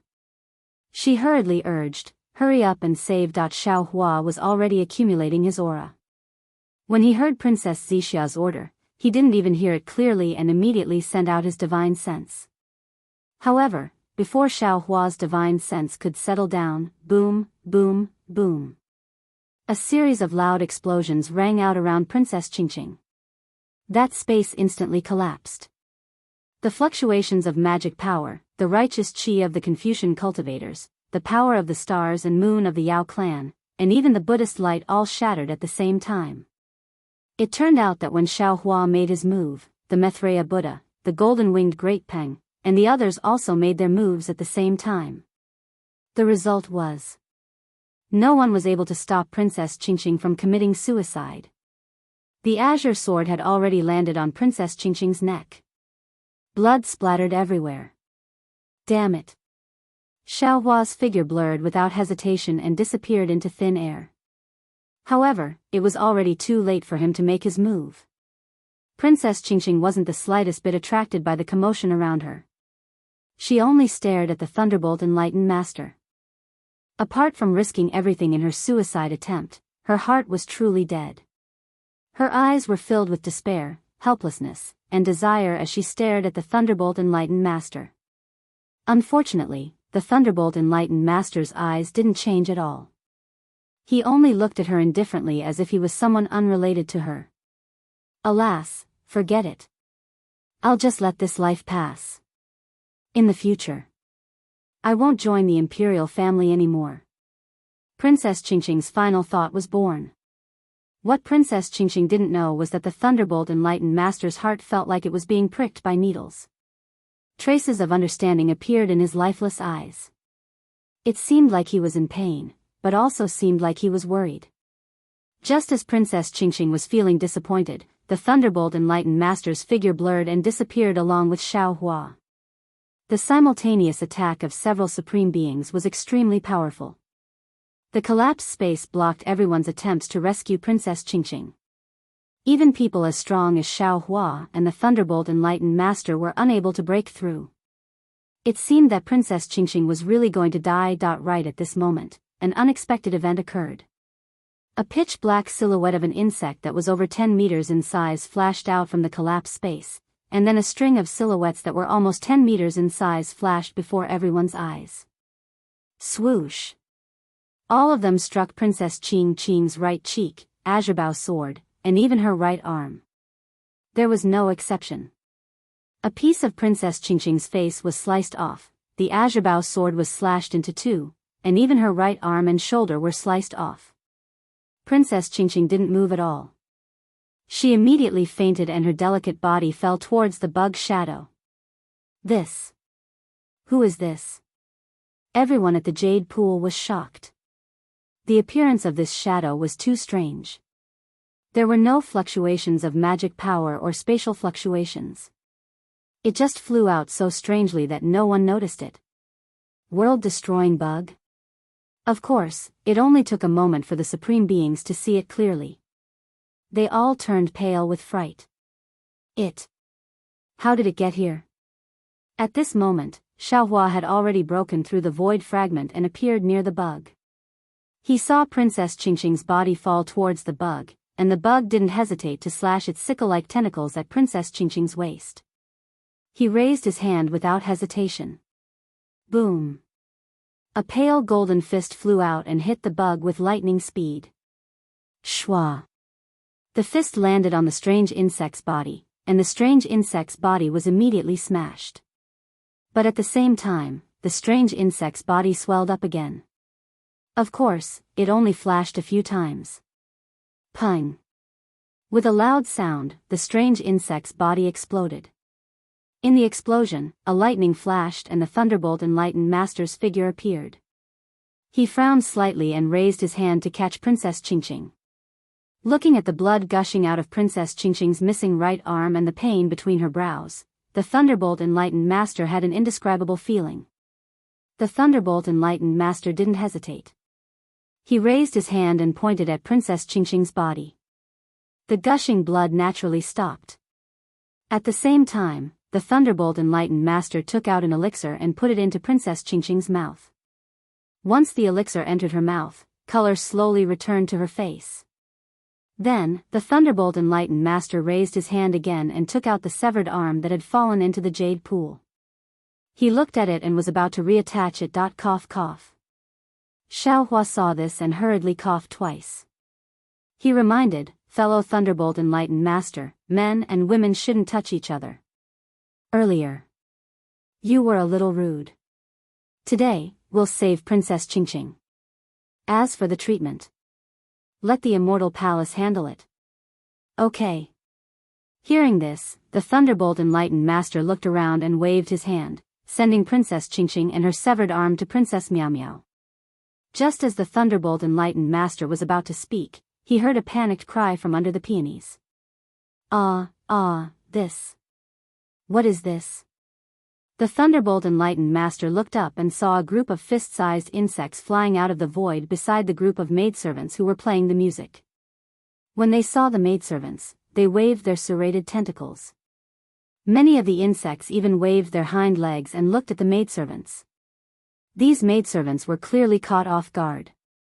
They all wanted to use their abilities to block, but they didn't dare to make too much of a fuss.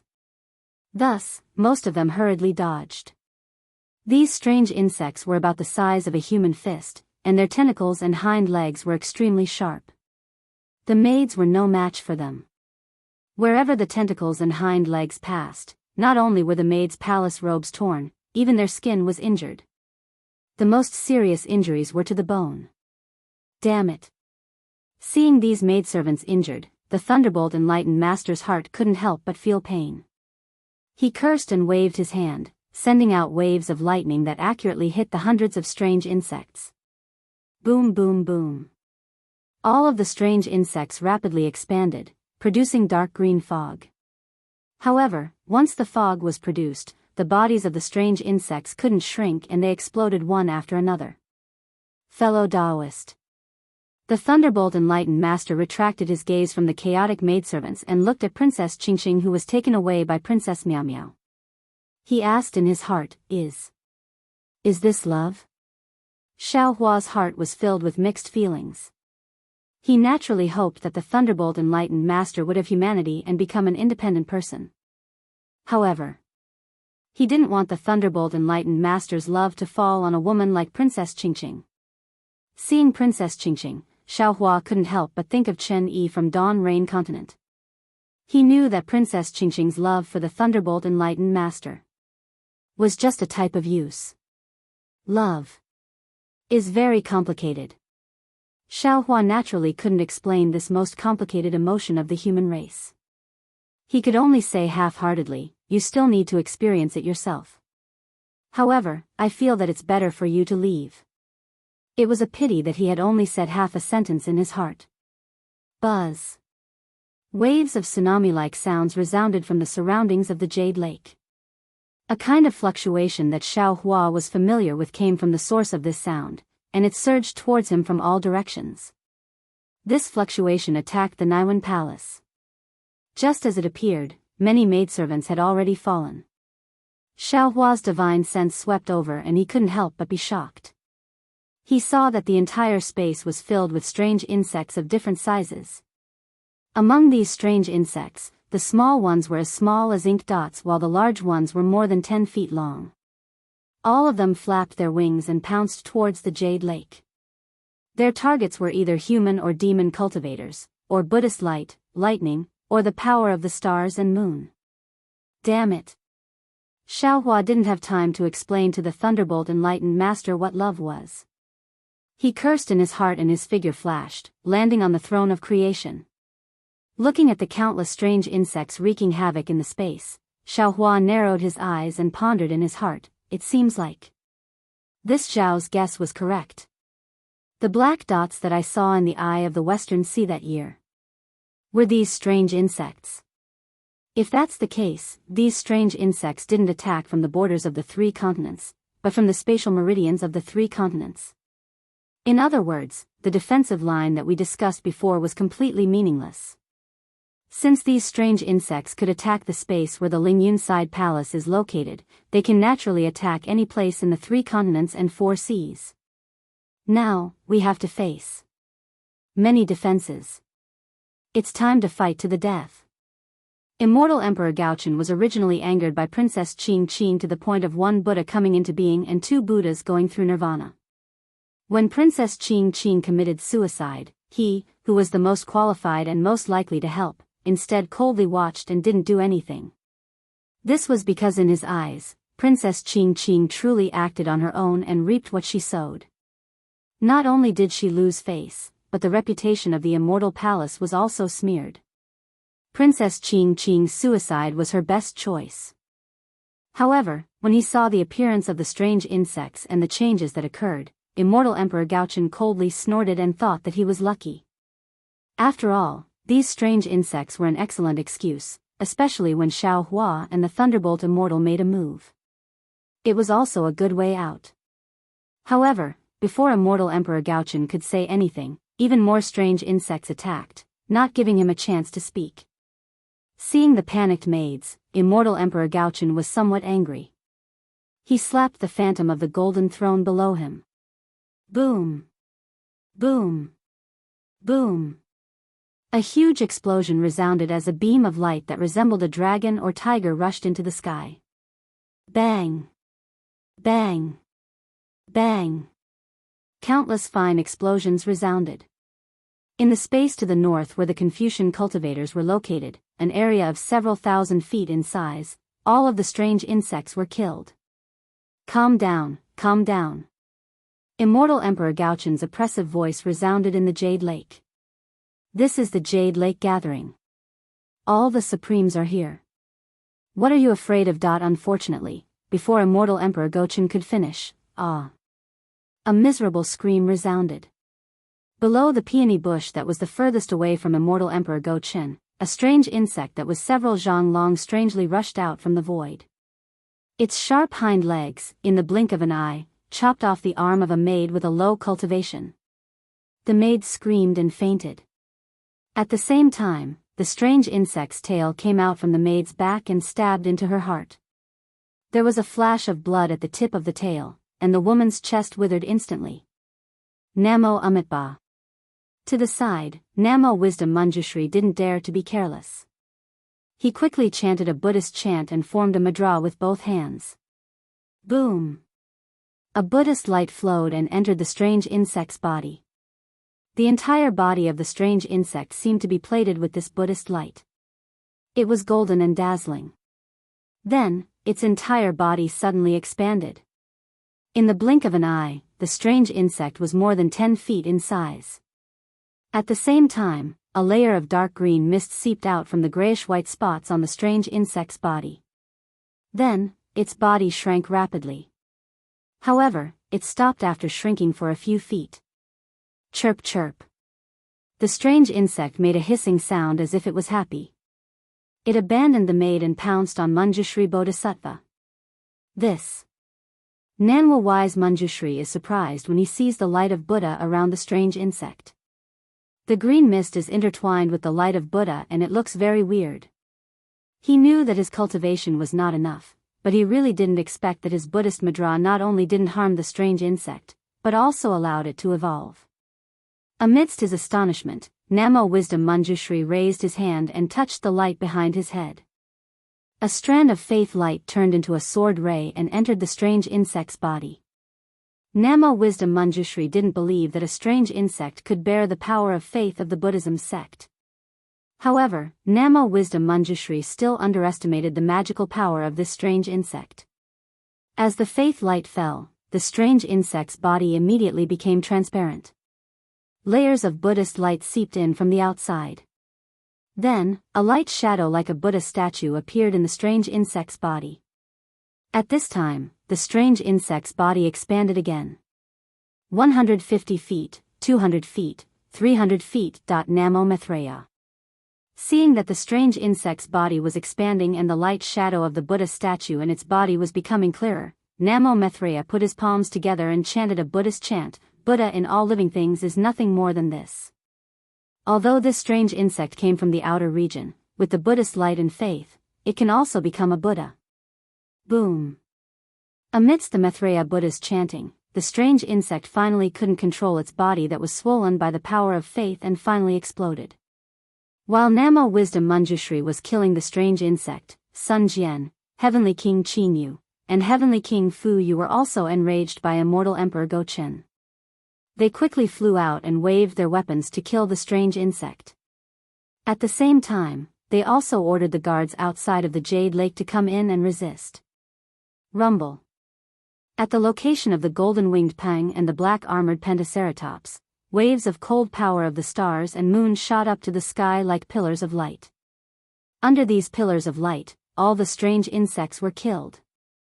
Even the Armageddon strange insects that were attracted by the light pillar of stars and moon rapidly expanded and exploded when they came into contact with the power of the stars and moon. If the pillars of light of the demon race's great saint were so powerful, then there was no need to mention Xiaohua's lightning. The lightning was like tens of millions of flying swords and instantly killed all the strange insects south of the Jade Lake. Although the Dragon Island and the Buddhist sect also used their methods to kill most of the strange insects that appeared before the Immortal Palace, the Great Sage Hall, and the Fortune Gate, the strange insects seemed to be endless. They rushed out of the void like moths to a flame and pounced on the divine abilities of the Supremes. Immortal Emperor Gaochen's expression was very ugly. After he shouted, "Calm down," he didn't say anything else and only watched everything that was happening at the Jade Lake with a heavy expression. Of course, the immortal soldiers and generals of the Immortal Palace were also well trained. At the beginning, it was only the maids with weak cultivation who panicked. After the immortal soldiers and generals appeared, they began to organize an effective defense and gradually killed the strange insects. Your Majesty. Xiao Hua urged the lightning to protect the southern region. Seeing the countless strange insects flying out, he thought of something and said with a smile, "Earlier, I told you about the strength of these strange insects and also mentioned how to kill them. I'm sure your Majesty can see that the Supremes didn't believe me. Now that these strange insects have come to disturb the gathering at the Jade Lake, isn't this a chance for us to test them?" Humph. Immortal Emperor Gochen snorted coldly. It was obvious that he still held a grudge against the Thunderbolt Immortal. However, after he snorted, he said, "Heavenly King Qingyu, set up the formations. Use the Cloud Mist Formation, the Tiger Roar Formation, and the Flying Crane Formation to deal with the attacks of the strange insects. Let's see how strong these strange insects are and what methods can be used to kill them." "Yes, Your Majesty." Hearing this, Heavenly King Qingyu didn't dare to be negligent and hurriedly ordered, "Everyone, release the Cloud Mist Formation." Yes. The immortal soldiers and generals blocked and killed the strange insects while flying and forming an origin formation. As soon as the origin formation was formed, countless mighty pillars of qi fell from the sky. Layers of clouds emerged from the nearby space and shrouded the strange insects like clouds. Swish. Swish. Swish. Wherever the clouds passed, it was as if thousands of guillotines were chopping down. The strange insects that were enveloped by the clouds were all cut in half. The corpses of the strange insects fell down like leaves. "I don't think this will work," Xiao Hua said indifferently. "Not necessarily." Immortal Emperor Gaochen replied coldly, "My immortal palace's cloud mist formation. Unfortunately, before Immortal Emperor Gochen could finish his words, rustle rustle rustle. The millions of insect corpses that had yet to fall into the Jade Lake suddenly emitted strange ripples. Then, the two halves of the insect corpses came back to life. These shapeless insects formed a formation and like a black fog, they fell onto the Jade Lake. Zzz. Strange noises appeared again as the space above the Jade Lake began to shatter. These strange insects were actually devouring the heaven-earth origin qi and other things attached to the space. The East Sea Empress frowned and raised her hand to summon the Jade Lake's waves. However, Immortal Emperor Gaochen ordered indifferently, "Don't be hasty. Don't kill them yet. Master Xiao Lei is right. The strange insects attacking the Jade Lake is indeed a disappointing matter, but it is also a rare opportunity. Everyone here is the supremes of the various sects, so there is no suspense about the outcome of this battle. Let's see what kind of ability these strange insects have to destroy the world." "Yes, Your Majesty." The East Sea Empress nodded and stared at the strange insects above the Jade Lake. The insects were densely packed and most of them were only a few inches in size. However, as Immortal Emperor Gaochen spoke, these strange insects had already devoured the space. Waves of strange ripples came from other parts of the space as the heaven-earth origin qi automatically repaired the spatial cracks. Strands of grayish-black light appeared above the Jade Lake's waves. When the light appeared, some of the strange insects were sucked into the light and disappeared. However, even more of them flapped their wings and pounced on the Jade Lake's waves. Chirp. Chirp. Chirp. Like silkworms devouring mulberry leaves, the Jade Lake's waves dropped by half a foot. Chirp. Chirp. When the strange insects recovered, they screeched and rushed into the sky again. They either pounced on the immortal soldiers and immortal generals or the pearls formed by the heaven-earth origin qi. None of them were quiet. Heavenly King Fu Yu's expression slightly changed when he saw the strange insects rampaging again. He looked at Heavenly King Qingyu and waved his hand, ordering, "Brothers, set up the Tiger Roar formation." Yes. The immortal soldiers and immortal generals received the order and moved their bodies to change the formation again. A moment later, a tricolored origin formation appeared above the Jade Lake. Roar. A roar came from the origin formation as a shadow that was several thousand feet tall flew out with the roar. This shadow looked like a tiger but was not one. It had a pair of wings on its back. The moment this shadow appeared, thousands of vast chi pillars fell from the sky. Then, the shadow gradually solidified and pounced on the strange insects that were like black clouds. Wherever this tiger's shadow passed, the space was also torn apart. All the auras were disturbed as a chilling aura shrouded the nearby area. Unfortunately, the strange insects that were shrouded were not afraid of death. As soon as the tiger-shaped shadow solidified, they began to fly toward the shadow. Even the strange insects that were not shrouded were attracted by the aura of the Great Spirit Pillar. They spread their wings and flew out. Puff! Puff! Puff!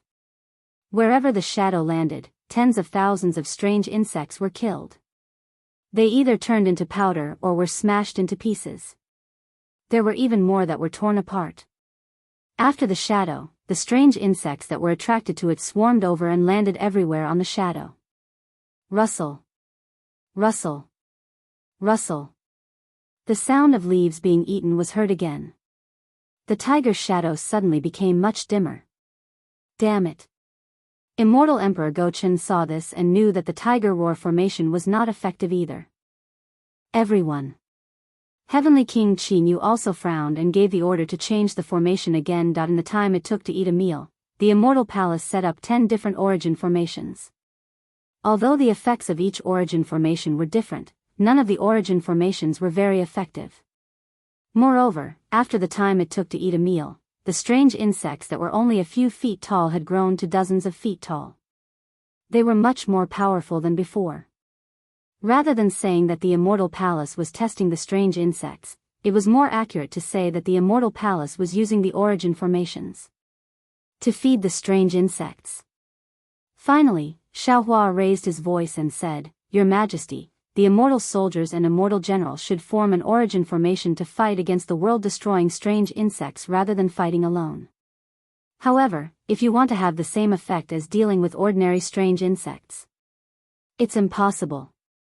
Based on my previous experience of fighting against strange insects, I'm afraid that I can only use the heaven and earth essence energy that exceeds the absorption limit of the strange insects to stuff them to death.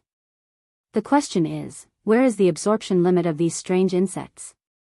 Aoe also frowned and said, "Back then, after the strange insects appeared in the stacked Jade Legacy realm, the elders of my dragon island also discussed this matter. According to the description of the escaped dragons, this thing seems to be even more powerful than Long Sea. The damage of the body and the attacks of Dharma powers are all ineffective. Only the dragon aura can explode it. Everyone, please wait a moment." When the golden-winged roc heard this, he said, "Let me see if this strange insect can devour the power of the stars and moon." As he spoke, the golden-winged roc waved his wings. A thumb-sized pillar of starlight and moonlight emerged from his body and pierced towards a strange insect like a sword. Sage Rock. The Lord of the East Ocean, Ao Qian, did not know whether to laugh or cry. He pointed at the demon mountain peak with his dragon claw and said, "Why are you testing it? Aren't there already thousands of strange insects devouring the pillar of starlight and moonlight above your head?" Boom. The golden-winged roc naturally ignored Ao Qian. The pillar of starlight and moonlight landed on the strange insect. The strange insect also suddenly expanded and produced a dark green fog. Its body slowly shrank. It was obvious that it was devouring the pillar of starlight and moonlight. However, in just a moment, the strange insect's body exploded. "Damn it, this is troublesome." The golden-winged roc shouted, "It's not a problem for me to kill these strange insects. It should not be a problem for those demon kings and great demons, but what about ordinary demon generals? This strange insect really has the ability to destroy the world." Xiaohua smiled coldly and said, "Of course. Otherwise, how could we have seen the apocalyptic warning sign when we were in Longevity Town? Even if it has the ability to destroy the world, so what?" Immortal Emperor Gaochen was still disdainful towards the strange insect. All living things in the world have the ability to reinforce and counter each other. Although these strange insects are powerful, they definitely have a weakness. It's just that we don't know about it. Moreover, within the 3 continents, the strongest is at the peak of 9th level essence energy. no matter how many of these strange insects there are. At this point, Immortal Emperor Gaochen was suddenly shocked. He seemed to have thought of something and shut his mouth. What Immortal Emperor Gaochen thought of, Xiao Hua and the others also thought of. Everyone's expression changed. After all, there were too many strange insects to count. Who could guarantee that there wouldn't be any monsters at the peak of 9th level essence energy? If there were only 1 or 2 peak level strange insects, they would not be afraid. However, with so many strange insects, how many peak level strange insects would appear? At this moment, everyone had some understanding. Just these low-level strange insects might not be able to trigger the apocalyptic warning sign. There must be many peak-level strange insects appearing to trigger the apocalyptic warning sign. Namo Maitreya Buddha. Namo Maitreya Buddha placed his palms together and said, "My Buddha is merciful. There is a Tao in heaven and earth. There will always be a trace of life in the midst of all difficulties. Although these strange insects are powerful, Your Majesty is right. Heavenly horses also have a weakness. Today is a good opportunity. Let's take a look at these strange insects and see where their weakness is." When he heard up to here, Xiao Hua suddenly thought in his heart as he recalled the strange mosquito he'd encountered in the exquisite pagoda that overturned illusions while he was in the ruins. That day, when Xiao Hua subdued the mosquito, he asked it a question. That question was, other than using more heaven and earth essence energy than you can bear to make you explode, other than your natural enemy, what other methods are there to kill you? The reason why Xiao Hua asked this question was because he had encountered a strange insect before. The strength of the strange insect made Xiao Hua shudder. Therefore, when Xiao Hua saw a mosquito that looked similar to the strange insect, he couldn't help but ask about it. That mosquito didn't seem to be willing to answer, but it was forced by Xiao Hua to say a few methods. At that time, Xiao Hua secretly shook his head. He felt that those methods were too harsh. The reason was that to kill the mosquito, it needed a different kind of heaven and earth essence energy. Because strange insects like the mosquito and the strange insect ate heaven and earth essence energy, they could devour all kinds of heaven and earth essence energy. Who knew what kind of heaven and earth essence energy was different to them? Therefore, Xiao Hua let the mosquito go. Now, when he encountered the strange insect again, Xiao Hua naturally thought of this. However, with all the sovereigns present, the heaven and earth essence energy, the righteous energy, the power of the stars and moon, the power of faith, the Buddha's light, and so on, they all appeared at the jade pool. These strange insects also had a strange appetite. They devoured all kinds of true energy, so they weren't afraid of having a bad appetite. However, since this was a method to kill the strange insect, Xiao Hua couldn't not tell the sovereigns. Therefore, Xiao Hua hurriedly said, "Everyone, since these strange insects devour true energy, we can only rely on true energy to make them explode. Then let's think about it another way. If there is any true energy that the strange insect can't devour, wouldn't it be killed?" Wonderful. The golden-winged great pen clapped and shouted, "Dragon Teacher Zhao's idea is really unimaginable. Let me think. Besides the power of the stars and moon, what else do I know?" Coo. As the golden-winged great peng spoke, his entire abdomen suddenly emitted a strange sound. Then, the golden-winged great peng opened his mouth again. Woo! A demonic energy mixed with purple and gold rushed out, piercing through the void and directly piercing into the shell of a strange insect that was a few feet in size. A cluster of red lotus hellfire flickered, and the power of reincarnation fell on several strange insects. Boom! Where the red lotus hellfire fell, the strange insect's shell was immediately ignited. GG.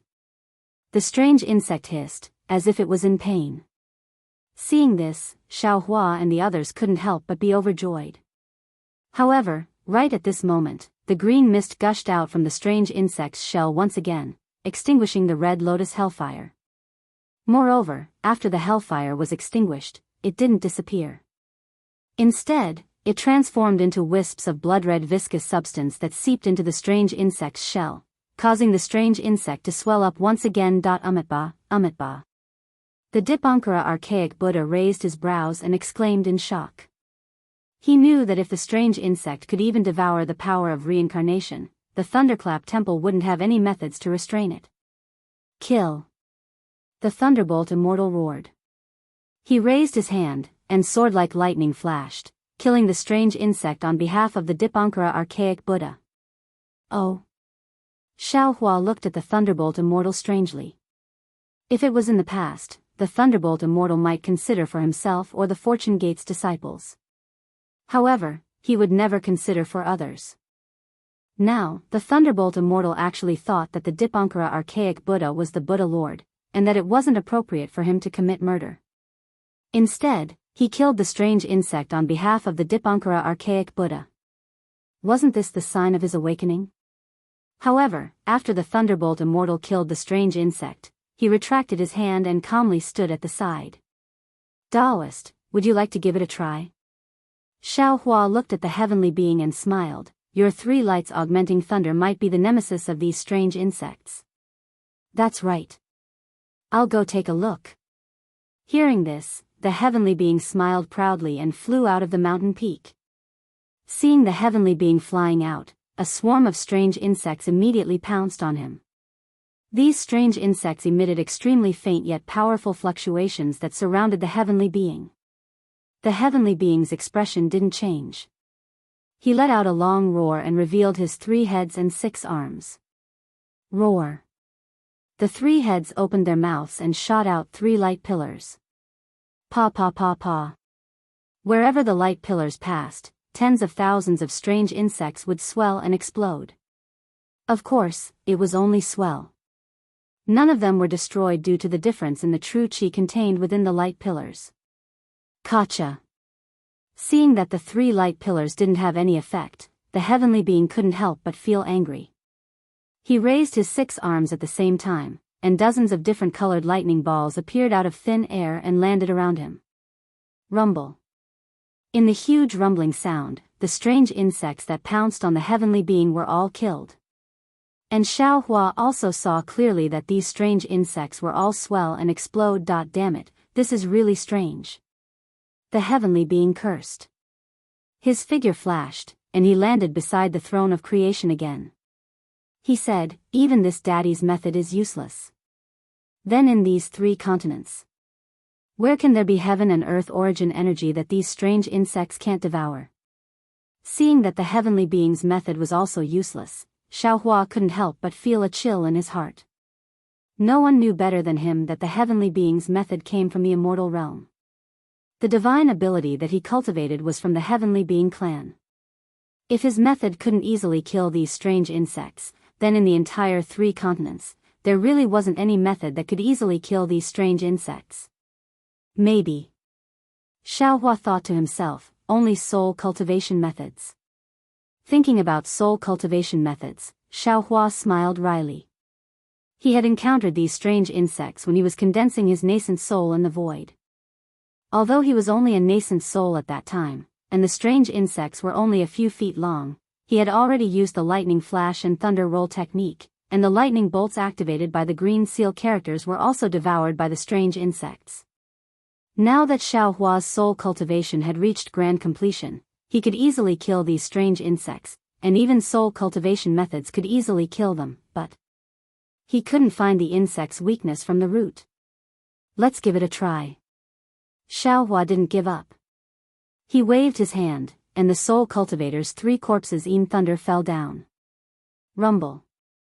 The strange insects in the distance were killed, but there were no signs that they would be destroyed upon contact. Clearly, this was not a method that Xiaohua wanted to use. Then Ao Qian, the black-armored Pentaceratops, Maitreya Buddha, and the world's sovereign all used their own secret techniques to investigate, but unfortunately, it was not ideal. Take a look at my methods. Immortal Emperor Gaochen saw that everyone was somewhat helpless, and finally said, after my immortal palace obtained the 5 Qis origin technique, I also benefited a lot. The 5 Qis of my Confucian cultivation are the foundation of heaven and earth, the foundation of humanity, so it must be different from ordinary heaven and earth origin energy. Your Majesty's words are reasonable. Xiaohua gave him a high hat and said with a smile, I will wait for your Majesty's methods. Humph. Immortal Emperor Gaochen raised his hand and patted the crown on his head. Boom. A 5-colored chi pillar gushed out, and then the 5-colored chi pillar brushed down from the sky, turning into hundreds of thousands of tiny chi pillars. These chi pillars were like needles that pierced into the bodies of the 100,000 strange insects. Woo! The 5-colored chi entered the bodies of the strange insects, and the bodies of the strange insects immediately swelled up.